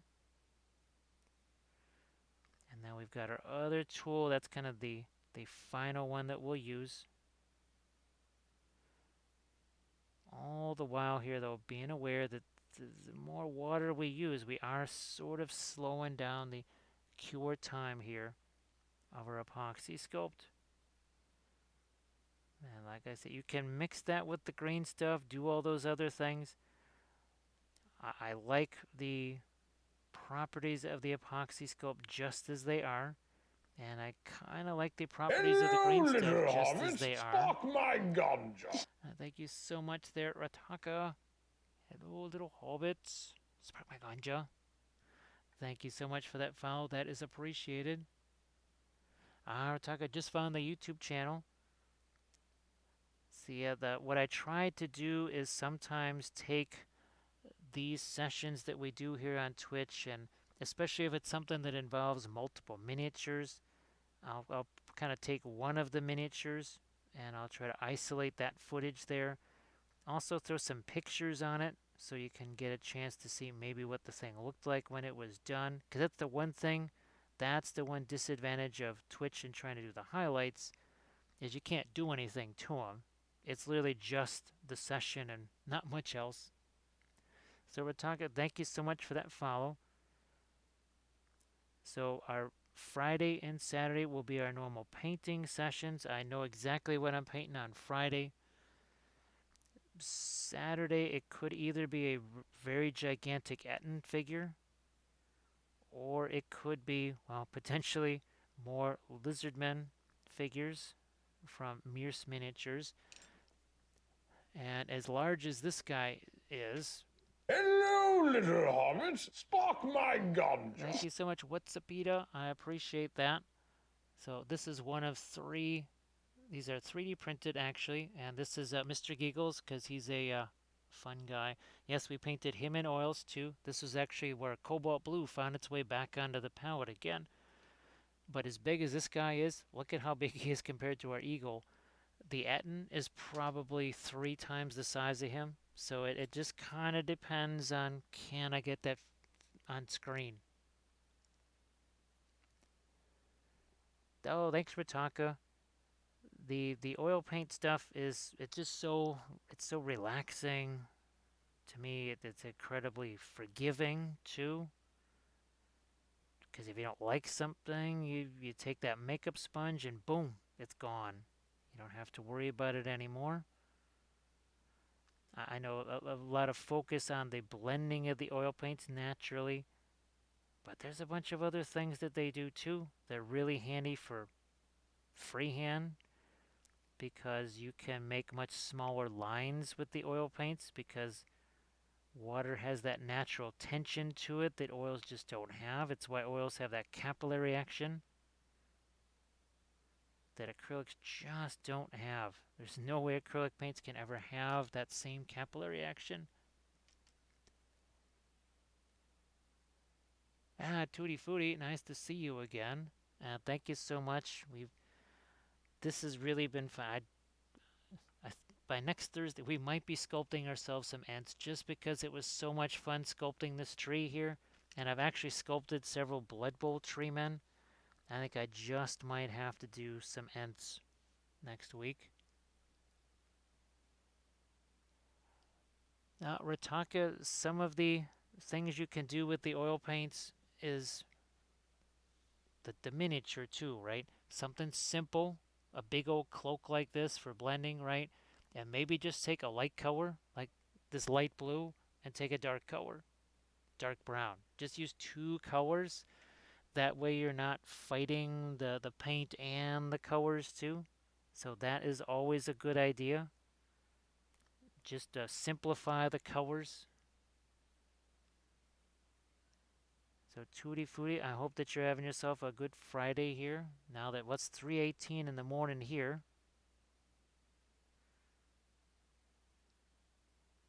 So see how we're starting to even out these feathers just the same way we brought out those textures. We're doing the same thing here.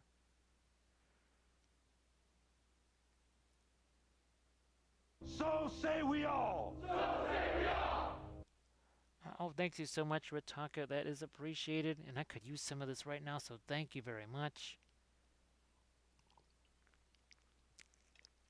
Thanks for that. It is much appreciated. That is definitely good. Thank you so much for that sub. But you've heard the story, right? Back in the days when I was in watercolor class. Let's see. Does it work with dirty, cheap oils? Oh, definitely, Ritaka. You're gonna want some better quality oils. Now they don't have to be super expensive because I got this set over 4 years ago. Now this is the student grade Winsor Newton right here. I still use these. This green right here. I was just using this the other day, so I still use these all the time. Are they the best? No, they're not the best, but they're definitely better than the really cheap stuff. The cheap stuff's definitely gonna not work quite so well.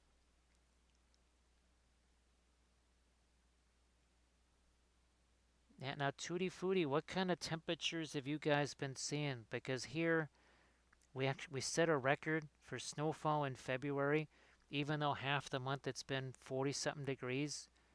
And like I've been telling people, just earlier this week, 2 days ago, it was 70 degrees, and there was still 3 foot snow piles in areas.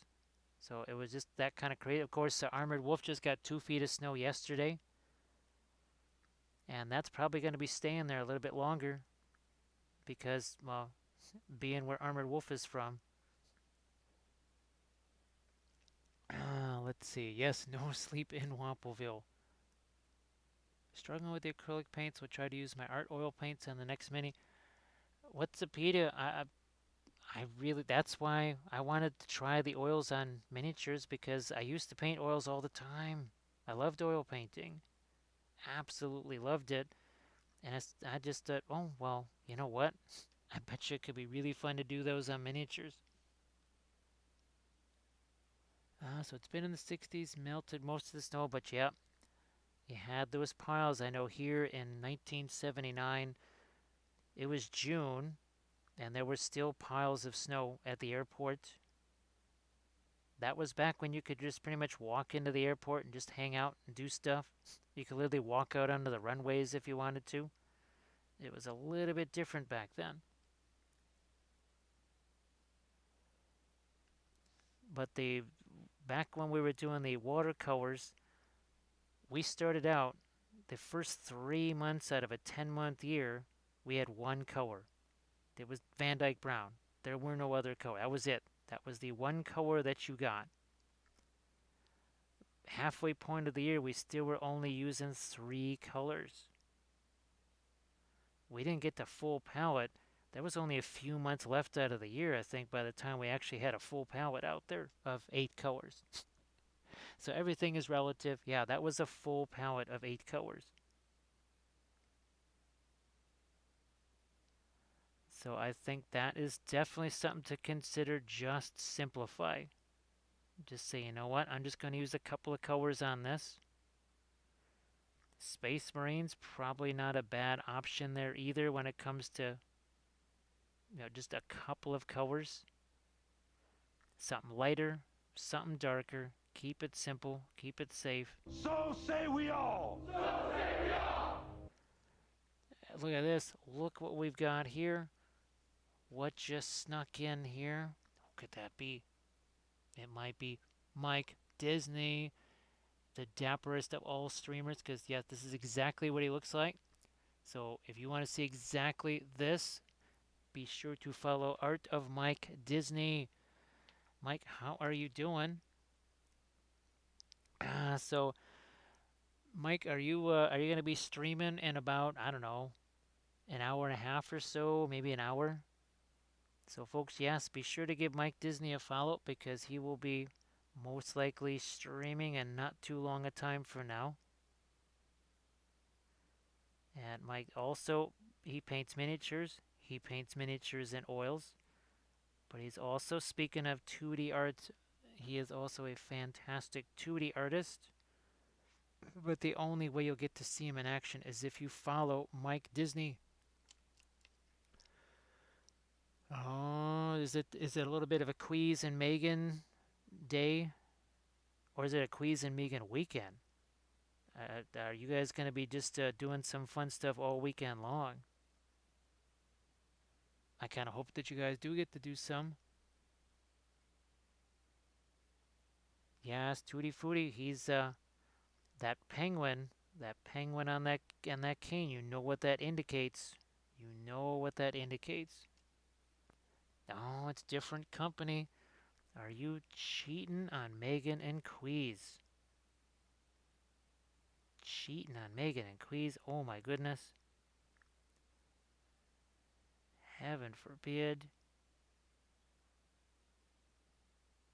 Oh, let's keep going there. So we've got, didn't take very long to establish that little row of feathers right there, and we're still waiting on this stuff here. That's yeah, that's pretty well set right there. That's pretty well set.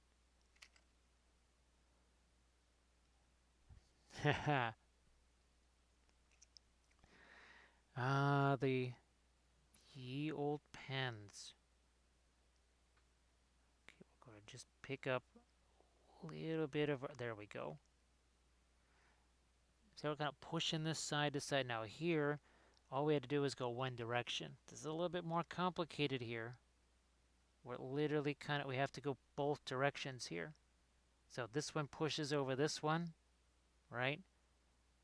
These push over the other. So it's a little trickier when you get to the back of our birdie over here. So we did the drumsticks here on the rest of this. Well, actually, we did cut down his tail here about 3/16 of an inch. Put the drumsticks on there, and then we have been sculpting a pair of flying bases. So again, something that's nice and strong and also has a lot of weight to it. This thing has a ton of weight because this is sculpey here, and there's also another sculpey armature here. So it's really strong. I mean, I would have loved to just use some sticks and tree bark like we did over here. However, that's a hollow plastic birdie. These are nice, solid Sculpey and Apoxie Sculpt.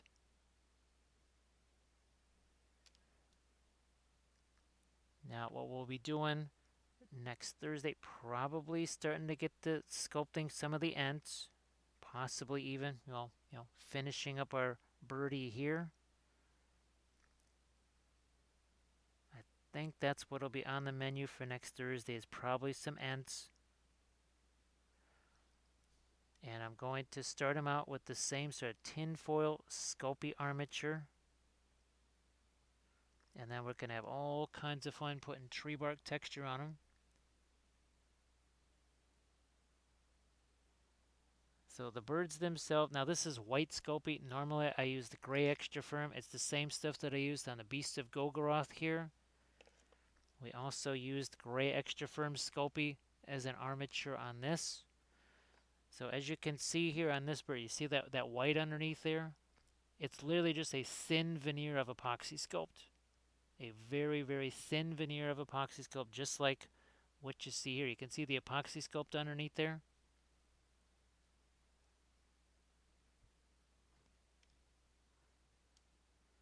So yes, folks, Armored Wolf is now creating leaves and cut leaves and grass stuff. So you saw those cut leaves on the birdie right there. So Armored Wolf really has some, well, the colors up in Alaska are way nicer than the colors here on the leaves of the trees. So Armored Wolf is a fantastic producer of all things cut leaves. And that's something like you would see here. Here, let's grab this one. Set you aside for just a second here. So see how the cut leaves on here? So those actually were Armored Wolf sent me those because lots of really fantastic colors. So you can see the difference that makes. And this is again just sticks. Again, I didn't have to sculpt these myself because they're not exactly load bearing, right? And here's another nice little stick over there, so you can go back and watch that. I do believe I actually have a YouTube. Yeah, I probably broke it down on YouTube as well.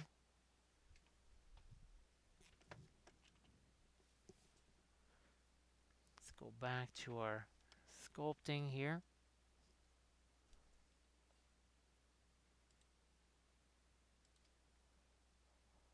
Oh, look at this. We have Arathu, and Steve. Thank you so much for joining us here. I hope that you're having yourself a good Friday. And so Arathu, are you ready for your fanfic story, which is going to be read in less than 12 hours? So Arathu, think of this. In less than 12 hours, you and Zeltaris, well, I don't know what you guys are doing in that story, but you'll your name will probably be spoken, I'm sure, for whatever reason, whatever nefarious thing your character is doing in that story.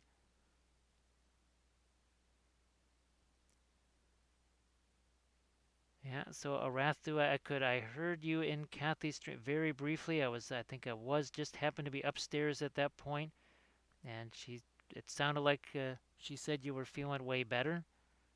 So that is good news. Glad to hear that.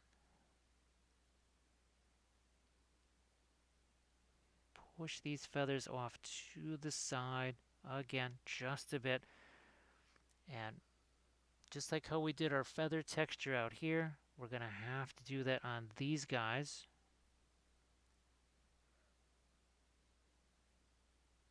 And this is what the veneer of this is so thin, there's hardly any Apoxie Sculpt to work with, which is fantastic.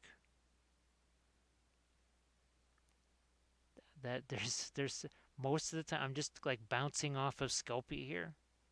There's a few places where the Apoxie Sculpt is a little bit thicker because maybe there's some variation in the height or whatever of the, like here. So just like I was able to carve away some of the excess Apoxie or Sculpey there, I can do the same thing with the Apoxie Sculpt.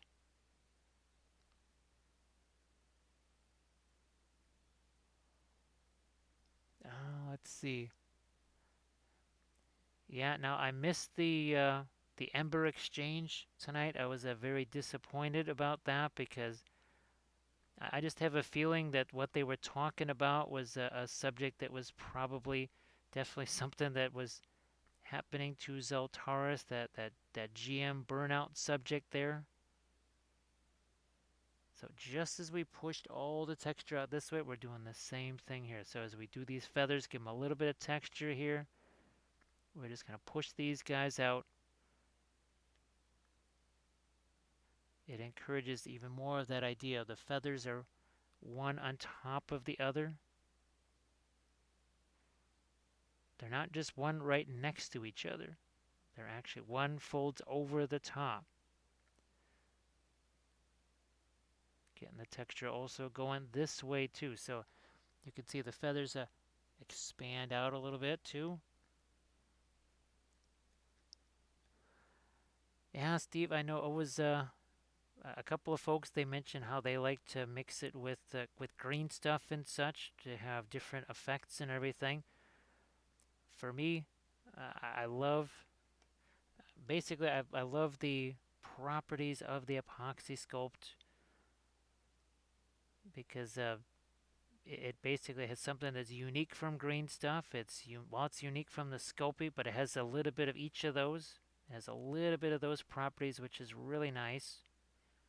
Really enjoy that it's kind of that multi-purpose material again that I can cut and carve. So here's another thing we did with our Apoxie Sculpt right here. So again, that is a sculpey armature with tinfoil underneath. You can even see a little tiny bit of the tinfoil right there. And then we put our Apoxie Sculpt over the top of this. Sometimes we just use Sculpey, just like our Eowyn bust here. So that was all just sculpted with the gray extra firm. I baked it on Friday.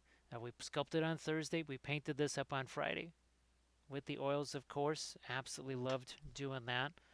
That was a blast. And now our Galadriel bust here, this was all Apoxie Sculpt over, and you can still see that's the gray extra firm Sculpey down there. Again, as an armature.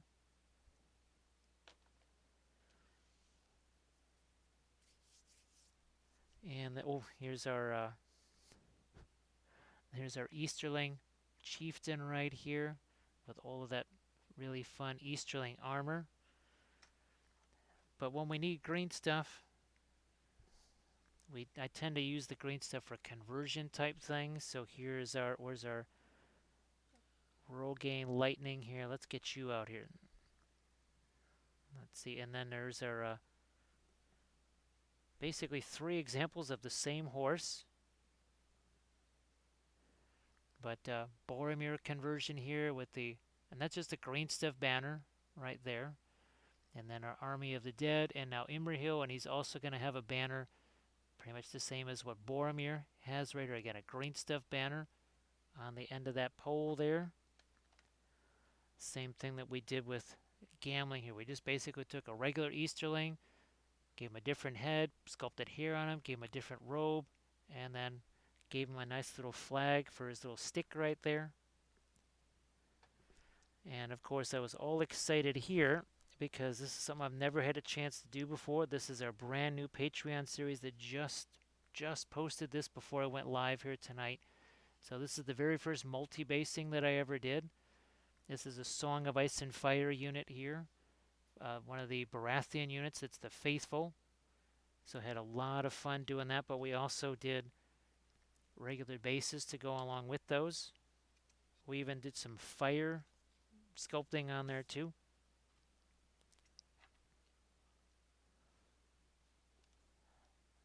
Yeah, so Mike, I don't know, well, I guess you're not familiar with things like Kings of War and a lot of the historical games. Essentially, what that is the entire unit is all just on a base. There's no individual guys to take off, not like Warhammer or something like that. But Kings of War was the first company, as far as fantasy goes in the recent era, to say, look, if that's supposed to be a 70 or an 80 ghoul unit, as long as you have 41 ghouls on there and you do some kind of decorative whatever, it's almost like a diorama basically. For lack of a better term, that's pretty much what it is, right? It's just a diorama.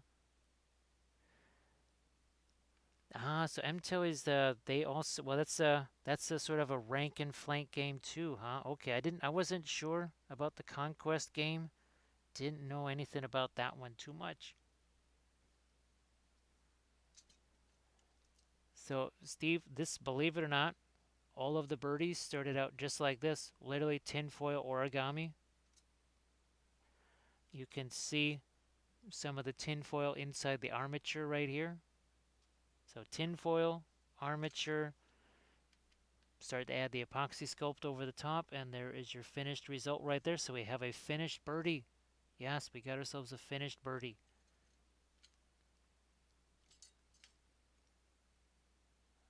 Let's see. One day we have. Rathu wants a miniature of himself. So Rathu is going to want a miniature of himself, huh? We'll have to see what kind of clothing we'll put him in, if any. Let me see. Now, MTEL is the Conquest stuff. That's a larger scale, right? What was that, about 35 mil? That's probably about Song of Ice and Fire scale, maybe. Cause that stuff's pretty huge. That stuff is massive. All right, I'm just gonna squeeze some of this out onto here if I can. See if it'll actually stick here for us.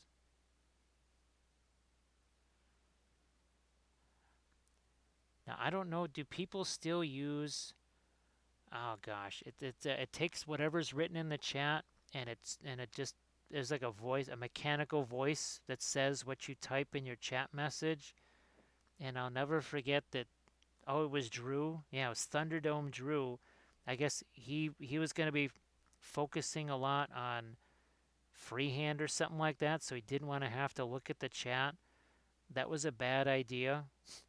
Well, it was a good idea, but well, it turned out bad because naturally people were typing out all kinds of things for this really horrible mechanical voice to say, which of course some person typed in the whole paint me like one of your French girls type thing, but in that very hideous mechanical male voice. So yeah, there was that. That might have happened.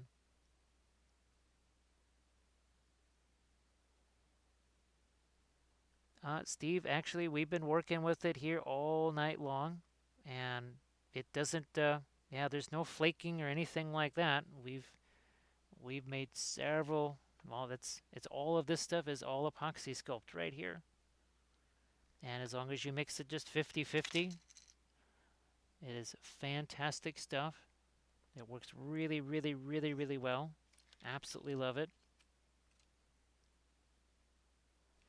And it is not dry at all. I mean, this is practically water here. So I can actually make this almost disintegrate. Now, this is a little bit older here, so it's not going to disintegrate quite so much. But you can see that kind of white residue right there. Yeah, that's actually the epoxy sculpt almost turning into water.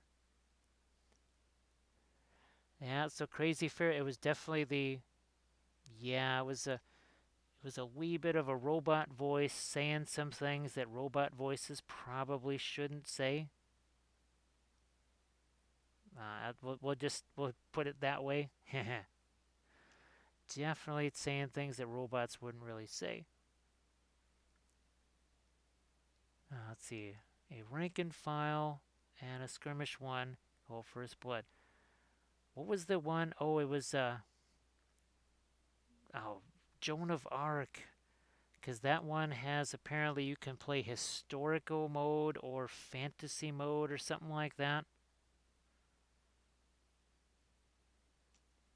So that was intriguing. Well, of course, the person that I was supposed to be playing that with, they bought all the Kickstarter stuff, and just because it wasn't played soon enough, he just sold it all on eBay. I said, why the heck did you do that? We never even got a chance to learn how to play the stupid game.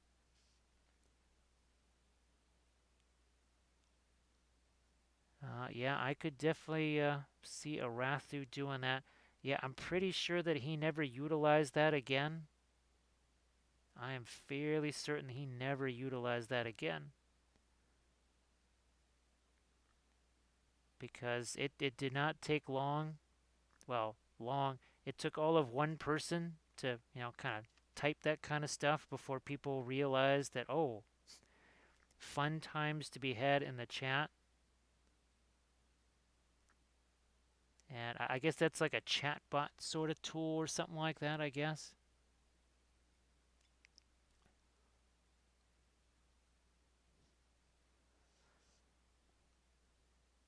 So yeah, that was I kind of felt sorry for Drew right there because he was hoping that it would be less of a distraction, and it turned out to be a massive distraction. The thing that I found most intriguing about that is at a time when pretty much no streamers could pronounce what my stream name was, that stupid robotic voice got it right the very first time. It just said it exactly the way it was supposed to be said. And I'm thinking, how does a stupid chatbot know this? Holy smokes, 38 mil. Well, actually, it wasn't. Who was it that just told us? Oh, gosh. Oh, it was DiMarino. He said that there's an awful lot of 40 mil historical games out there. That surprised me because I was expecting way more historical games to be, oh, say, 1/72nd scale, maybe 1/100 scale, but not, yeah, I wasn't expecting to hear 40 mil.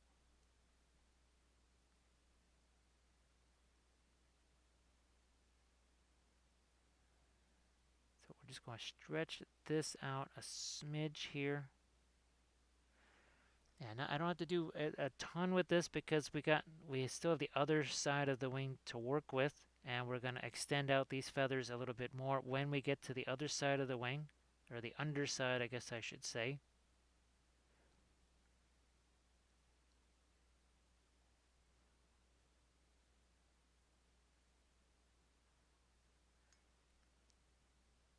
And all I'm trying to do is just figure, okay, for when we get to the other side of the wing, we're just kind of setting some things up here. And I'm just using some of the older Apoxie Sculpt here because since it's partially set up, it means we don't need to support it quite so much. But we can still do some stuff to it here. That's absolutely what I love about it. It can be mostly cured, but still be workable. And if I needed to, I could just go in and cut a lot of this. I could file it. I could take my sanding sticks to it and round off these feathers if I needed to. But we actually have to add more to them. We're not looking to take more away. We're looking to actually add to it, not take stuff away. And now that we've got some Apoxie Sculpt on here, now I can start to do that where we fold one feather underneath the next one here. And that's just by virtue of just pushing a little bit of the Apoxie Sculpt this way here.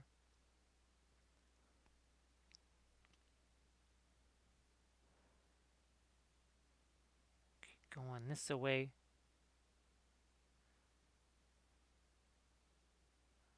Like so. Actually, Rathu, have you been able to do any painting at all? I meant to ask you that earlier. I wasn't sure if when you were trying to get recovered there, if that meant you actually maybe had a little time for doing some painting at all or any kind of miniature stuff.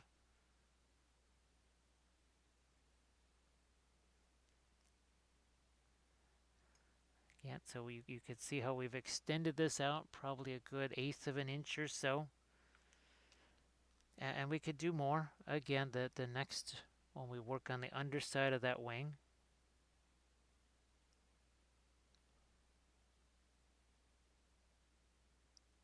When I went feeling great, didn't have the energy to paint.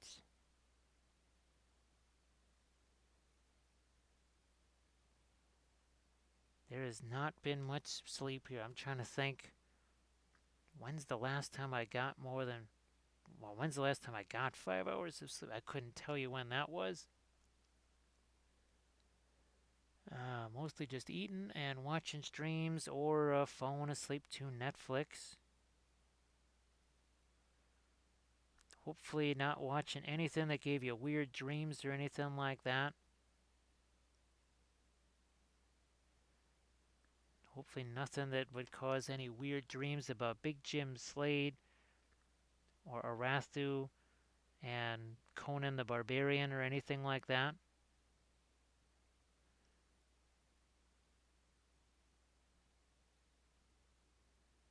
Because I think I was in the other room when I first heard Zaltaris' name. And then I thought, well, gee whiz, if Zaltaris is in there, you gotta have Arathu. Wow, this is the last movie. Holy smokes! The last movie I can remember watching was Midway. And that was in the theaters back in 2019 or whatever. Yeah, that was November of 2019. That's probably the last movie that I saw.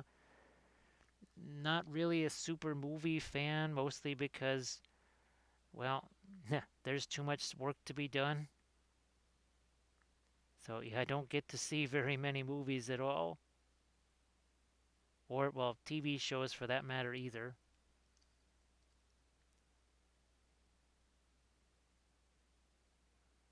I basically see news stuff, battle reports, and just on YouTube and such. That's about it. That's how I learned the War of the Ring board game, was just watching War of the Ring battle reports. That's how I learned. So how I learned to play Bolt Action, through Bolt Action battle reports.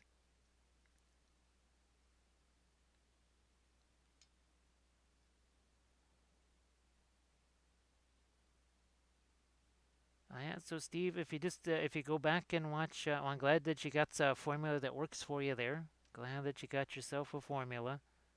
Always definitely need to make stuff work for yourself, for sure. I'm glad you're able to get that going. But if you go back and watch all of the different sculpting streams that we've done with the epoxy here, it is just straight out of the container here. We do make generous use of the water,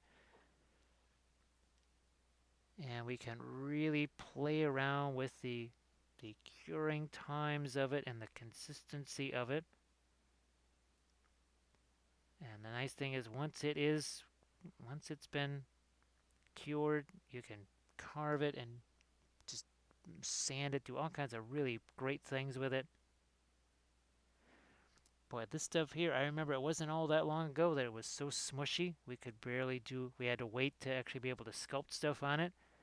And now, look at this, you never thought you'd be seeing a row of feathers out here.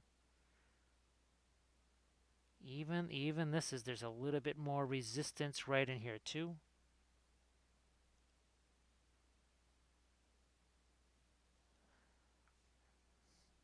Yeah, Mike, well, let's see, what was earlier this week? I had to, again, run up on the roof to do some stuff. Then it was go grab the tree trimmer thing because we had 50-mile-an-hour winds for almost 3 days straight. And just didn't want any branches doing mischievous things. And also, too, the warmer temperatures also means that there's going to be leaves coming out on those things sooner than the last couple of years.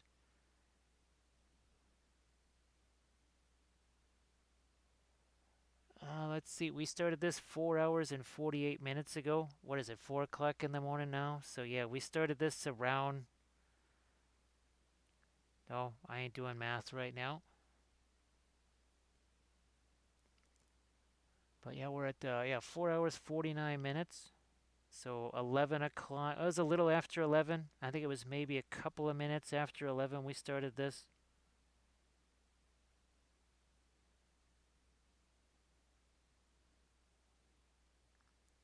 Yeah, I wanted to start it. I was hoping that maybe today could be a 10:30 start, but well, that didn't quite happen, unfortunately.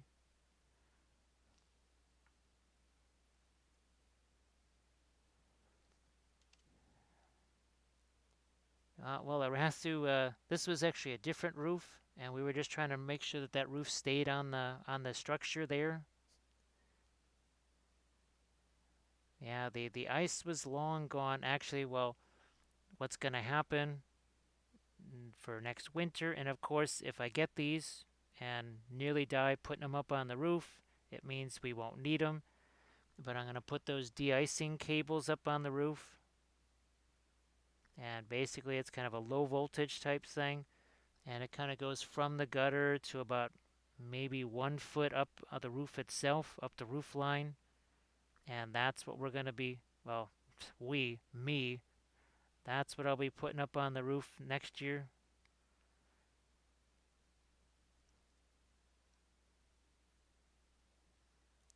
So yeah, this whole thing here was just make sure, well, let's put it this way. As I was working on that roof, one of the gloves I was wearing was basically blown off of my hand and went 3 yards away.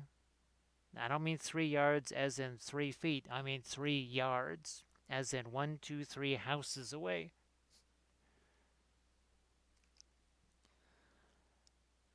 Mike Disney, it's going to get even more fun here because trimming that tree. I know last summer, because we had like 80-mile-an-hour winds or something like that, I had to climb into the tree to be able to cut away a branch that had kind of broken out of the tree. Yeah, that was extra fun. So I was literally hanging from the tree trying to saw this branch with a hand saw.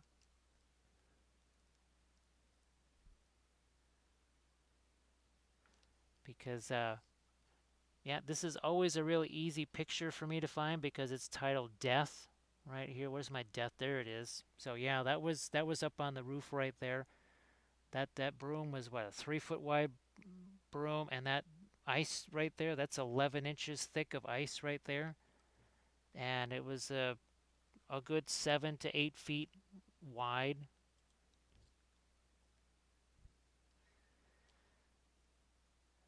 Oh, Mike, did you see the latest? Was this Monday? Where? Oh, here we are. So I actually had 5 of these. These are more figures that I printed up myself, and I've actually printed up a bunch of things now. I've probably got a good 30 miniatures worth of printed stuff. Now, of course, they're tiny, right? These are pretty tiny, not that big of a deal. But um, actually, I also, let's see, I was able to print out some other stuff. Let me see if I can find them here. Can I actually find some of these, or are they going to be missing? That's not the box. Is this the box? Nope. Is this the container here? No. But I actually was able to print out, oh, here we go. Maybe it's these guys. Nope, not in here either. What about this? So yeah, even printing out things like horses and such. Oh, and this crazy resin, I thought for sure it wasn't going to work with some of my settings, but it turns out it did. Wow, yeah, look at this. So that's another one that I printed out myself there. So that was pretty fun to be able to get that.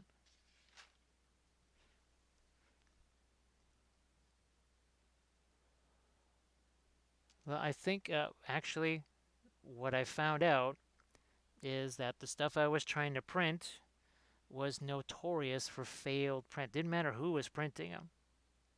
So those supports were horribly done. And yeah, all of that stuff that I was trying to print, as it turns out, much as we might love certain companies, the stuff I was trying to print out had a horrible reputation for doing exactly what happened to me. Also, I think too, it was where the printer was and the temperature, climate stuff that was going on. That had a lot to do with it. So yeah, the climate was definitely not quite right for the printer. And I think where I moved it is better. Let's see. So yeah, Mike, what's interesting is, I think you saw, so these little guys here, I printed these at 80% and they were horrified because they didn't think, they weren't quite sure that printing them that small, they were going to hold together, but they completely held all of their detail, just like this little guy here, again, printed at 80%. Now, I did just sign up for, was it Diwali or whatever that is, or they also do some Lord of the Rings themed stuff. Now, we'll see how their supports are. But the interesting thing about the way the Printing Goes Ever On does their supports is that it's a fan. So if there's a sword blade or something like that, let me see if I can find one of these. It's this guy here. So like on this guy right here, that sword blade, it's a whole fan. It's not just one or two little things, it's a whole fan. Oh, the other thing I started doing was the hot water trick. That was immense. So that was a huge benefit right there. Was doing the let's not get all kinds of hair in this thing. And let's get a little bit of this out here. Let's start building out his tail here a little bit maybe. There we go. Now the thing is, this Deval, and I think actually the Printing Goes, I know the Printing Goes Ever On, they also do terrain stuff, which means I'm going to have to get that FDM printer working because, well, just because of timing and that sort of stuff, there's no way I can build all the terrain that I need just by myself. I really need to kind of augment that. And the only way I can do that is by printing out all these files that I actually have. Like literally I have an entire Moria board pretty much. So Crazy Ferrets, as soon as I take the thing off the plate, right, and I do the alcohol to get the stuff off of there, I run it under hot water, and that basically you can just, it falls off the supports. Well, I guess if it's supported well, it just falls off the supports. If it's not supported so well, it doesn't quite do that. And that was something that someone told me about. They said, you know, don't do this right here. Because I was basically printing it out, putting in the alcohol, and then curing it with all these supports on there. And they said, no, no, no, don't do that. Run it under the hot water and pop it off of there, and it'll be way easier. And guess what? They were definitely right about that. It was way easier. So we have to do the same thing what we did here with our, go out here, or other eagle. It doesn't have to be go out here. And that I didn't know about really, or well, I heard people talk about it, but it wasn't until I actually started doing the printing myself I said, okay, that really makes sense. Because I was so used to just prepping figures, I thought, well, I don't need to, that just sounds a little bit risky. So I didn't do that.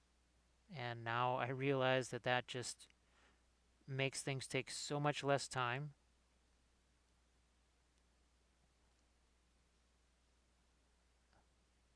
Like wooden roller coaster. Yes, yes, the old-fashioned wooden roller coasters. Yeah.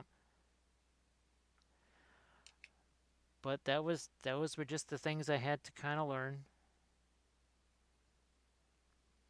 But what definitely did not help was unfortunately uh, working with some that just were notorious for failing, and that was not helpful because it made me just assume that I was doing something wrong or that maybe the printer was messed up, which, well, the printer still has its crazy things.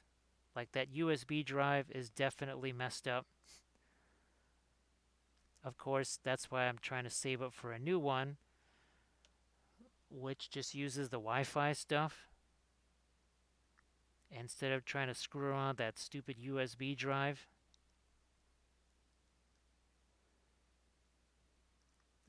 Now, Jack, somebody told me, I guess maybe it's the water washable stuff, that you can't do the hot water trick with it, that you have to use a hair dryer.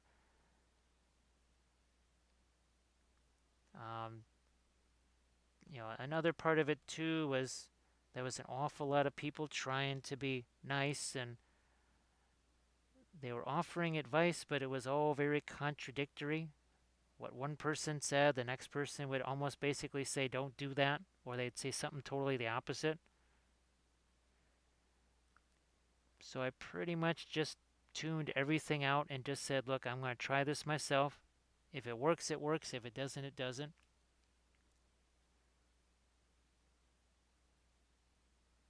So yeah, some folks said don't do that with the water washable resin. I actually have some of that now. I'm not even going to think about using that. I was just glad that that smoky resin, whatever stuff, worked with the same settings that I already have. Now, I think I also have to say that my settings are somewhat more conservative than the average person's. And by somewhat more conservative, it's like those tiny goblins still took 3.5 hours to print. So I think the average person would have things set a little bit different, and those goblins would probably pop out in an hour or so. Actually, now Mike Disney, that was something that was actually sent to me, because of course I didn't know one resin from the next resin, and they sent me that. So what I will try to do is just put that in my, oh, what would you say, my procurement list, just to make sure I have some of that. It can be a little bit difficult in that you don't necessarily see how things are printing out as easy, or if there was an error, quite so easily as maybe the gray.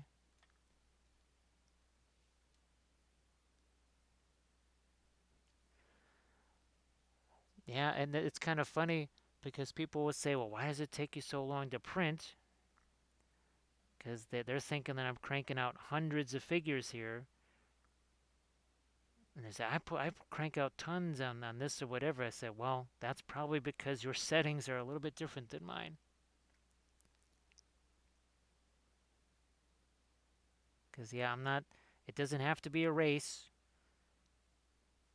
It does not have to be a race. But actually, Mike, one of the interesting things about the printing is that I'm seeing it more, as much as it is, okay, getting all those Lord of the Rings figures that I either can't get or whatever made, it's raw material for conversions, because the printing goes ever on. Well, their stuff is all modular.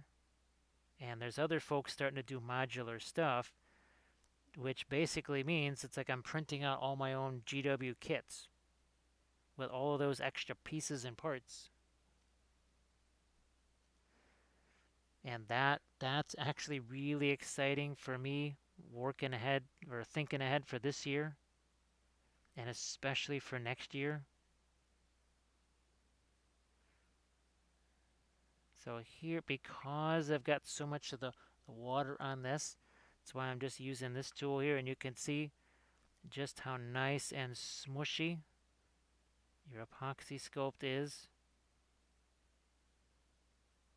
Very easy to work this stuff, but if we leave this stuff sit on here, we'll be able to, all that fine texture that we did on the feathers over here, the reason we could do that is because it had set more. Even this stuff here, this tool can't do anything with this. This is not completely cured, but this soft smushy tool can't do anything with that. That's kind of why I've got all these different tools here for kind of working with the different stages of Apoxie Sculpt. Yeah, Mike, that's the one thing I've been a little bit disappointed that I have not had a chance to kind of do a search of Thingiverse and some of those other places to locate, well, just simple stuff, like you said, skulls, weapons, shields, right?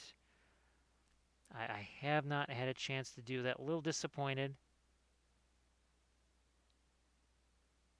but hopefully, maybe in the next few weeks I get a chance to do that. Like I said, I don't foresee any time before April that I'm even going to think about fooling around with that FDM printer. Useful though it could be. Look at this. See that already? That's already set enough that I could actually push this stuff over here and not get too crumbly or not get too smushy with it. It's certainly not crumbly at all, but just too smushy.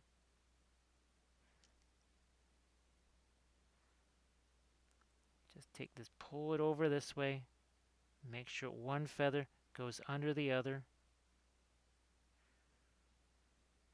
Even this stuff, even this is starting to set a little bit here too.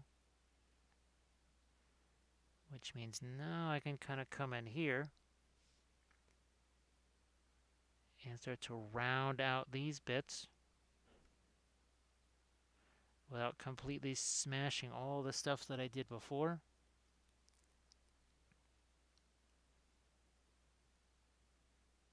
Yeah, let's get that caught right underneath here.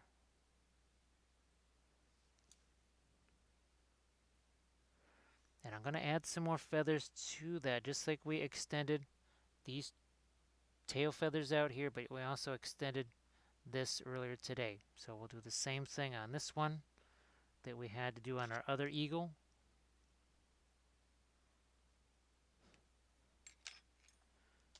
Time for this tool now. So again, we got that feather kind of going underneath this one.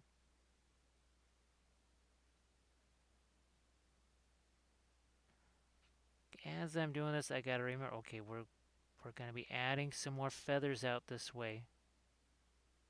Leave some extra space for those.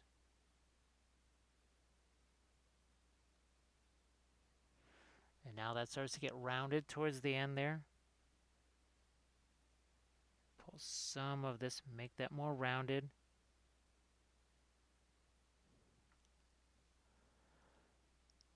Do you think I'll get better at painting and sculpting than delving into 3D prints?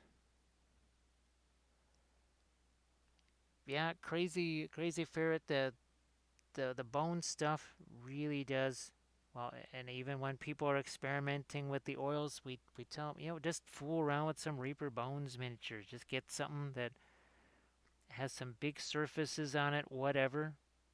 Play around with that. Get comfortable with it.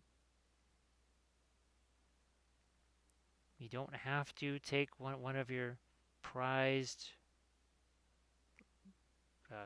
Pegaso 72 mil figs or one of your Kingdom Death figures or something like that. I get someone was generous enough to print some of the more complex. Oh gosh, was it Titan Forge stuff? No, some of the Lost Kingdoms stuff. That's it, because I don't have the Lost Kingdoms files. I do have the Titan Forge files, and I've actually been able to print a few of those. Much to my surprise, I was able to print those. That was actually one print plate that I had. I think I had files from 4 different companies on there, and yet I was actually able to print all of those out. Again, makes me feel like I knew a little bit more about printing than I thought I did.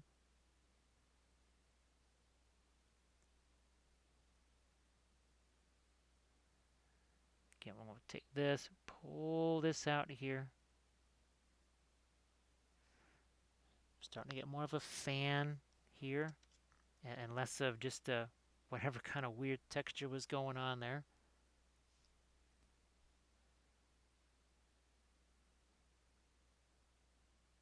Let's see, I think Titan Forward, no, I guess it's Lost Kingdom. They have the Chaos Dwarf stuff coming up, I think.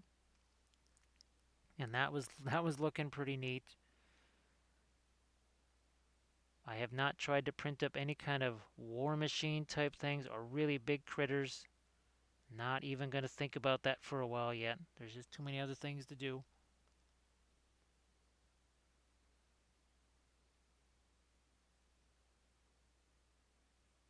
There we go.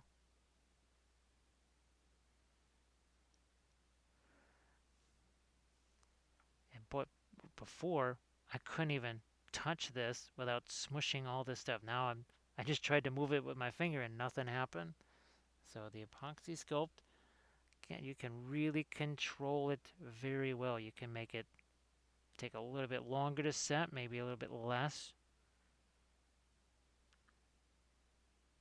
It's very much like the oil paints.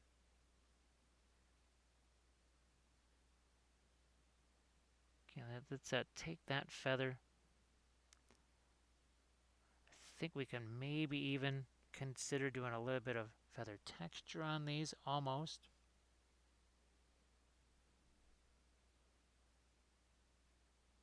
Yeah, some of the, especially on this side over here, we're definitely getting that to set a bit more, which is interesting because on that side we used a little less water, say, than on this side. So on that side, it's not setting up quite so fast. That's what I was talking about, where we can manipulate the cure time of the Apoxie Sculpt to a fairly sizable degree, way more than I ever thought possible.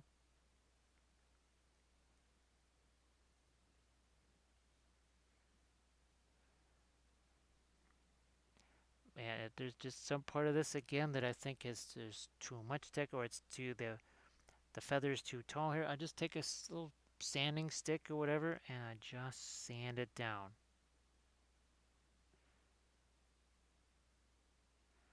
Just like as we put our feather texture into each of these, I kind of pushed it over the side. It's exactly what we're going to do here with some of these guys. And we will extend those last few tail feathers next time around when we do our fresh thing of our epoxies. Or sometimes too, I'll just, in between streams, I'll just throw a little bit of Apoxie Sculpt there, just let it cure, then cut some of it away.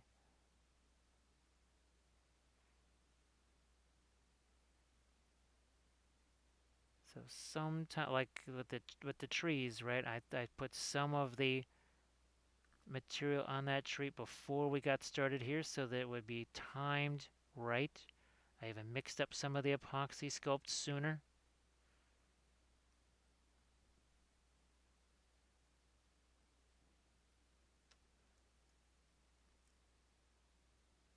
So like I said before, sometimes the water giveth and sometimes the water taketh away.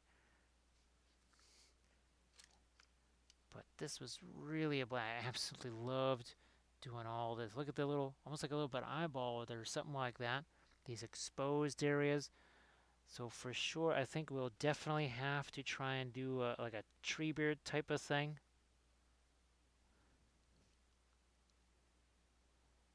Or some Ents for sure, no doubt about that.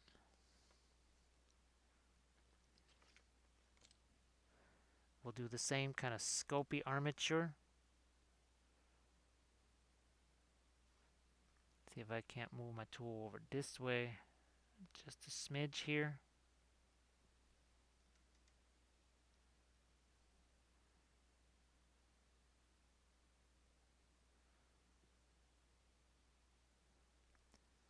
Alright, now I think I can go back over here. I think it is safe now. Yep. So really polish off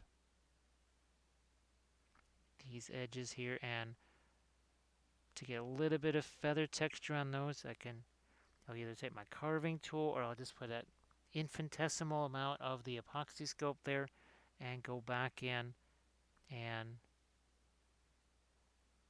just sculpt that in.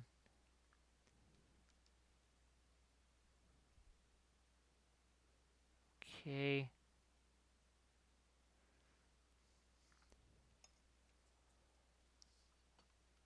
Just gonna look here to see who is around doing some stuff here. Ah, so Stila has begun. Okay, I thought maybe she had been. And oh, and she's gonna be finishing off her fantastic little ice creature there, or ice frost giant, or something like that that she's working on. Doing that with the oils, of course.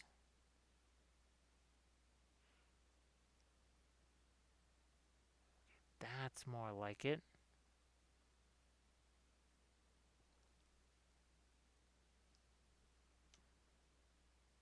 Yes, indeed. So, folks, be sure to check out Armored Wolf's Etsy page. Because speaking of somebody who also sculpts too, Armored Wolf is just an amazing craftsman with leather, with the metal, all of those fantastic things. We always talk about the dice bags, but there are more than just dice bags on the Armored Wolf Etsy page. Wearable, so you got journal covers, so many fantastic things. Definitely go check out Armored Wolf's Etsy page. And I'll be doing this again later today. Quite literally, in about 14 hours, I will be streaming again. But this time it'll be painting. It's going to be painting. And we've got, again, some of these really fun lizards right here, again, from Mears Miniatures. So we'll be doing some really fun things on them. And then Saturday, we could be painting a gigantic Etten, or we could be painting a whole bunch of something else. I have no idea yet. Saturday might as well be next year as far as I'm concerned. We'll just try and get through tomorrow. So thanks again to everyone. And Arathu, I'm glad that you're also feeling better. Glad that you are feeling better. So we just had look at this. I mean, it is so much fun now to have a second bird. I was happy to have one. Now we got ourselves two. Yes, sirree. We got two on the way. And we also have their bases are all set and ready to go. Look at this. All right. Well, thanks, Crazy Ferret. Yeah, we'll be doing our usual painting thing on Friday here. So it's joining the cast of Apoxie Sculpt Critters. Apoxie Sculpt Critters. Is that crazy or what? So let's get ourselves a little bit of a countdown working here on Stila here. It looks like yes, she is actually painting. I didn't want to hit her when she was just getting started. So again, folks, Apoxie Sculpt here. Apoxie Sculpt. Look at this. Look at all that really fun tree texture there. Is that not amazing? So thanks again, everybody. I appreciate it. And we're going to get our raid started right now. Oh, thanks, Crazy Ferret.